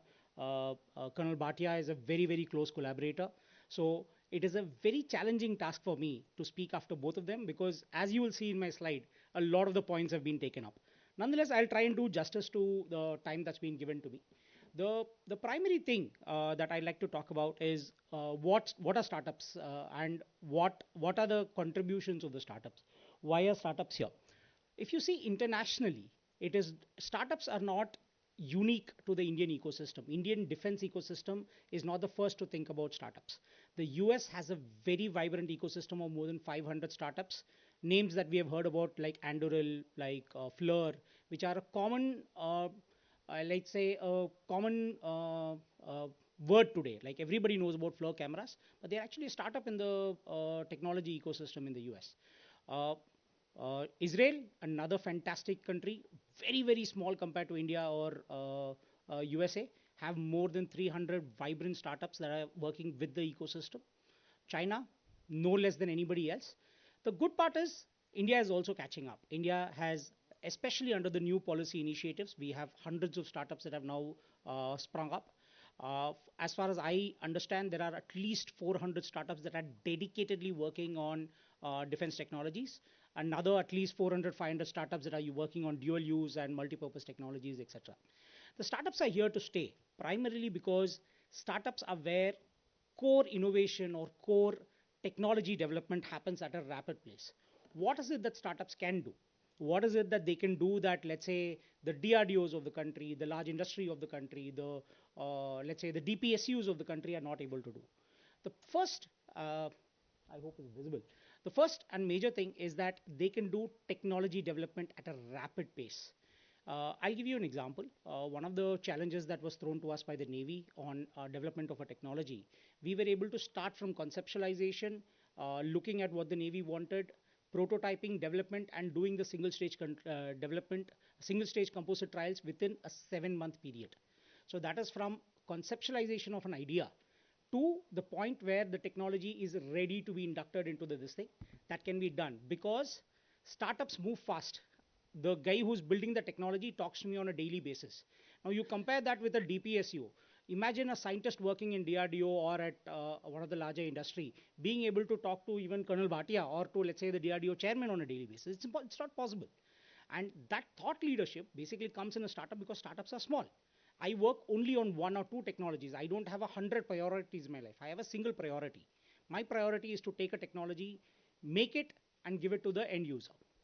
The second thing that startups are very good at is agility, is the ability to pivot and build new things. So let's say, for example, I start building a technology and it doesn't really work out. I have the ability to spin and do something, something that's equally good with a slight twist in the flavor. And that agility comes from a very short decision making on the design and development front. The next thing that startups can do is work on deep technologies. The reason for this is that the startups, given the romanticization of the startup culture, ESOP programs, like every one of the things that I am very proud of, I keep talking to people about, is that every employee in my company, we have 50 employees, even my accountant is a shareholder of my company. That would be impossible in a larger company or in a DPSU. What I mean is that my accountant, the person who delivers tea to my office, the person who is an engineer, the team lead, the sales guy, everybody owns shares in my company. That means each one of them are invested in the fact that the company succeeds or fails. What that allows us to do when we go forward is that we can really look at each person trying to put their best foot forward and ensuring that the collective success is something that is material and realistic. And that is one of the strengths that the startups bring to the table for each and any product development that we are talking about. But on the other hand, what is it that the startups cannot do?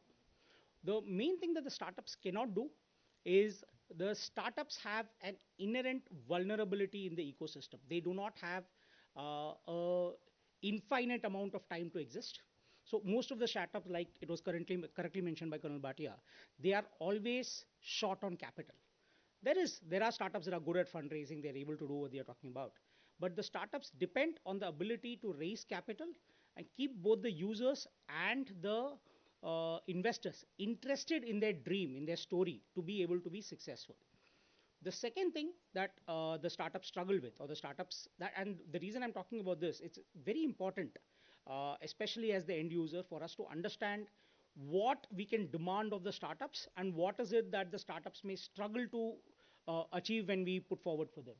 The second is that they're always a little short of time. Most of the startups, because of their funding scenario, are always on a tight leash. They have a 1-year timeline, they have a 2-year timeline. Today we are talking about 800 plus startups in the defense ecosystem. There is also another statistics that people should remember, that 80% of the startups in the world fail. That's not in India, that is not in defense, that is not about this particular ecosystem. It's about startups in general. They run out of ideas, they run out of money. So it is important to remember that the startups need a certain level of handholding. And every time, and like Colonel Bhatia and Commodore Goloya mentioned correctly, it's not about money every time. It is only about ensuring that the startup in the limited time that it has or the limited energy that it has is given a tangible task towards a level of sustainment. They need to be able to see the light of the day, as it was rightly said. And the light of the day is not an IDEX grant of 1.5 crores. The light of the day is a sustainable procurement order at the end of the day that will ensure that the startup is alive and is kicking and is able to build version 2, version 3 of the technologies. And the most important thing is a supportive ecosystem. One of the perfect examples of this is remembering what our friends in the United States does, right? Everybody knows about Lockheed Martin today, and everybody knows about the F-14, the F-15, the F-22, F-35 Lightning, fantastic aircrafts to build. But F-1, which was funded by the United States Air Force, didn't even take off the ground. It was a failure model. F-2 was continued to be funded by the government till Lockheed Martin was able to make a successful aircraft that was able to carry cargo and then move on to larger aircraft, then into fighting vehicles. The ability to allow failures and appreciate that in technology, development and failures are part of the learning curve is an essential change in the life cycle. And that needs to continue. And this is something that I keep telling IDEX about, saying that, you know what, every project in IDEX is not going to be a success. Everything is not going to be a big thing. But even if there were 2 projects that were success, then the entire investment is completely carried out for. And that encouragement is absolutely essential as far as the thing is concerned. What the startups have done for India, as I mentioned earlier, some of these points have already been taken up. The startup that I'm talking about, where they've made a firefighting suit that can take extremely high temperatures, extremely low temperatures. That's what Tardigate that Commodore Golaya was presenting. But there have been some of these fantastic innovations. There's been anti-drone technology that's been a global first. We've had anti-drone technology that's been built in India, where we've got requests from countries as advanced as Israel for a technology transfer for the same. And I think with that, I'll also answer the chair's question, saying that will the ecosystem be able to absorb this kind of a requirement? Will the defense ecosystem or the defense startups be able to service, let's say, 1,500 crores of orders? I would say absolutely yes. India has, just in the IDEX program, we have been able to come up with at least 25 viable products. And if you were to take only the counter drone as a product that we are talking about, India, within the tri-services, the Coast Guard and the other services require at least anywhere between 2,000 to 3,000 anti-drone systems. Technology that's been developed in India in collaboration with Indian partners. You price it at whatever you want. I would say 5,000 crores just towards that one particular technology is a no-brainer. And the main reason that we need to talk about, and one of the reasons why I keep talking about anti-drone a lot, is that anti-drone is just starting off.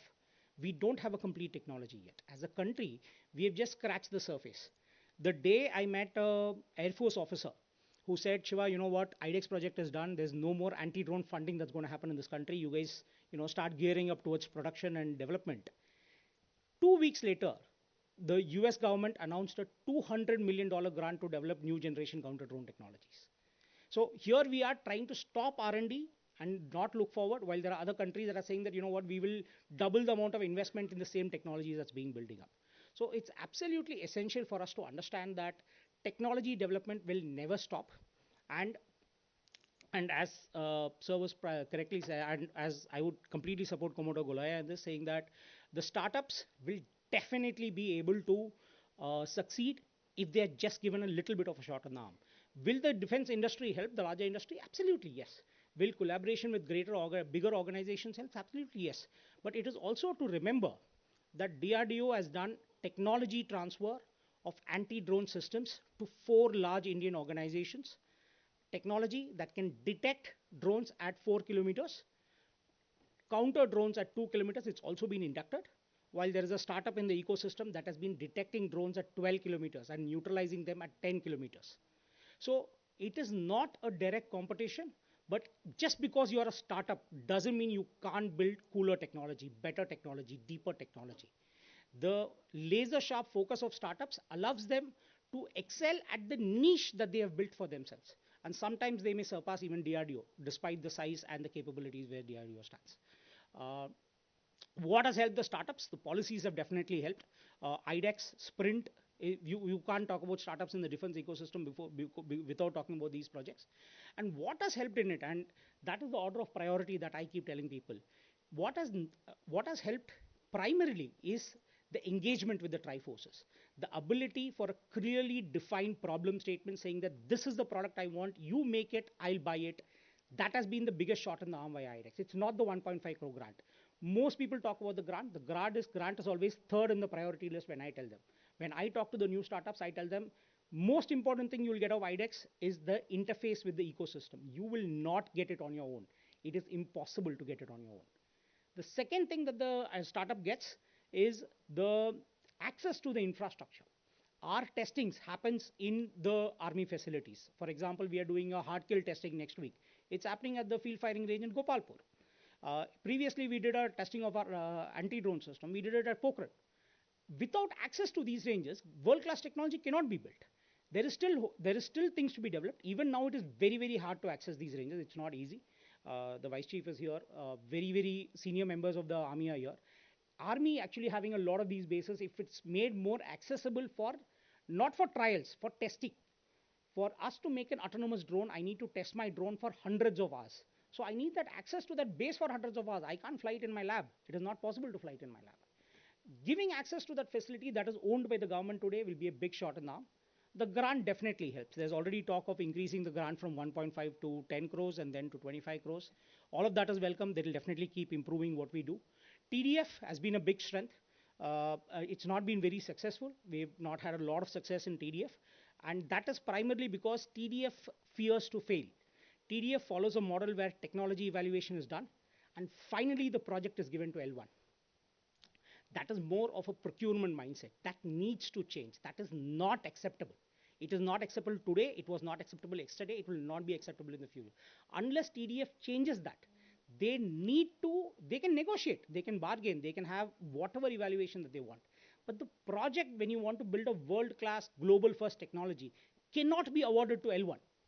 It is not an acceptable metric based on which development is done. And that is basically what IDEX changed. IDEX doesn't do L1 at all. If there are two companies that win a same project, they come with different budgets. Both of them are independently approved. They don't tell, okay, bhai, usne 2 crore diya hai, aapne 1.5 crore diya hai, we'll make him match you. That doesn't happen in IDEX. And that is one of the biggest strengths that IDEX brings to the table. Of course, now the system is opening up. There is a lot of encouragement for exports. We've been part of a lot of delegations ourselves. There's the Index X that has started off, where India and US are together funding R&D projects. I think that's a big shot for the Indian-US collaboration. What can be done ahead? I think this kind of a collaborative approach where India and US are together building technology needs to be expanded upon. There's a lot of delegates from foreign countries here. What India has definitely achieved is it has definitely achieved the ability to develop technologies on its own, make the technology move from the R&D to the production to the procurement stage. India can actually replicate this with the help of its startups in all the surrounding regions. A lot of the closer APAC countries such as Sri Lanka, Taiwan, Bangladesh, they face common threats. We face similar challenges. We face similar demographics. A lot of the idiosyncrasies that we had to deal with when we had to build products for India would be the same set of challenges that you gentlemen and ladies face when you're building products for your country. The Indian startups, having successfully built, would be a great collaborator to be able to build technologies on your own for your respective countries. And that, I think, is something that the ecosystem can facilitate. Look at a way where conversations can happen on what unique technologies are required, what is the closest fit available in the Indian ecosystem, and how is it that a hand-holding or a handshaking can happen between the countries as such. I think that's overall what I want to talk. I think I've stayed within my limit. It's been a real pleasure being here. I hope I've done justice speaking after such august speakers, and I wish you all a great time. Thank you. Thank you, Shiva. There is a point which I want to take from what Shiva made, and that is for consideration by the leadership here. You know, these facilities for trial and testing. Army has got something, Navy has got something, Air Force has got something, DRDO has got something. There is a multiplicity in that. And multiple, whether it is startups, whether it is larger industries, are applying, getting into the queue, may get the turn, may not get the turn. Can we consider, you know, an agency, something like the InSpace, which you are aware of, which they have introduced quite recently in the for the space to decide between, you know, the time frame of utilizing the services by whom and all. So what happens is, I think the existing resources are also better utilized, and I think waiting times will reduce, and all of it will end to better outcomes ultimately, you know, for the user itself. And in fact, InSpace even goes beyond into taking on the charter of what I was trying to tell you, that okay, should this particular project go the make route, or should it go the DRDO design development route? So these are, you may consider an agency which is obviously filled by people like from our ranks only, perhaps some from the others, so which decide, and this complaint of, you know, not getting the facility and all, etc., is there. See, the other point about the IDEX, I think the seamlessness of IDEX with the procurement is still a question mark which we need to deal with. And the procurement going further into the life cycle sustenance is a triple question mark which we have not yet quite dealt with as to how this side, or we take a call that okay, whatever is coming is meant for a quicker turnover, so we don't care so much about the life cycle sustenance. That's another way of looking at it, depending on what is the system that you're trying to procure. But certainly it's a point, you know, which I picked from what Shiva had to tell us. And see, finally, after all, everything that is coming back, IDEX is not a kamikaze, you know, that it'll go destroy itself, end of story. So we have to think on what we need to do. So with that, I'll throw it open for any questions from the audience. Yes.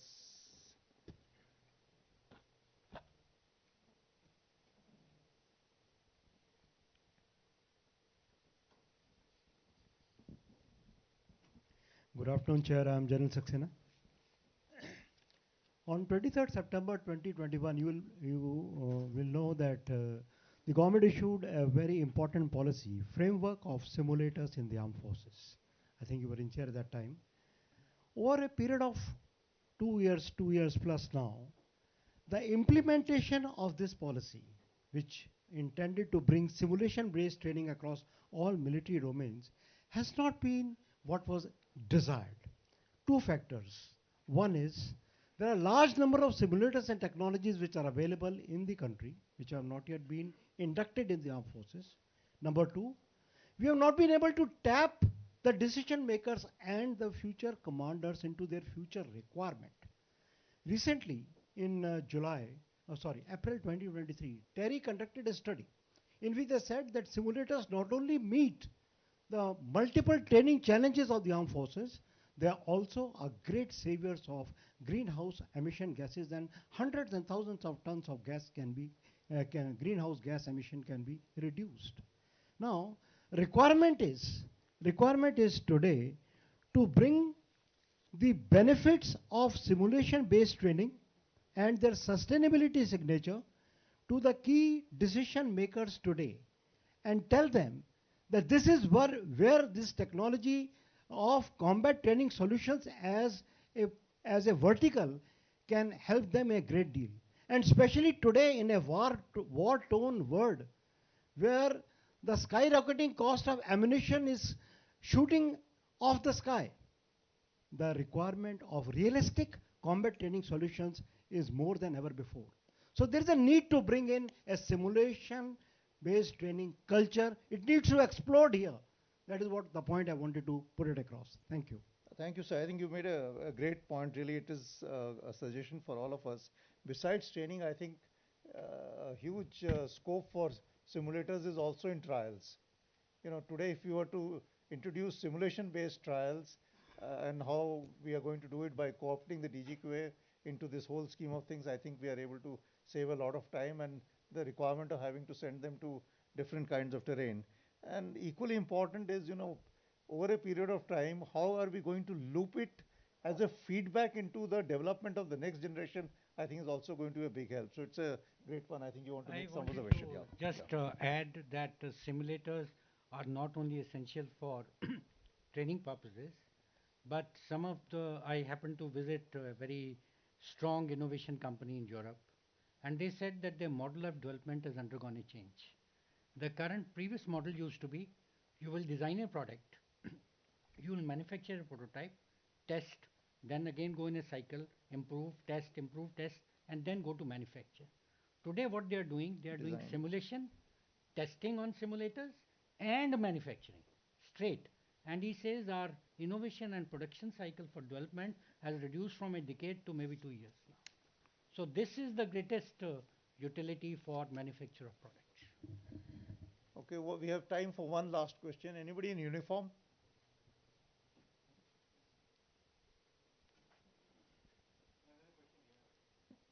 Yes, please.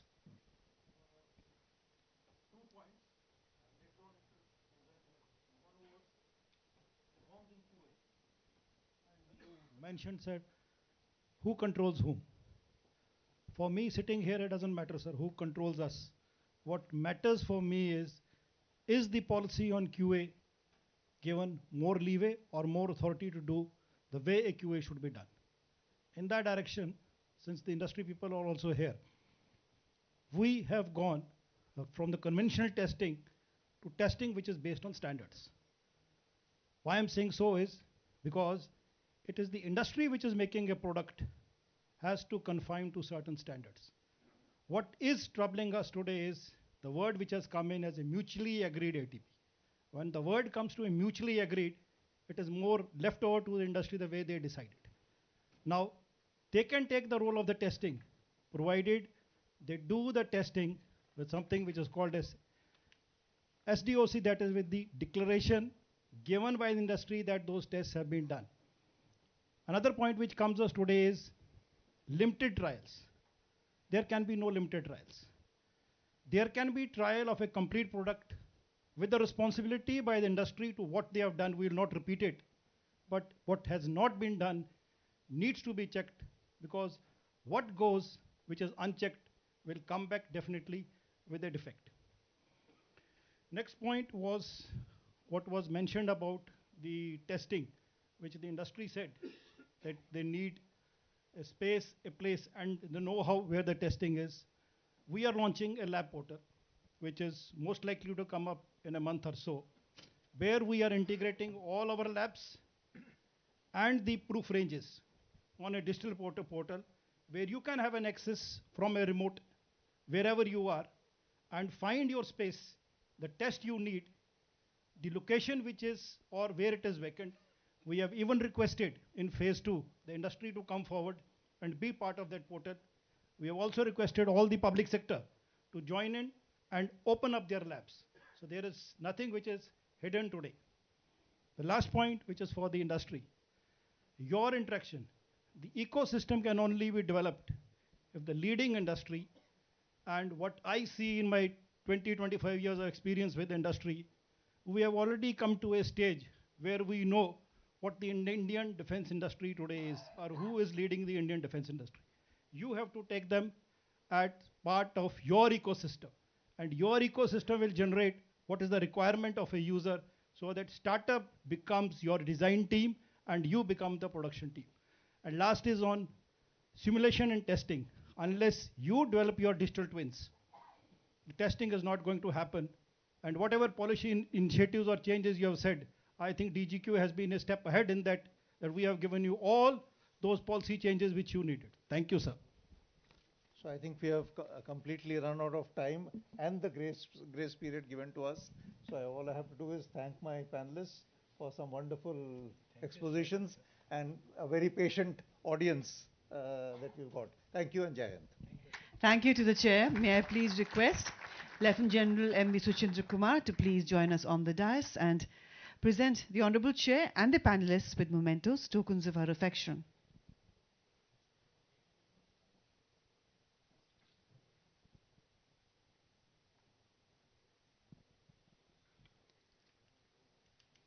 Once again, thanking the Honorable Chair of this session. Lieutenant General Dr. Subrata Saha, retired, former Deputy Chief of the Army Staff. We'd also like to thank Commodore A.P. Golaya.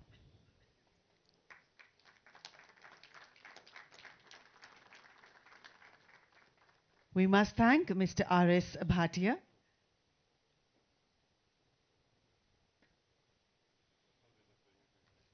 Thank you very much for your presence here this afternoon. And thank you to Dr. R. Shivaraman.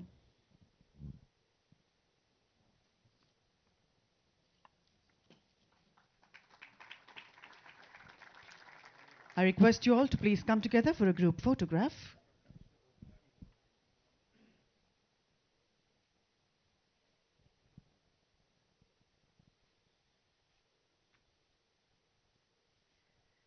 And this, ladies and gentlemen, was the session, the Indian defense industry enabling collaborative partnerships. Well, the topic itself had me at hello, the famous Jerry Maguire dialogue from the 1996 film.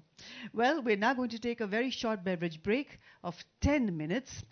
While you're all walking out, I'd like to request you all that for the subsequent session after the tea break, when we'll have Ambassador Vikram Misri with us, I request you all to please shut your mobile phones off, ladies and gentlemen. Please do not have them in on mode.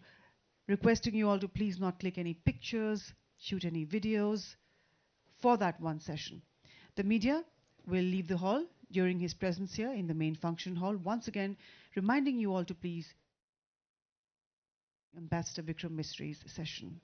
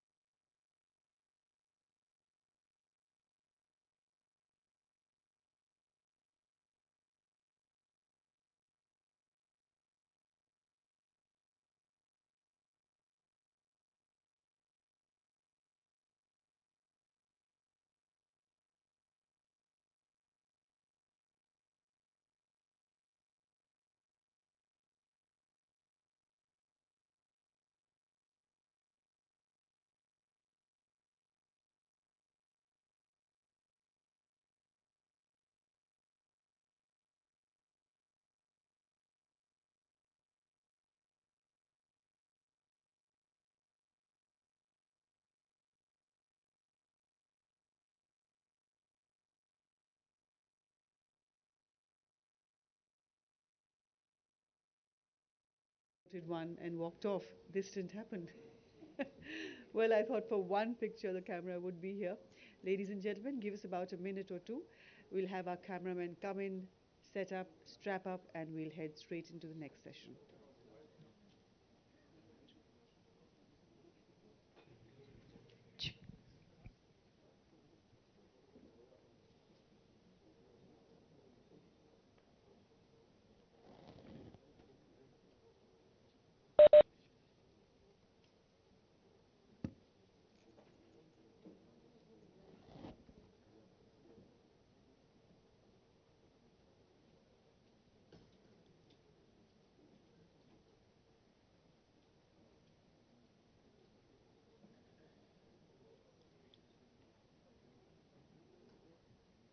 The next session, as you all would be knowing, is Comprehensive Deterrence, the India Way. In just a second or two, we shall begin.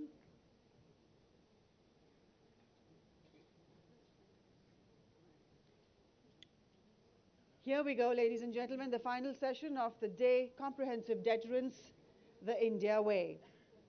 From whatever little knowledge I have of this sector, I'd like to say here that during the Cold War, deterrence was comparatively straightforward. I think all you needed was enough nuclear weapons and on-ground forces at the right positions to make sure that your enemy hesitated from acting against you. That was the bipolar world, US, Russia, more than 30 years ago. Now we live in a multipolar world. Author Ian Bremmer has described the current situation as G0, a situation where no country or bloc of countries can drive a political or economic agenda on their own. Over the years, last few decades, economic integration of the world has significantly increased, but political integration remains a distant dream. In this messy, multipolar world, how do we achieve deterrence as a nation, as a region? Let's talk, ladies and gentlemen, in this last session. May I please invite on stage Lieutenant General D.S. Huda, retired former Army Commander, Northern Command. Good evening, sir, and a very warm welcome to you. Put your hands together, everybody, ladies and gentlemen.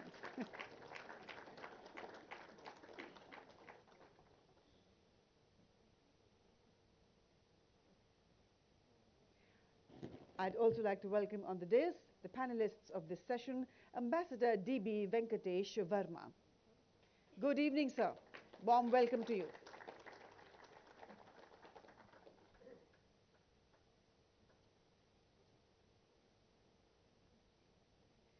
And I'd like to welcome on stage Colonel K.P.M. Das, retired.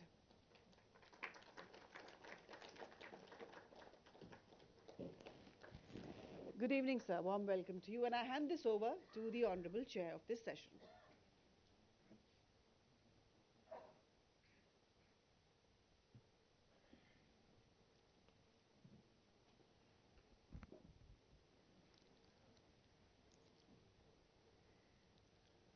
Army Chief, DG Claus, ladies and gentlemen, firstly let me thank General Rajeshwar for inviting me here, and a special thanks to his team, which has really been excellent in looking after us and hosting us. And I also compliment the audience, great stamina, great resilience. I mean, you're looking almost as fresh as you were in the morning, so my compliments to all of you. So as already been brought out, the topic is comprehensive deterrence, the Indian way. You heard a lot about, geopolitics yesterday, today about technology. You've also heard about how we need to build up our defense capability. And at this roundup session, we talk a little about strategy, to sort of round up everything that has been spoken about today. But let me start at, somewhat macro level.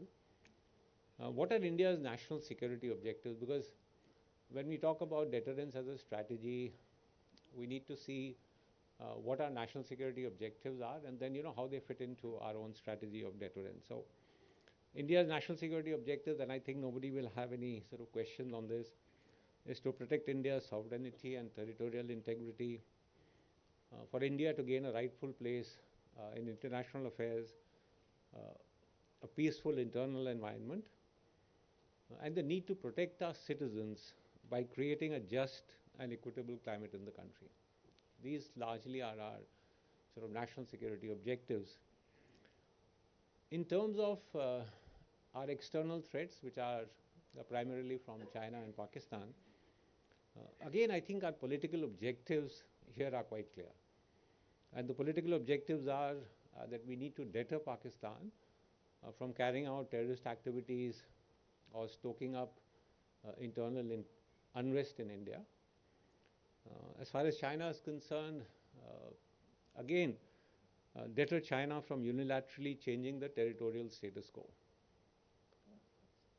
And finally, I think our political objectives are that we need to avoid the cost of a full-scale war. And so everything that you're looking at, and if you look at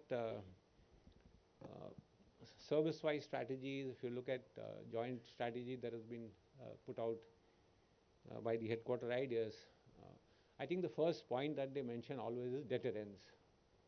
That the Indian military needs to be used for deterrence against our external adversaries. How does this deterrence come about? And it comes about as a result of a combination of military power, economic heft, diplomatic initiatives, alliances that we have, and of course, what levels of technology that are there now, because technology, how it impacts deterrence, we'll talk about it. Colonel Das is going to talk about it today. So it's a combination of a number of issues that will contribute to our policy of deterrence. What is the strategy that we have sort of followed so far? So when we look at Pakistan, our strategy largely in deterring Pakistan, particularly in the recent past, has relied mainly on the military instrument. That we need to deter Pakistan by use of military power, limited power, as we saw in few of cross-border operations that were done, in putting pressure on the Pakistan military at the line of control. In the recent past, diplomatic activity has almost sort of ceased. Economic engagement is almost sort of zero. So as I said, when we are looking at Pakistan, largely our policy of deterrence was based on use of military force. Going ahead, is this the only strategy that we should adopt? Is there a combination of diplomacy and military power that we need to use? I'll request Ambassador Verma if he could talk a little about that.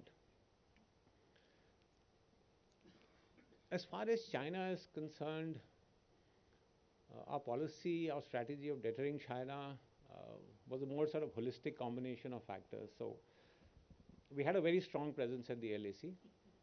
We've traditionally always had a stronger presence at the LAC than what the Chinese had on the other side. And that was to show a very strong defensive posture. It was not only at the LAC, but also a very dominant position in the Indian Ocean that we had, as far as the Indian Navy was concerned.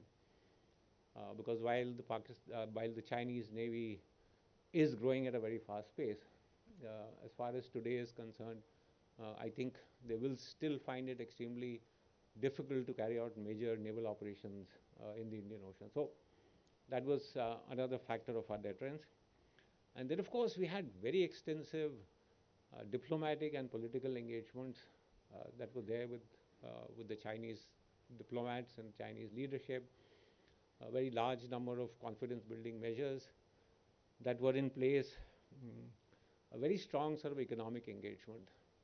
And that was what sort of kept peace along the LAC, in some ways deterred China from using military power on the LAC. I ask you whether some of that has changed after 2020.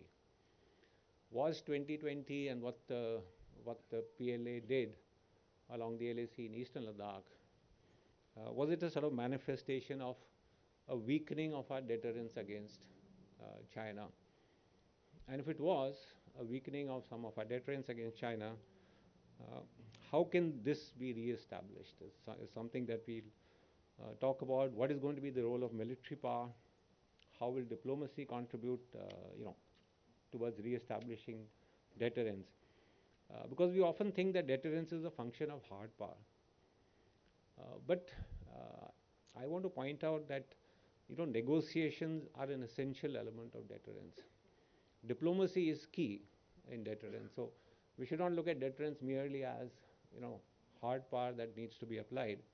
Of course, hard power is there, but diplomacy will give you outcomes which may not be ideal for both countries, but which are better than engaging in conflict. So let me quote Thomas Schelling here, his book Arms and Influence, considered a classic on deterrence theory. And he says coercion requires finding a bargain, arranging for your adversary to be better off doing what we want. And here diplomacy plays an absolutely sort of essential element. What about the role of technology? And that's what Colonel Das is going to be talking about. And when we look at the role of technology, it works both ways. So it can both enhance deterrence and it can also undermine deterrence. Look at cyber power, for example. Now, one nation might look at another and say, look, this nation has immense cyber capabilities, and so if we attack this nation, our own critical infrastructure, etc., could be at risk, and so you could say that enhances deterrence. Another nation could look at cyber power and say, look, we have this capability, attribution is difficult, let us use this in a non-kinetic way to destroy some of the infrastructure that the other country has, and we have the capability and we can do it quickly. And so in that sense, it encourages risky behavior. In that sense, it undermines deterrence. And you could look at any technology, look at hypersonics, look at artificial intelligence, and see how it can both, as I said, strengthen deterrence, it can both weaken deterrence. What is going to make a difference? Is it going to strengthen or weaken deterrence? And my own feeling is the problem will occur if technology gap between two adversaries becomes so large that it starts adversely impacting the military capability of one side. So there is this huge technology gap. It starts undermining your military capability. Then the other nation feels that, yes, I can possibly engage in conflict and possibly win. And therefore, we need to see, particularly when you're looking at China, that this technology gap, which already is quite large, doesn't become much more than this. And for that, I think we have to invest in many ways, and we'll talk about it, and Kandas is going to talk about it. But let me just sort of flag some basic fundamental figures for you. And that's expenditures on R&D. Annual Chinese expenditure on R&D is something close to $550 billion. India spends $65 billion. We have been saying since a very long time that we need to reach a figure of something like 2% of our GDP on R&D expenditure. Unfortunately, we've been consistently at less than 1% over the last decade. We are still at 0.7% today. And this gap is even much more if you look at the military R&D expenditure. So the PLA spends approximately 20% of its budget on defense R&D, something like $45 to $50 billion. We spend something like 4% of our military expenditure on R&D, which is about $3 billion. So I think somewhere we need to start looking at closing this technology gap. So with these opening remarks, I'll hand over the floor to, we have two outstanding speakers today. So may I request Ambassador Verma first, and then Colonel Das. Thank you very much.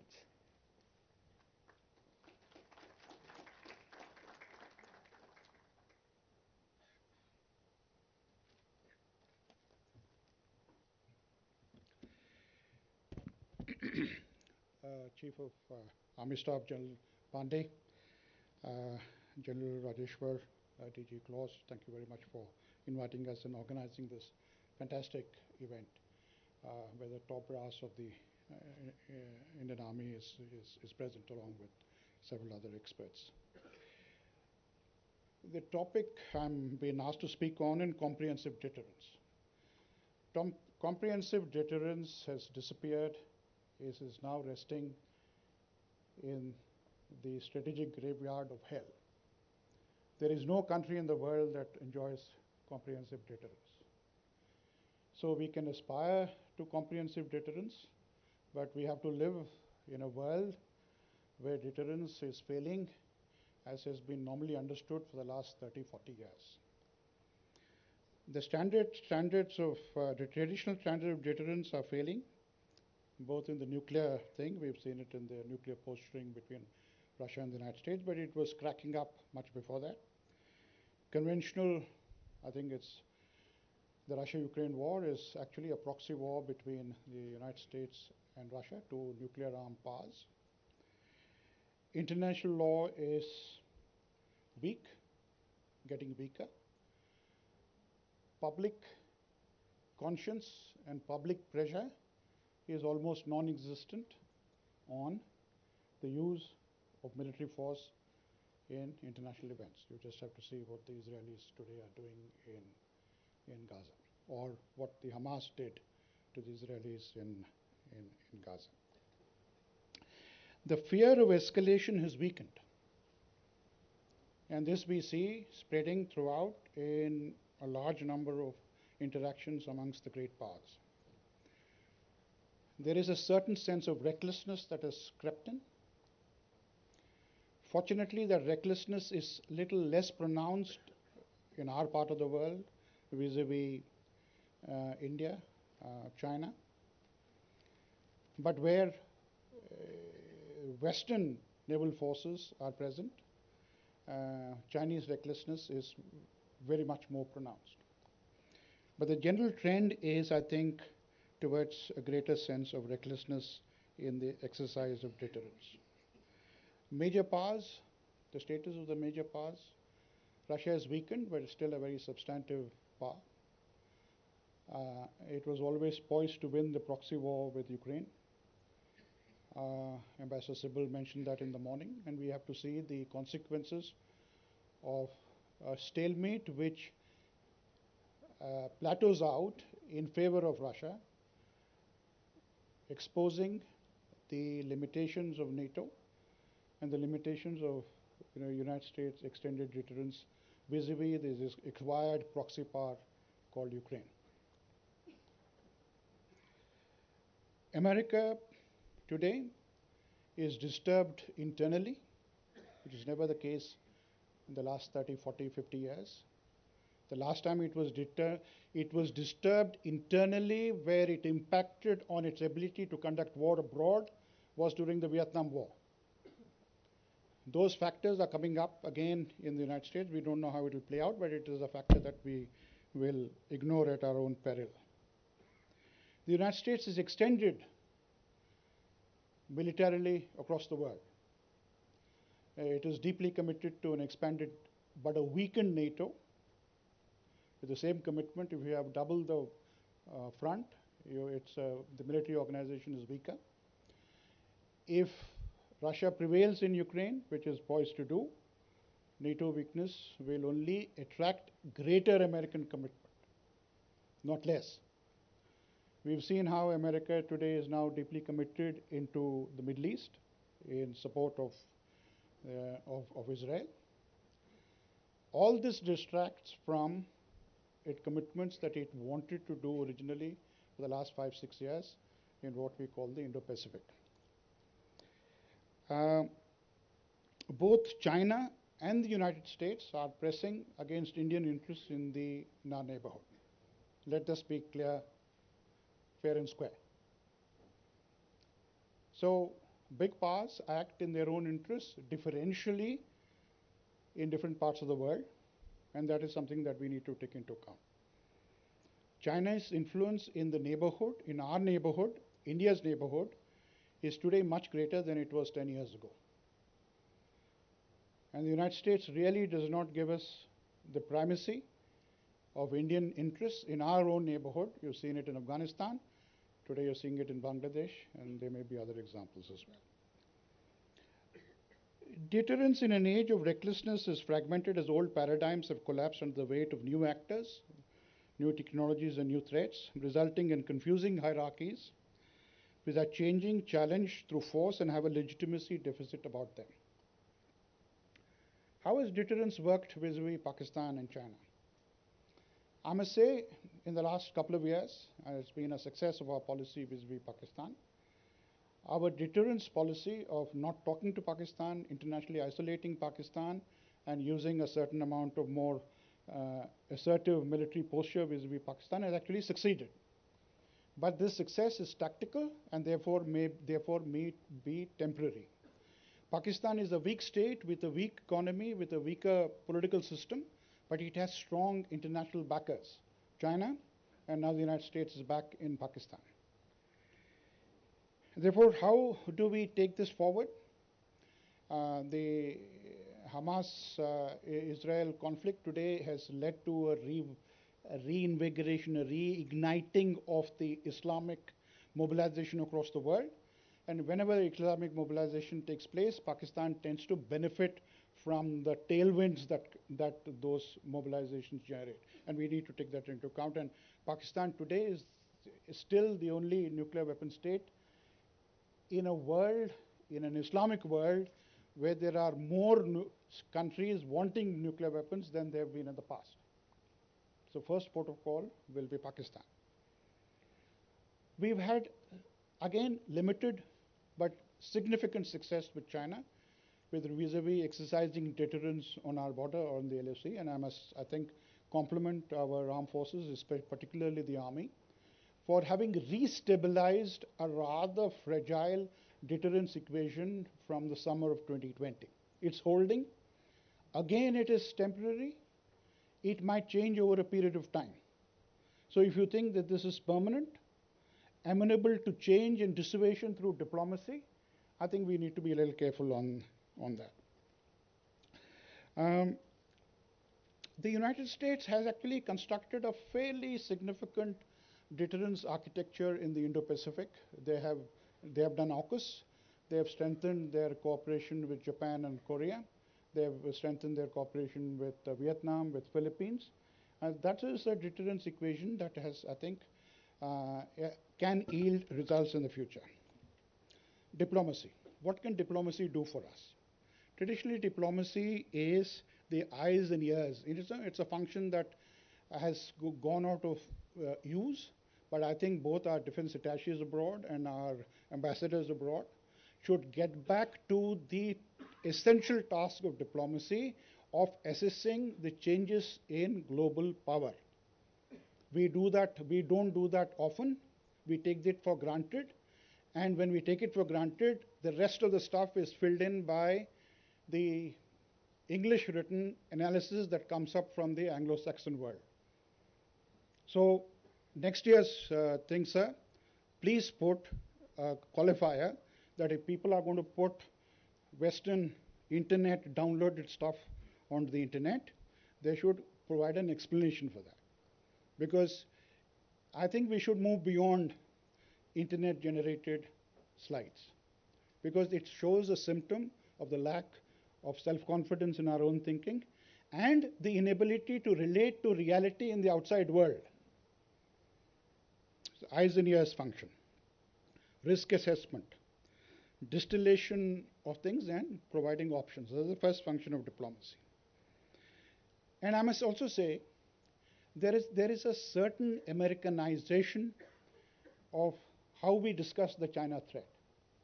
China is a multi-headed Ravan, so to speak. It is a threat in different ways to different countries. The way it is a threat to India is not exactly the same as a threat to Vietnam, nor is it a threat to the United States of America. We tend to overlook this. And we need to have a certain sophistication in our analysis of the China threat.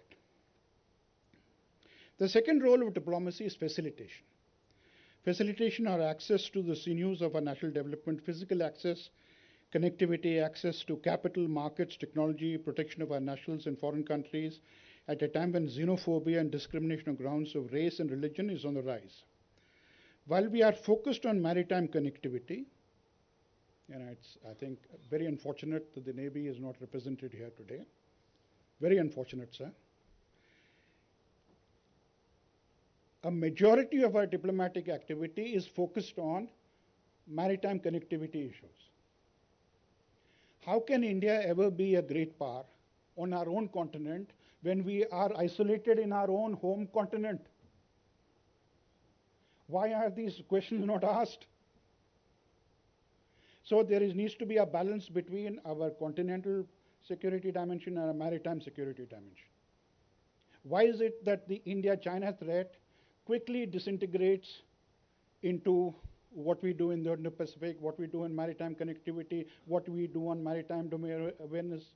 Why don't we have enough concentration on what the Chinese are doing in Central Asia, how they are undercutting everybody's interest in our own neighborhood, how they are getting territorial access, not maritime access in the Indian Ocean. We call it the Indian Ocean. We call it open and free. Open and free, is it what Dharmashala? Are we going to ask all navies of the world to come into our Indian Ocean? If it's an Indian Ocean, the Indian Navy should have the primacy in the Indian Ocean. Vikram Misri, I think, dealt with the securitization of global interdependence. I will not. The third role of diplomacy is that of the compensator of a force multiplier. I think this is important because there is a power differential between us and China. We need to take into account that we are not ready for a confrontation, headlong confrontation. So to the extent that diplomacy can avoid premature conflict, diplomacy can avoid conflict that takes us into a disadvantageous position, I think we need to use that. Diplomacy is also important for getting partnerships, international partnerships, and I think our partnership with the United States of America is vitally important in that.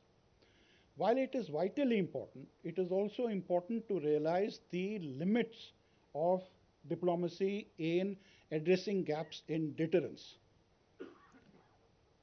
Because external balancing is important, external balancing is useful, but finally in its birth thing, it is only a supplementary factor. It can never substitute for the fact if there is a deterrence gap in real military terms with China. To summarize very quickly, let me say the following things. Next decade will be more challenging for India than the last decade. National security will be a concern of highest priority both in times of war and peace, and there will be little distinction between the two. So our armed forces will have to be prepared for a semi-permanent mobilization for conflict. This clear distinction between peace and war is. Diplomacy is important for gaining time, geopolitical space, and access to technology, but by itself cannot compensate for major deterrence gaps, which is a combination of weak military capabilities as well as domestic vulnerabilities. I think this point has also been mentioned in the morning. Gap can be reduced both by increased capabilities and reduced vulnerabilities. A military build-up is absolutely necessary. Along with military modernization, I think this government has, to its credit, has undertaken a very broad-based military modernization program. We need time to get it through in terms of its various phases, but we also need to spend more money. Military modernization with 2% of GDP is just not enough. We need to have 3% GDP. We can discuss the figures, but we need to have more. Between 1963 and 1987, India spent an average of 3% GDP. GDP defense spending also went up to 3.7%. Let us work on an average of 3% for the next 10 years, lock it into a law, and plan accordingly. There is a need for a balance between our continental maritime strategy, limits to which of the latter cannot compensate for the former. That I've said. While we've had a very good discussion this afternoon and this morning on the defense industry, I think it should not be at the expense of discussions on doctrine. Defense industry, procurement, modernization, various methods of technology incorporation is all inputs. The Chinese are not going to give us the luxury of asking us, what is the weaponry that you have procured in your last DPP, and deploy weapons accordingly on the battlefield. They will not do that. Just be assured. So let us have a discussion on doctrine. What is doctrine? Doctrine is what will empower our armed forces, both individually and the three together, to deliver the most cost-effective, the most lethal firepower on the battlefield, according to our larger strategic goals. Given the new technologies, new procurements, new build-ups, new possibilities that are there, it is guaranteed that if there is a major flare-up from China towards India, it will be a matter of strategic surprise, and it is a matter of doctrinal surprise. China will not fight the way it has fought in the past. So we have to be prepared for that. The next point is that we need to prepare for prolonged wars. Prolonged wars, in the sense peace and war, the Ukraine war has shown that where China and Pakistan may use a dual front strategy to seek a bite and hold territory, we need a mirror strategy, a bite and hold territory, that you ingress, hold territory, you bite territory and hold it. The Russians have done it in Ukraine, they have done it for 2 years. The Israelis will do it in Gaza, they will do it for probably forever. What if the Chinese do it to us? What if the Pakistanis and the Chinese do it to us together? Evolve doctrine to address an asymmetry in deterrence gap, both nuclear. Whether there's a need for changing our nuclear doctrine now, I think we should have a greater discussion, but it should be kept on the table. But nuclear assertiveness is something that is spreading all over the world. Whether a new first use doctrine is there or not, I will not answer it today, but I'll pose the question. Draw clear lines on the issue of Chinese military influence in our neighborhood. What is the red line? I would suggest to our neighbors, the red line for India, which may provoke a military intervention, is that if you provide military bases to foreign countries, particularly the Chinese, it is unacceptable. I think it is better for purposes of deterrence to say it up front, rather than have the sliding scale which happened in Ukraine, and the Russians actually got in after they ignored several warning signs of what the Americans and the British and the NATO chaps were wanting to do in Ukraine. Don't get into that. Sometimes red lines drawn very clearly prior to the actual happening actually will actually encourage good behavior. And we don't mean ill to our neighbors. We want the best of relations with our neighbors. This government has done, except for Pakistan, this government has done a lot for our neighbors. We should continue to do that. But there are certain things that we will not accept. Not in our neighborhood, not in the Indian Ocean Rim area. Access to technology is very important, but technology, as we've seen, is now deployed in wars. The Ukraine war is the 19th century, 20th century, 21st century war put together. The Israeli-Hamas conflict is the 20th and 21st century war put together. So technology is important. The United States is absolutely critical for our technology access.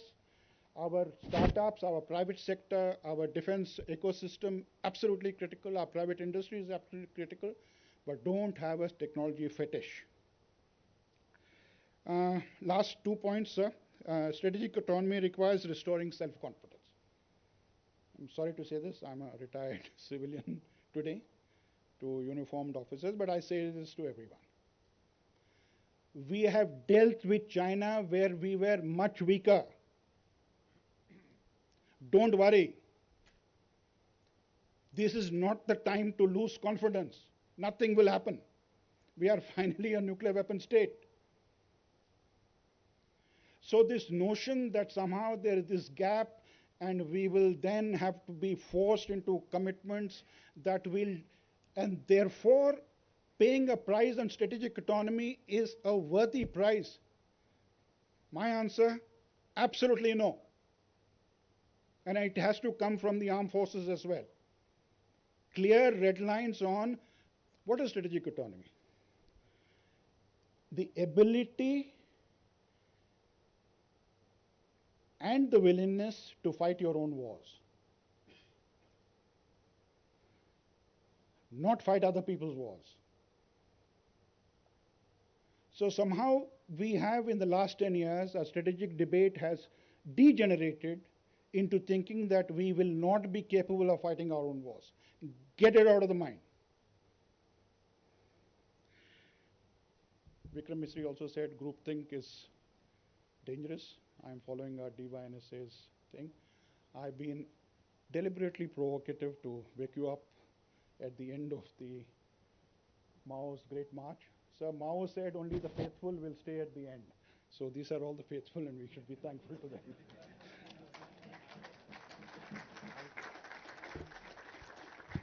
Thank you very much, Subhash. Yeah, Colonel Das, please. Yeah.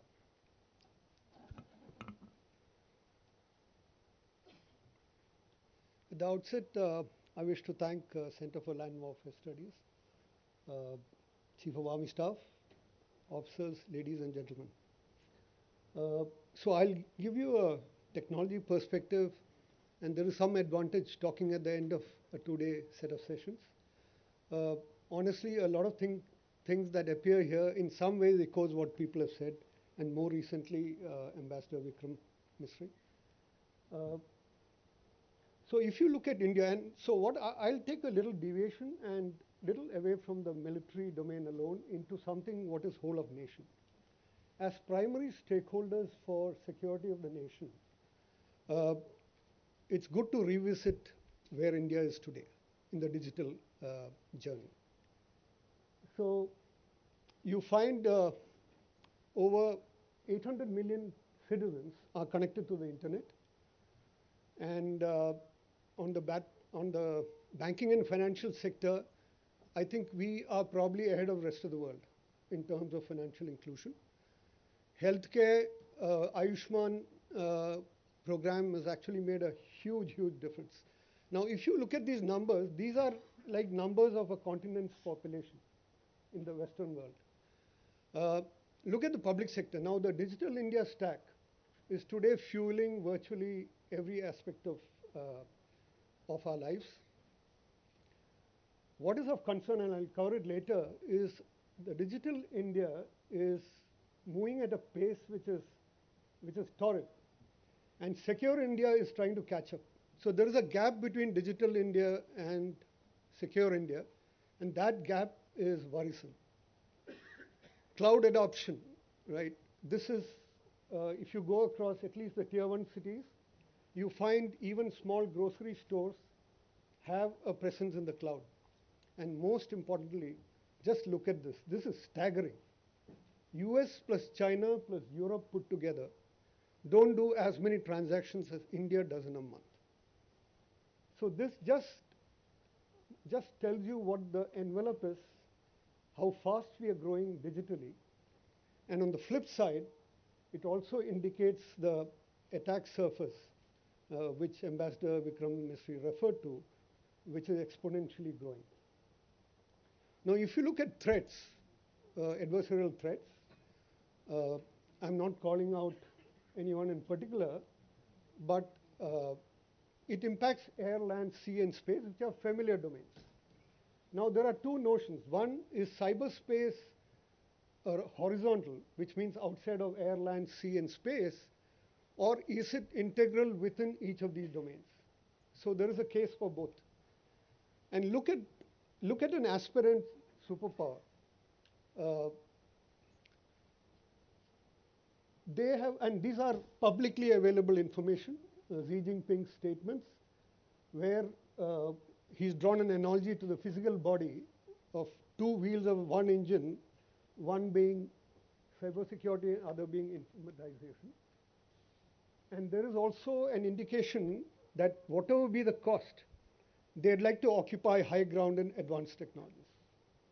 Third, there is a very nuanced definition between combat space and war space. And there is a mention in one of these commentaries by PLA that the combat space is shrinking and the war space is on the increase. And war space is something like all of conflict, whole of conflict kind of thing, which includes asymmetrical and gray warfare.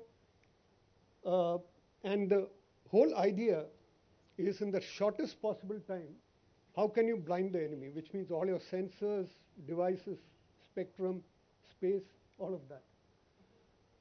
And added to that, with the reorganization of the Strategic Support Force, the SSF, the blue-eyed general is today the leader of SSF. They made a very fine difference between informatization and intelligentization, which is the later term actually includes artificial intelligence and machine learning. And it's been said more than once, utter disregard for normative consensus. This includes even laws of cyber conflict. And then you look at these threats, there is a chase for technology. Look at these. And these are numbers. They've doubled their spending on higher education. Huawei, which is supposedly a private company, which I believe is not, annual research and development budget is $22 billion. And they open another front. In the technology space, standards govern your go-to-market, your access to the market, your control of the market, how much you sell. A lot depends on the patents that you have, the IP that you have, and the standards that you create for yourself.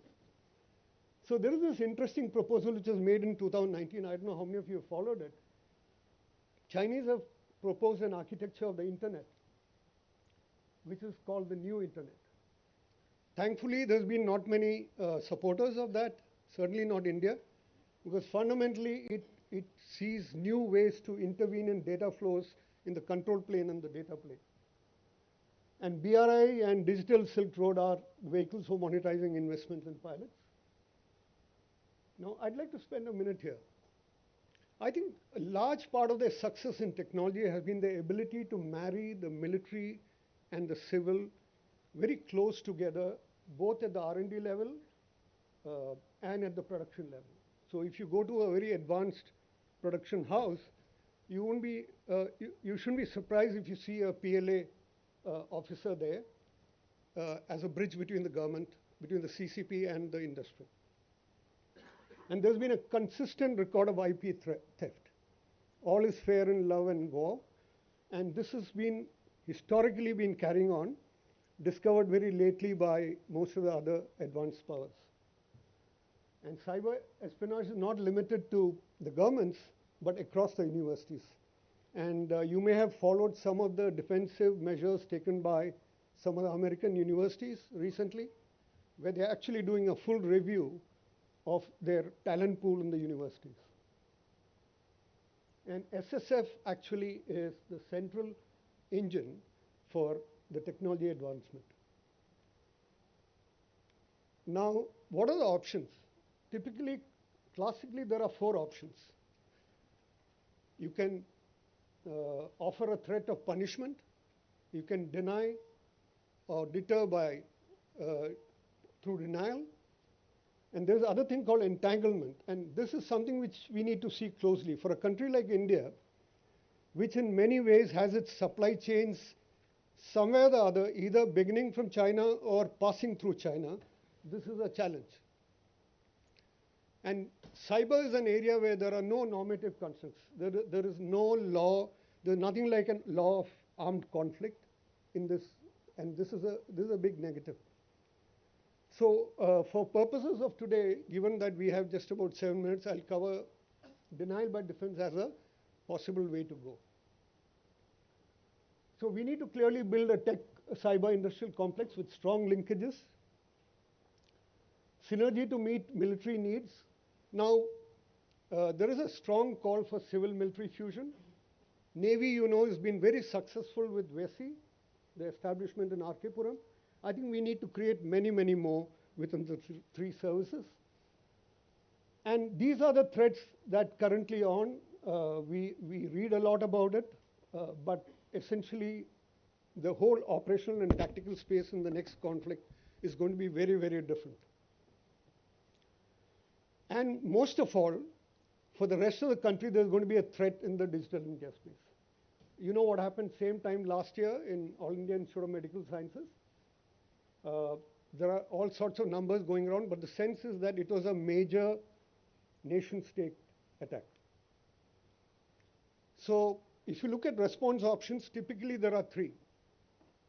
So while we are all familiar with this attack defense framework, there is this big one, and which is why it is in the dotted line here, is around exploiting that space. Unless we get our hands around these three, we really don't have a story to tell. And contrary to belief, there is no fundamental difference between attack and defense, technically. You need the same set of skills, same set of technical approaches and architectures. So these are the options that we have.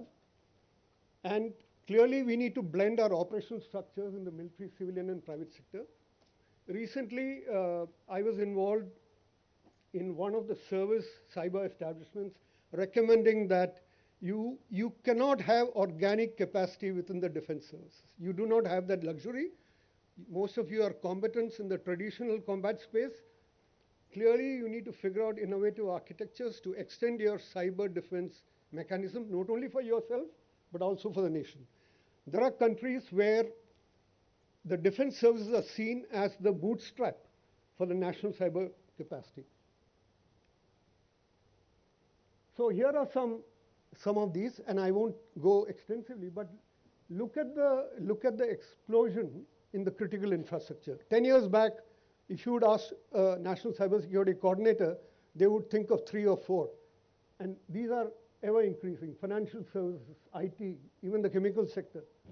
So defense of this, which today is vesting with the National Critical Infrastructure Protection Center, is one of them. The other thing, which I'll not take too long because Ambassador Vikram talked about it, is securing the supply chain. Look at this. This is just the electronic supply chain. Starting from open source right up to the Raddiwala, on the street, who's collecting your hard disks and your electronics. This is your supply chain. This is the start to finish. And the ones which are in red are actually, to my mind, the ones which should bother decision makers today, which is around hardware, manufacturing capacities, and original equipment manufacture.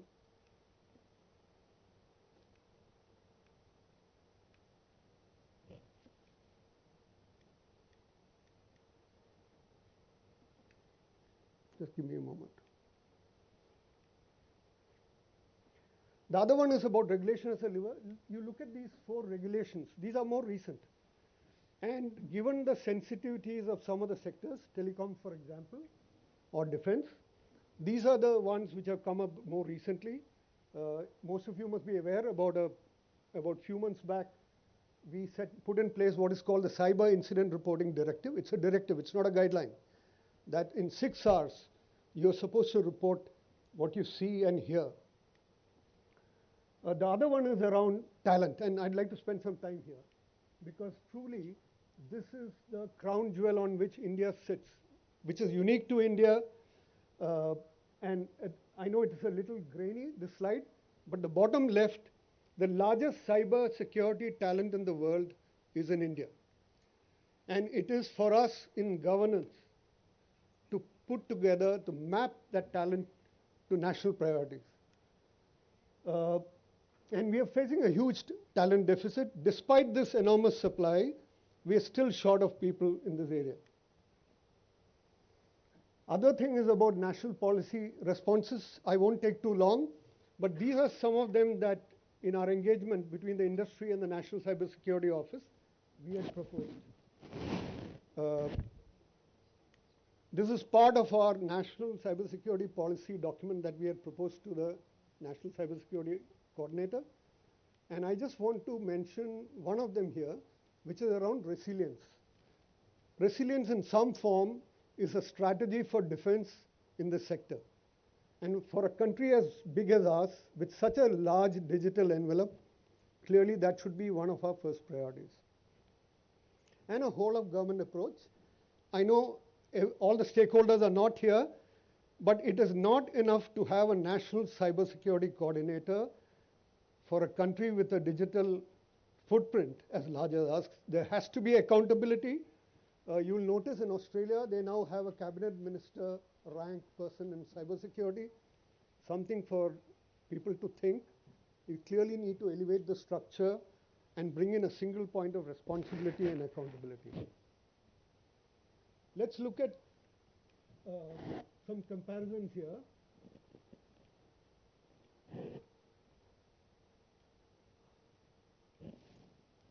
Yeah. So there are two reports that I wish to share with you. It appears dated, but this is the most recent report. This is from the ITU, International Telecommunication Union. This is more technical. And there are something like 180 odd questions that were asked by the United Nations. And these are the relative rankings. And we were quite surprised to see India at number 10 and the adversary at 20 odd, 30 odd. Yeah? But here's another report.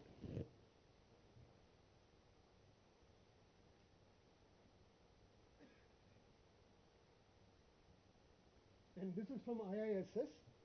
Now, if you look at this spider web, this is my own creation, my assessment of where we stand in these dimensions of cyberspace. You'll notice that in offensive cyber, this is purely subjective. I think we have a long way to go. Okay. So these are the dimensions that typically went into this classification. And if you read this report in detail, it gives out the parameters on which countries were assessed.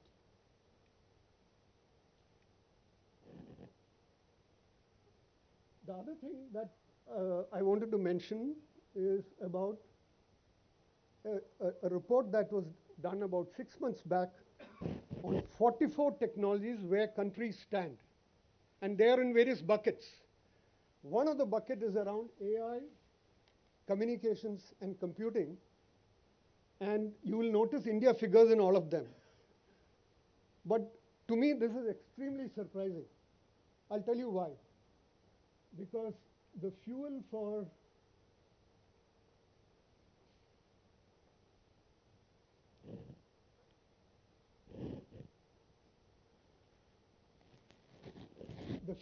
for innovation are the universities, and you'll notice there's only one Indian university in this list.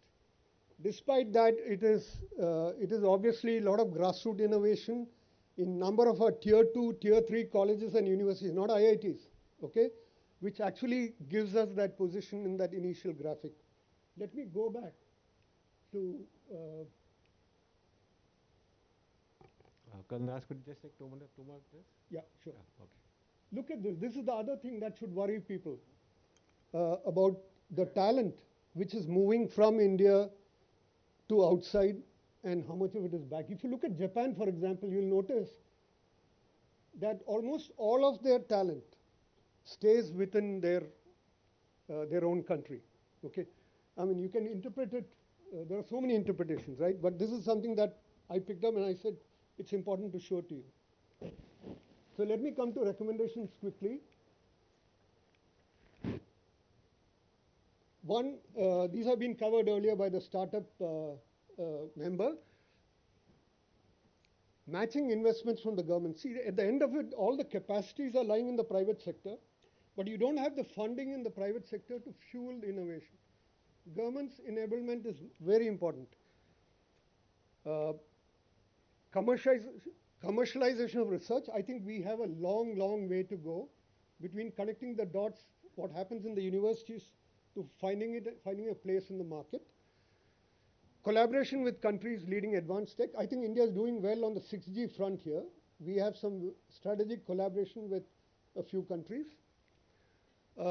Massive uptick in PhD scholarships. I think PhDs need to be funded a lot more. Currently, it is quite abysmal, really. And workforce upskilling, not as a one-time activity, but in a very iterative, cyclic manner. This brain drain has to change. It has to change because for all that talent which is leaving India, it clearly we need to have a strategic approach to retain them in India. And this is my last slide. Okay. One is friend-shoring of critical technology for strategic partners. Quad is an example, and I know Quad has got a pillar which is around collaboration between India and US, for example, in cybersecurity. We need to have a lot more friend-shoring of, technology innovation there. Divide and conquer. One country can't produce everything, can't design and develop everything. You clearly need to collaborate, form partnerships with like-minded countries, and divide and conquer the problems. Clearly, need for technical intelligence. And let's begin with OSINT. For those of you who've been following it, you find that a lot of wealth is lying in the open source intelligence and other partnerships. So what we have to offer, India is very unique. Staggering numbers of talent in this space, cybersecurity and electronics, and we need to clearly scale it up. Thank you. Look forward to questions. So thank you very much. We've had two fantastic presentations by Ambassador Verma and Kandas. I'll just pick up on 3-4 key issues that have emerged from from their talks, and also some recommendations on what I think, and because the crowd is largely Army here, and what, for example, the DG clause could do, and a few recommendations on what the Army headquarters should be doing. I think the broad sort of consensus is that the traditional paradigms of deterrence have somewhat sort of collapsed. And therefore, I think there is a need for a think tank like clause to look at this in a very holistic manner. Today, we are seeing aggressive state actors. We are seeing non-state actors. I mean, who would think, Hamas would do what it did to Israel? Technology is getting into everybody's hands. So you have terms like democratization of destruction. Anybody can, come up with the high-tech destructive device and use it. And so if these traditional paradigms are failing, then how, we are talking about gray zone warfare. How is it that we need to look at this whole paradigm of deterrence? And I would recommend that, one paper, seminar, whatever, that clause could do on just rethinking our deterrence strategy. Ambassador Verma talked about doctrine. I think it's very important. We need a doctrine. We need a joint war-fighting strategy. We still don't have. I mean, how are not only the Army, Navy, Air Force going to fight together? How are we going to integrate space? How are we going to integrate cyber into our war-fighting strategy? We keep talking about information warfare. This is a new dimension of warfare. Have we even sort of thought about how we are going to integrate all these things into our war-fighting strategy? Or are we still just looking at Army, Navy, Air Force and how they are going to... Are we looking only at conventional war fighting? What about limited fighting? I mean, I have not seen a war game being conducted on limited war, grey zone warfare, and how the military is geared up to tackle these things. What should be our response to a graded escalation, for example? A limited operation leading to certain escalation control, escalation management. These are things that we need to start looking at seriously as far as our military strategy is concerned. We have the Chinese talking about system warfare, system destruction. If that is the way they are going to fight, and as the Ambassador Verma also brought out that we need to also start looking at how the Chinese are going to fight. They are not going to fight like us. And so, what should our responses be? These are some issues, I think. On cyber deterrence, yes, we need resilience. We need a whole of nation approach. How will India respond to state attacks? If the Chinese launch a large cyber attack, who's going to develop a strategy for that? And my recommendation, it should be the military. An attack from a nation state, whether it is physical or non-physical or in the cyberspace, who primarily has to deal with the defense of India's national security? It should be the military. So the military must come out with a cyber deterrence strategy. I'm not saying to deal with things like some hackers getting in here, stealing information. But where there are large state-sponsored attacks, how are you going to respond? Are you going to respond purely in the cyber domain? Or are you going to say all instruments of our power will be used if there's a major cyber attack against India? So we need to start looking at the whole cyber sort of deterrence and how it is to be executed. And there needs to be clarity. Just as we respond to terrorist attacks on civilian targets, what happens if there's a very large infrastructure cyber attack? And we know that it's sort of linked to countries like China. How are you going to respond to that? Or do we say, no, it's not our responsibility? Or do we say cyber will only be responded to with cyber, which is also not sort of correct? So you need to bring all instruments of national power. And my final point is on technology. Technology is getting inducted at a very, very quick pace. But I would suggest to you that mere possession of technology is not enough. Oh, we have these drones, it's available to us. Look, artificial intelligence is there, it's available to us. Just because the technology is there, unless you're able to integrate it, unless you have a strategy for adopting that particular technology tool, if that strategy is not there, do you have organizational structures for that? So we keep talking about artificial intelligence. Do we have a data sort of wing or a data directorate or a data section that is looking at whether what data is coming? Is that data clean? Is that data usable? In what form it is? Unless we have all that structures in place, I mean, how are we going to use AI that we keep talking about? So let's not just get excited by technology, but see its integration will need strategies, it will need organizational structures, and it will need changes in our procurement process. You cannot start inducting sophisticated technologies the way you take 3 years, 4 years, 5 years for your procurement process. The technology is completely changed by the time it gets inducted. You need different procurement processes for inducting high technology products in the military. So I'm saying, merely saying, oh, we have this and this is available in the industry, this is available with DRDO, is not enough unless we are able to restructure, reorganize, strategize, and I dare say change our procurement processes. So I will end here. If you have some 5 minutes for questions, or we run out of time. Yeah. So we take maybe 2-3 minutes with the chief's permission. I think my question will cover more than 3 minutes. I think Ambassador Varma's intervention did more than the coffee to wake me up. I'm a soldier turned diplomat, and I fought in the Liberation War of Bangladesh, 1971. I was wounded in action.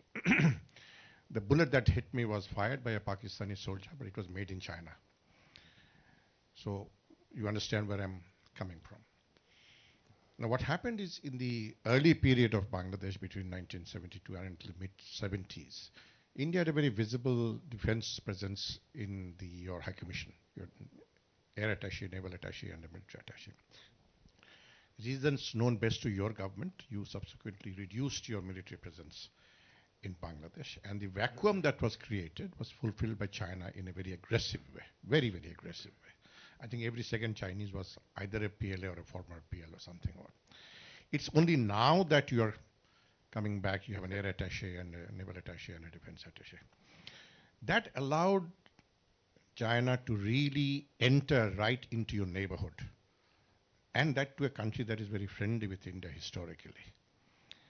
So, as a friend of India, being a freedom fighter, obviously I'm a friend of India. I felt that that was perhaps short-sighted, that okay, let us not focus too heavily on Bangladesh's defense equipment.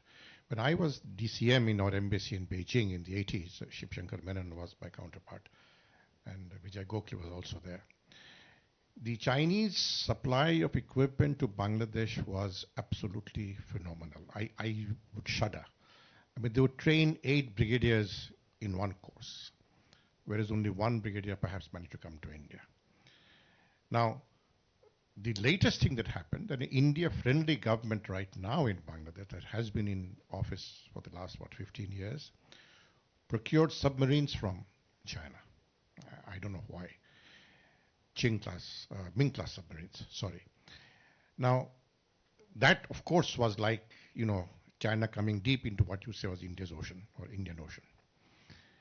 How do you now plan to rectify that? Because the argument when I asked my military officers back home that why don't you buy aircraft from India or naval craft from India, they said India doesn't produce them. They import them themselves. China produces them. And I think this I come back to your point that if it is an Indian Ocean, it is not India's ocean, it is Indian Ocean. China has intruded deeply into it. If you look at Sri Lanka, you look at Myanmar, and of course Bangladesh. So I think now it's really serious time for policy planners and makers in India to look at how can India make absolutely a major change in the military cooperation between Bangladesh and India. In the 52 years of our existence, only one Indian defense minister visited Bangladesh, whereas 6 Chinese defense ministers had visited Bangladesh. Just a food for thought, sir.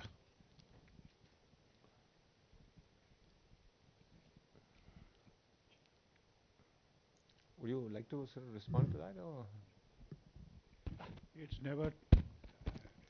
never too late to learn.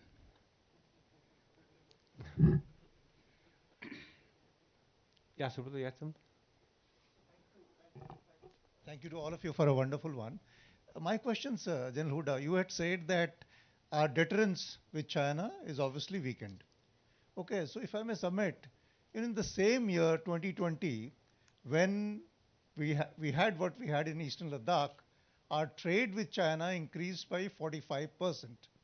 So my question to you, Ambassador Venkatesh Verma, sir, is how are we going to manage this contradiction, in our relationship with China? We don't see a great clarity there. Yeah, I think our diplomats do the disservice to the country of telling our country how the world really runs. There are issues that you cannot fully control. There are certain issues that you should 100% control. So that clarity has to come in our own mind. Trade is not an act of friendship. We should get it out of our mind. You're not doing someone a favor by trading with someone. It's not an act of friendship. Provided the terms of trade are either fair or or to your advantage. You go to the 60 odd airports in our country, all the, aero bridges that are called, half of them are from China. Why? GMR thinks it's cheaper to get it from China than from Jindal, right? So nobody is doing anybody a favor. However, there are certain core interests that we should be firstly clear in our own mind, not let that slip, and then take it forward. India became independent in 1947. The big mistake we made in our economic development in the early years of our independence was not to trade with the most powerful economy in the world, which is the United States of America. Today we saw Dr. Virmani put up the slides in the morning. India and China are like this. These are the only 2 countries still going up. All the other countries are going, America is somewhere in between. It is not in our interest not to trade with China, which is the most powerful economy in the world, and pay an economic cost because we have a military deficiency gap on our border. Fill the military deficiency gap in our border, we will not have a problem in trading with China. The question that you asked will not be asked. We cannot compensate for our military gap on the border by saying we'll stop TikTok, we will not trade. That is no answer. That's a temporary answer, which we have presently done. It's not a permanent answer. There are 4 big economies in the world: the United States of America, the European Union, China, and ASEAN and Japan, and all put together. If we trade with all 4, our economy will run on 4 cylinders. If we trade with 3, it'll run on 3. If we trade with 2, it'll run on 2. 4 cylinders runs faster than 2 cylinders. So let us be clear on the instruments of statecraft. That is why I said we need to spend more on defense. There is, in my view, and I say this openly, I'm not connected with anyone, this 2% block that we have got on defense is unsustainable. And pensions and Agniveer is only a small part of the problem. We need more men, we need more procurement, we need more infrastructure, we need more defense aid, we need more facilities for our forces, we need more forward bases. All this costs money. Let us plan a 10-year plan. Let Parliament pass a law saying that inflation and budget deficit pe to law hai. All good economies of the world have good laws saying that your deficit should not be more than 3% or 4%. Let's have a law saying that government will spend a minimum of guaranteed 3% GDP. More or less, we can negotiate per year. 3% GDP. The armed forces know this is the money that is going to come. Not negotiate every year. Then the armed forces, then the supply chain. We had this discussion in the morning on the supply chain. What is industry saying? There's so much of talent, there's so much of potential. We don't know the next step. We will be able to solve that. Ambassador, we run out of time. So thank you very much. We've run out of time. Very impassioned statements by Ambassador, which was, as Ambassador was saying, woke up everybody. So thank you all very much, and we now. Thank you to the Honourable Chair for chairing this session. We'd like to present all of you with mementos. May I please once again request Vice Chief of Army Staff to present the mementos. Many thanks to Lieutenant General D.S. Huda, retired former Army Commander, Northern Command.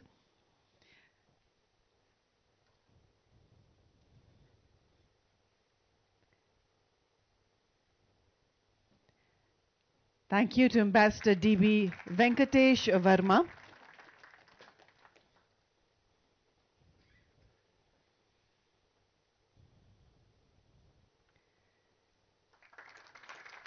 And thank you to Colonel KPM Das.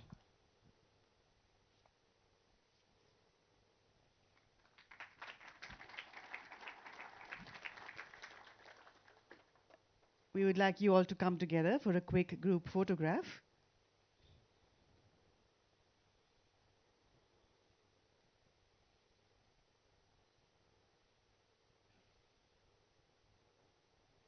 Thank you all. And that, ladies and gentlemen, brings us to the end of sessions at the Chanakya Defense Dialogue. If you thought what I thought fantastic, put your hands together, everyone. For all the chairs, all the speakers, and the entire team behind this defense dialogue. May I please invite on stage the Chief of the Army Staff, General Manoj Pandey, for rendering the closing address of the first edition of the Chanakya Defense Dialogue. Please, sir.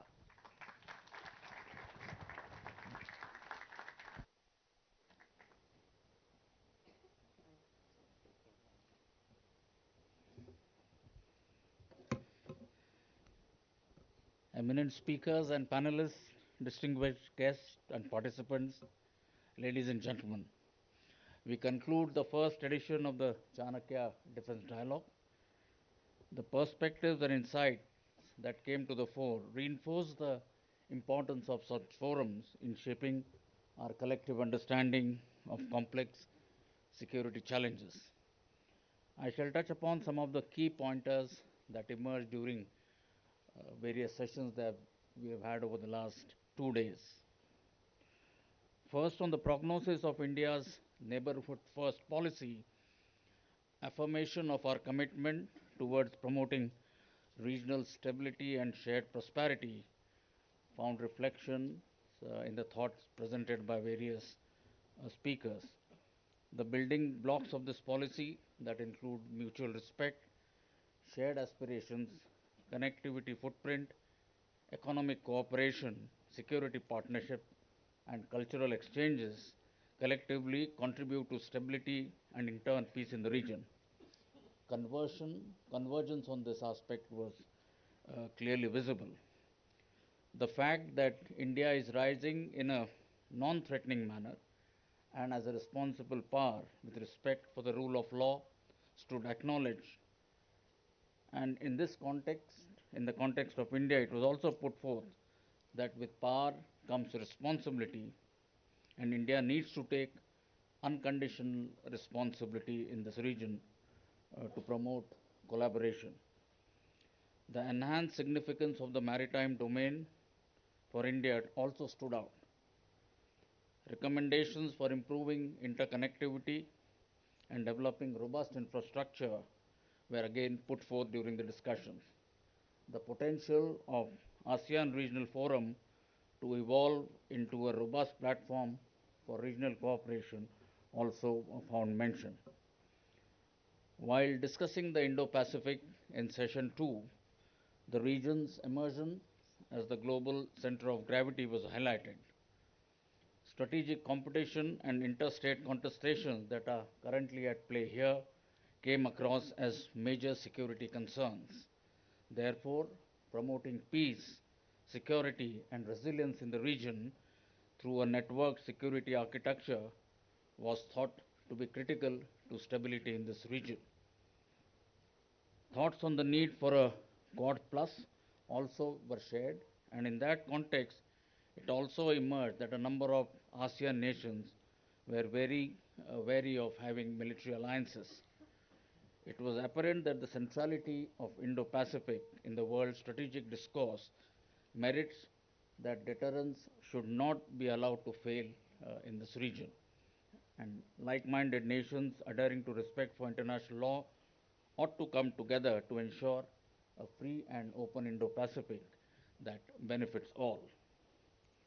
In the third session on the theme of collaborative partnerships for security, it was evident that the canvas of global security is too complex, with not only the traditional contestations but increasing threats manifesting in non-traditional domains as well. The need to mitigate vulnerability of nations to debt traps by providing viable alternatives also figured. Partnerships among like-minded nations to achieve regional stability through military balance as well as address transnational threats emerged as an imperative.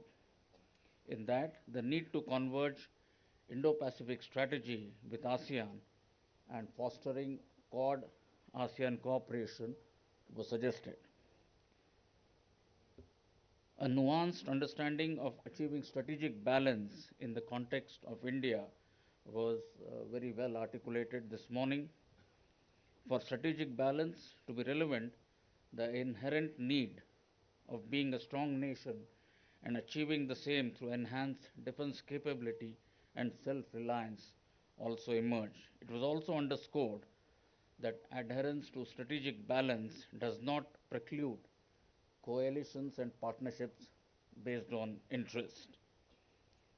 The perspectives presented during the fourth session on impact of emerging technologies such as artificial intelligence on defense and security highlighted as to how the permeation of defense or disruptive technologies into the military domain has resulted in the changing character of modern wars and how they have undergone these profound changes, and consequently how the battle spaces have become more lethal, more complex, and more contested also got discussed.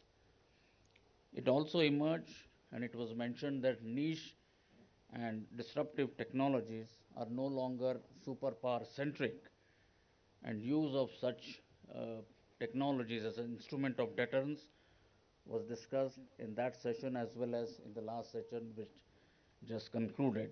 There was also a mention there of as to how these technologies need to be used in a responsible manner.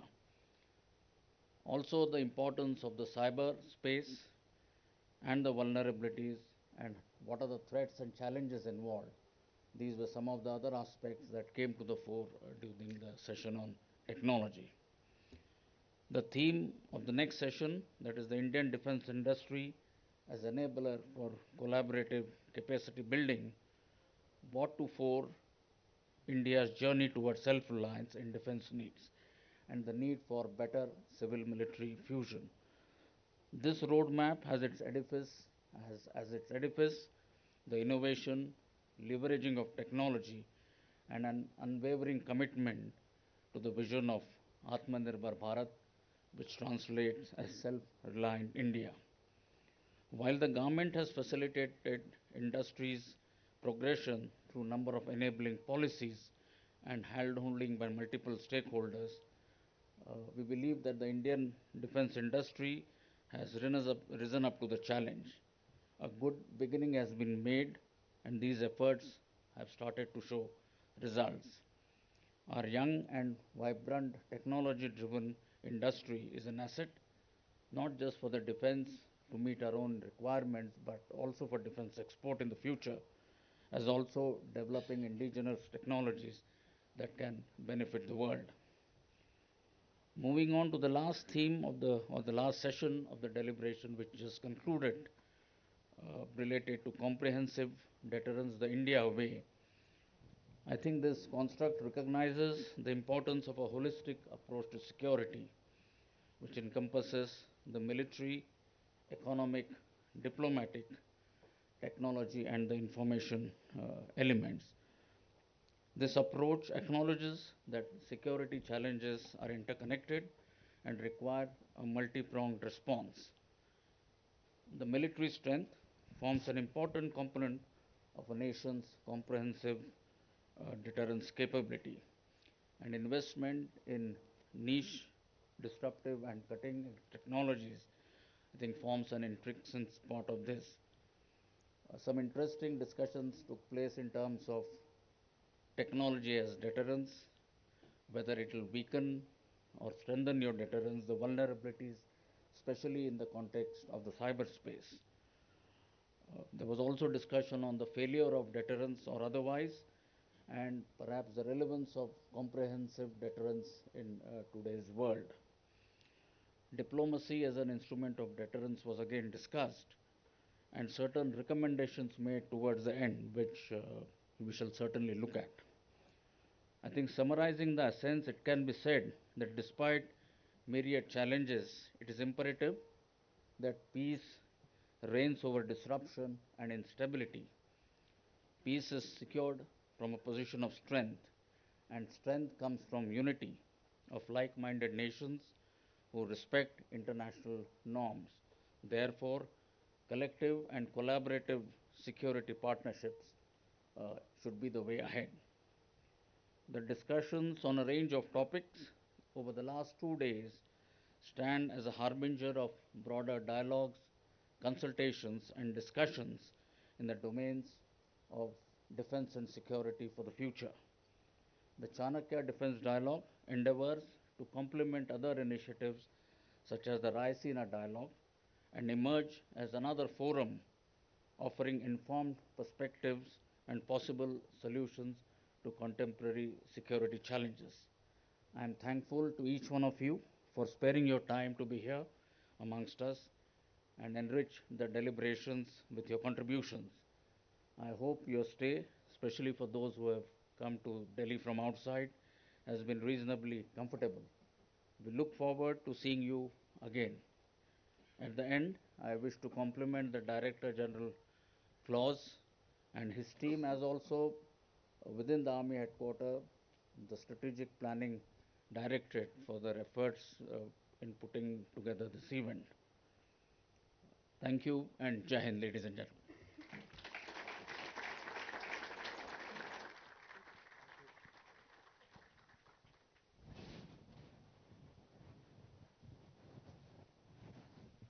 Indeed, sir, peace comes from a place of strength. Ladies and gentlemen, the closing address. May I now please request Lieutenant General M.V. Suchindra Kumar, AVSM, YASM and BAR, VSM, the Vice Chief of Army Staff, to please render the vote of thanks.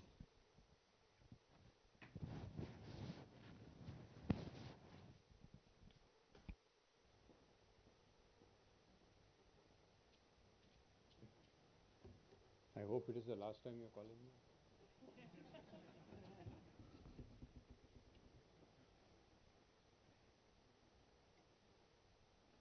Chief of the Army Staff, General Manoj Pandey, DG Claus, Lieutenant General P.S. Rajeshwar, my colleagues in uniform, senior veterans, panelists, participants, and distinguished guests, friends from the media, ladies and gentlemen.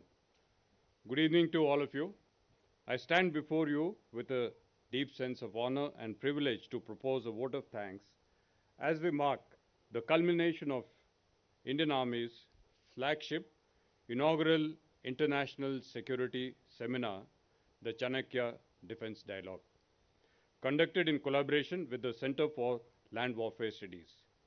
Over the course of the past 2 days, we have witnessed a convergence of brilliant minds, strategic thinkers, and experts from various fields who have graced this platform and made this seminar an enriching and empowering experience for all of us.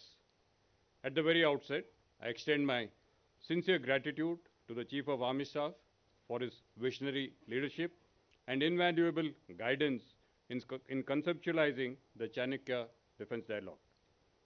His unwavering commitment to foster insightful discussions for promoting national security has been instrumental in shaping this event. I would also like to place on record my appreciation for General Rajeshwar, DG Claus, and his team for their dedication in flawlessly putting together this remarkable flagship event. The Chanakya Defense Dialogue was meticulously planned and executed and provided a platform for meaningful discussions and insights into some of the most pressing and pertinent issues concerning security with focus on South Asia and Indo-Pacific region. This endeavor, comprising of 6 thought-provoking sessions, has been nothing short of an intellectual extravaganza for all of us present here. Each session was infused with a wealth of knowledge for which we are immensely grateful to the distinguished panelists and experts who took out time out of their busy schedule to share their valuable insights and wisdom. Your contributions have been invaluable and deeply appreciated. I would also like to express our thanks to the moderators who skillfully steered the discussions and ensured that we delved into each topic with the depth it deserved. Your tact in maintaining the flow and order of the sessions was truly commendable. I take this opportunity to also express our appreciation to the MC, Ms. Geetika Ganjudhar, who livened up the entire event and kept us connected throughout, moving from one session to the other. We cannot forget the people who worked behind the scenes, to include the organizing committee led by the Deputy Chief of Army Staff Strategy, volunteers and support staff who worked tirelessly to ensure the seamless execution of this dialogue. Your dedication and hard work did not go unnoticed, and we are grateful to you all. The Chanakya Defense Dialogue 2023 has been a remarkable journey of knowledge, sharing, and collective enlightenment. As we move forward, let the insights gained during these 2 days continue to shape our understanding of defense and security calculus and chart a way ahead for safer and secure future. All the valuable suggestions that have come our way will be critically examined. Our thanks once again to each and every one of you for making this seminar a resounding success. Your active participation is deeply appreciated, and your valuable contributions have truly made a difference. Thank you, and Jai Hind.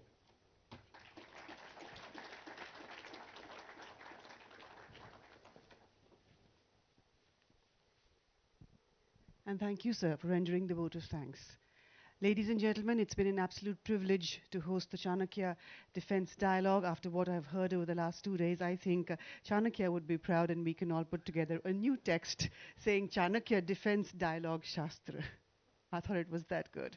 Thank you very much, everybody. This is a great idea whose time has come. It's been a privilege. Geetika Ganjudhar saying namaste. Jai Hind. We'll see you in the next edition.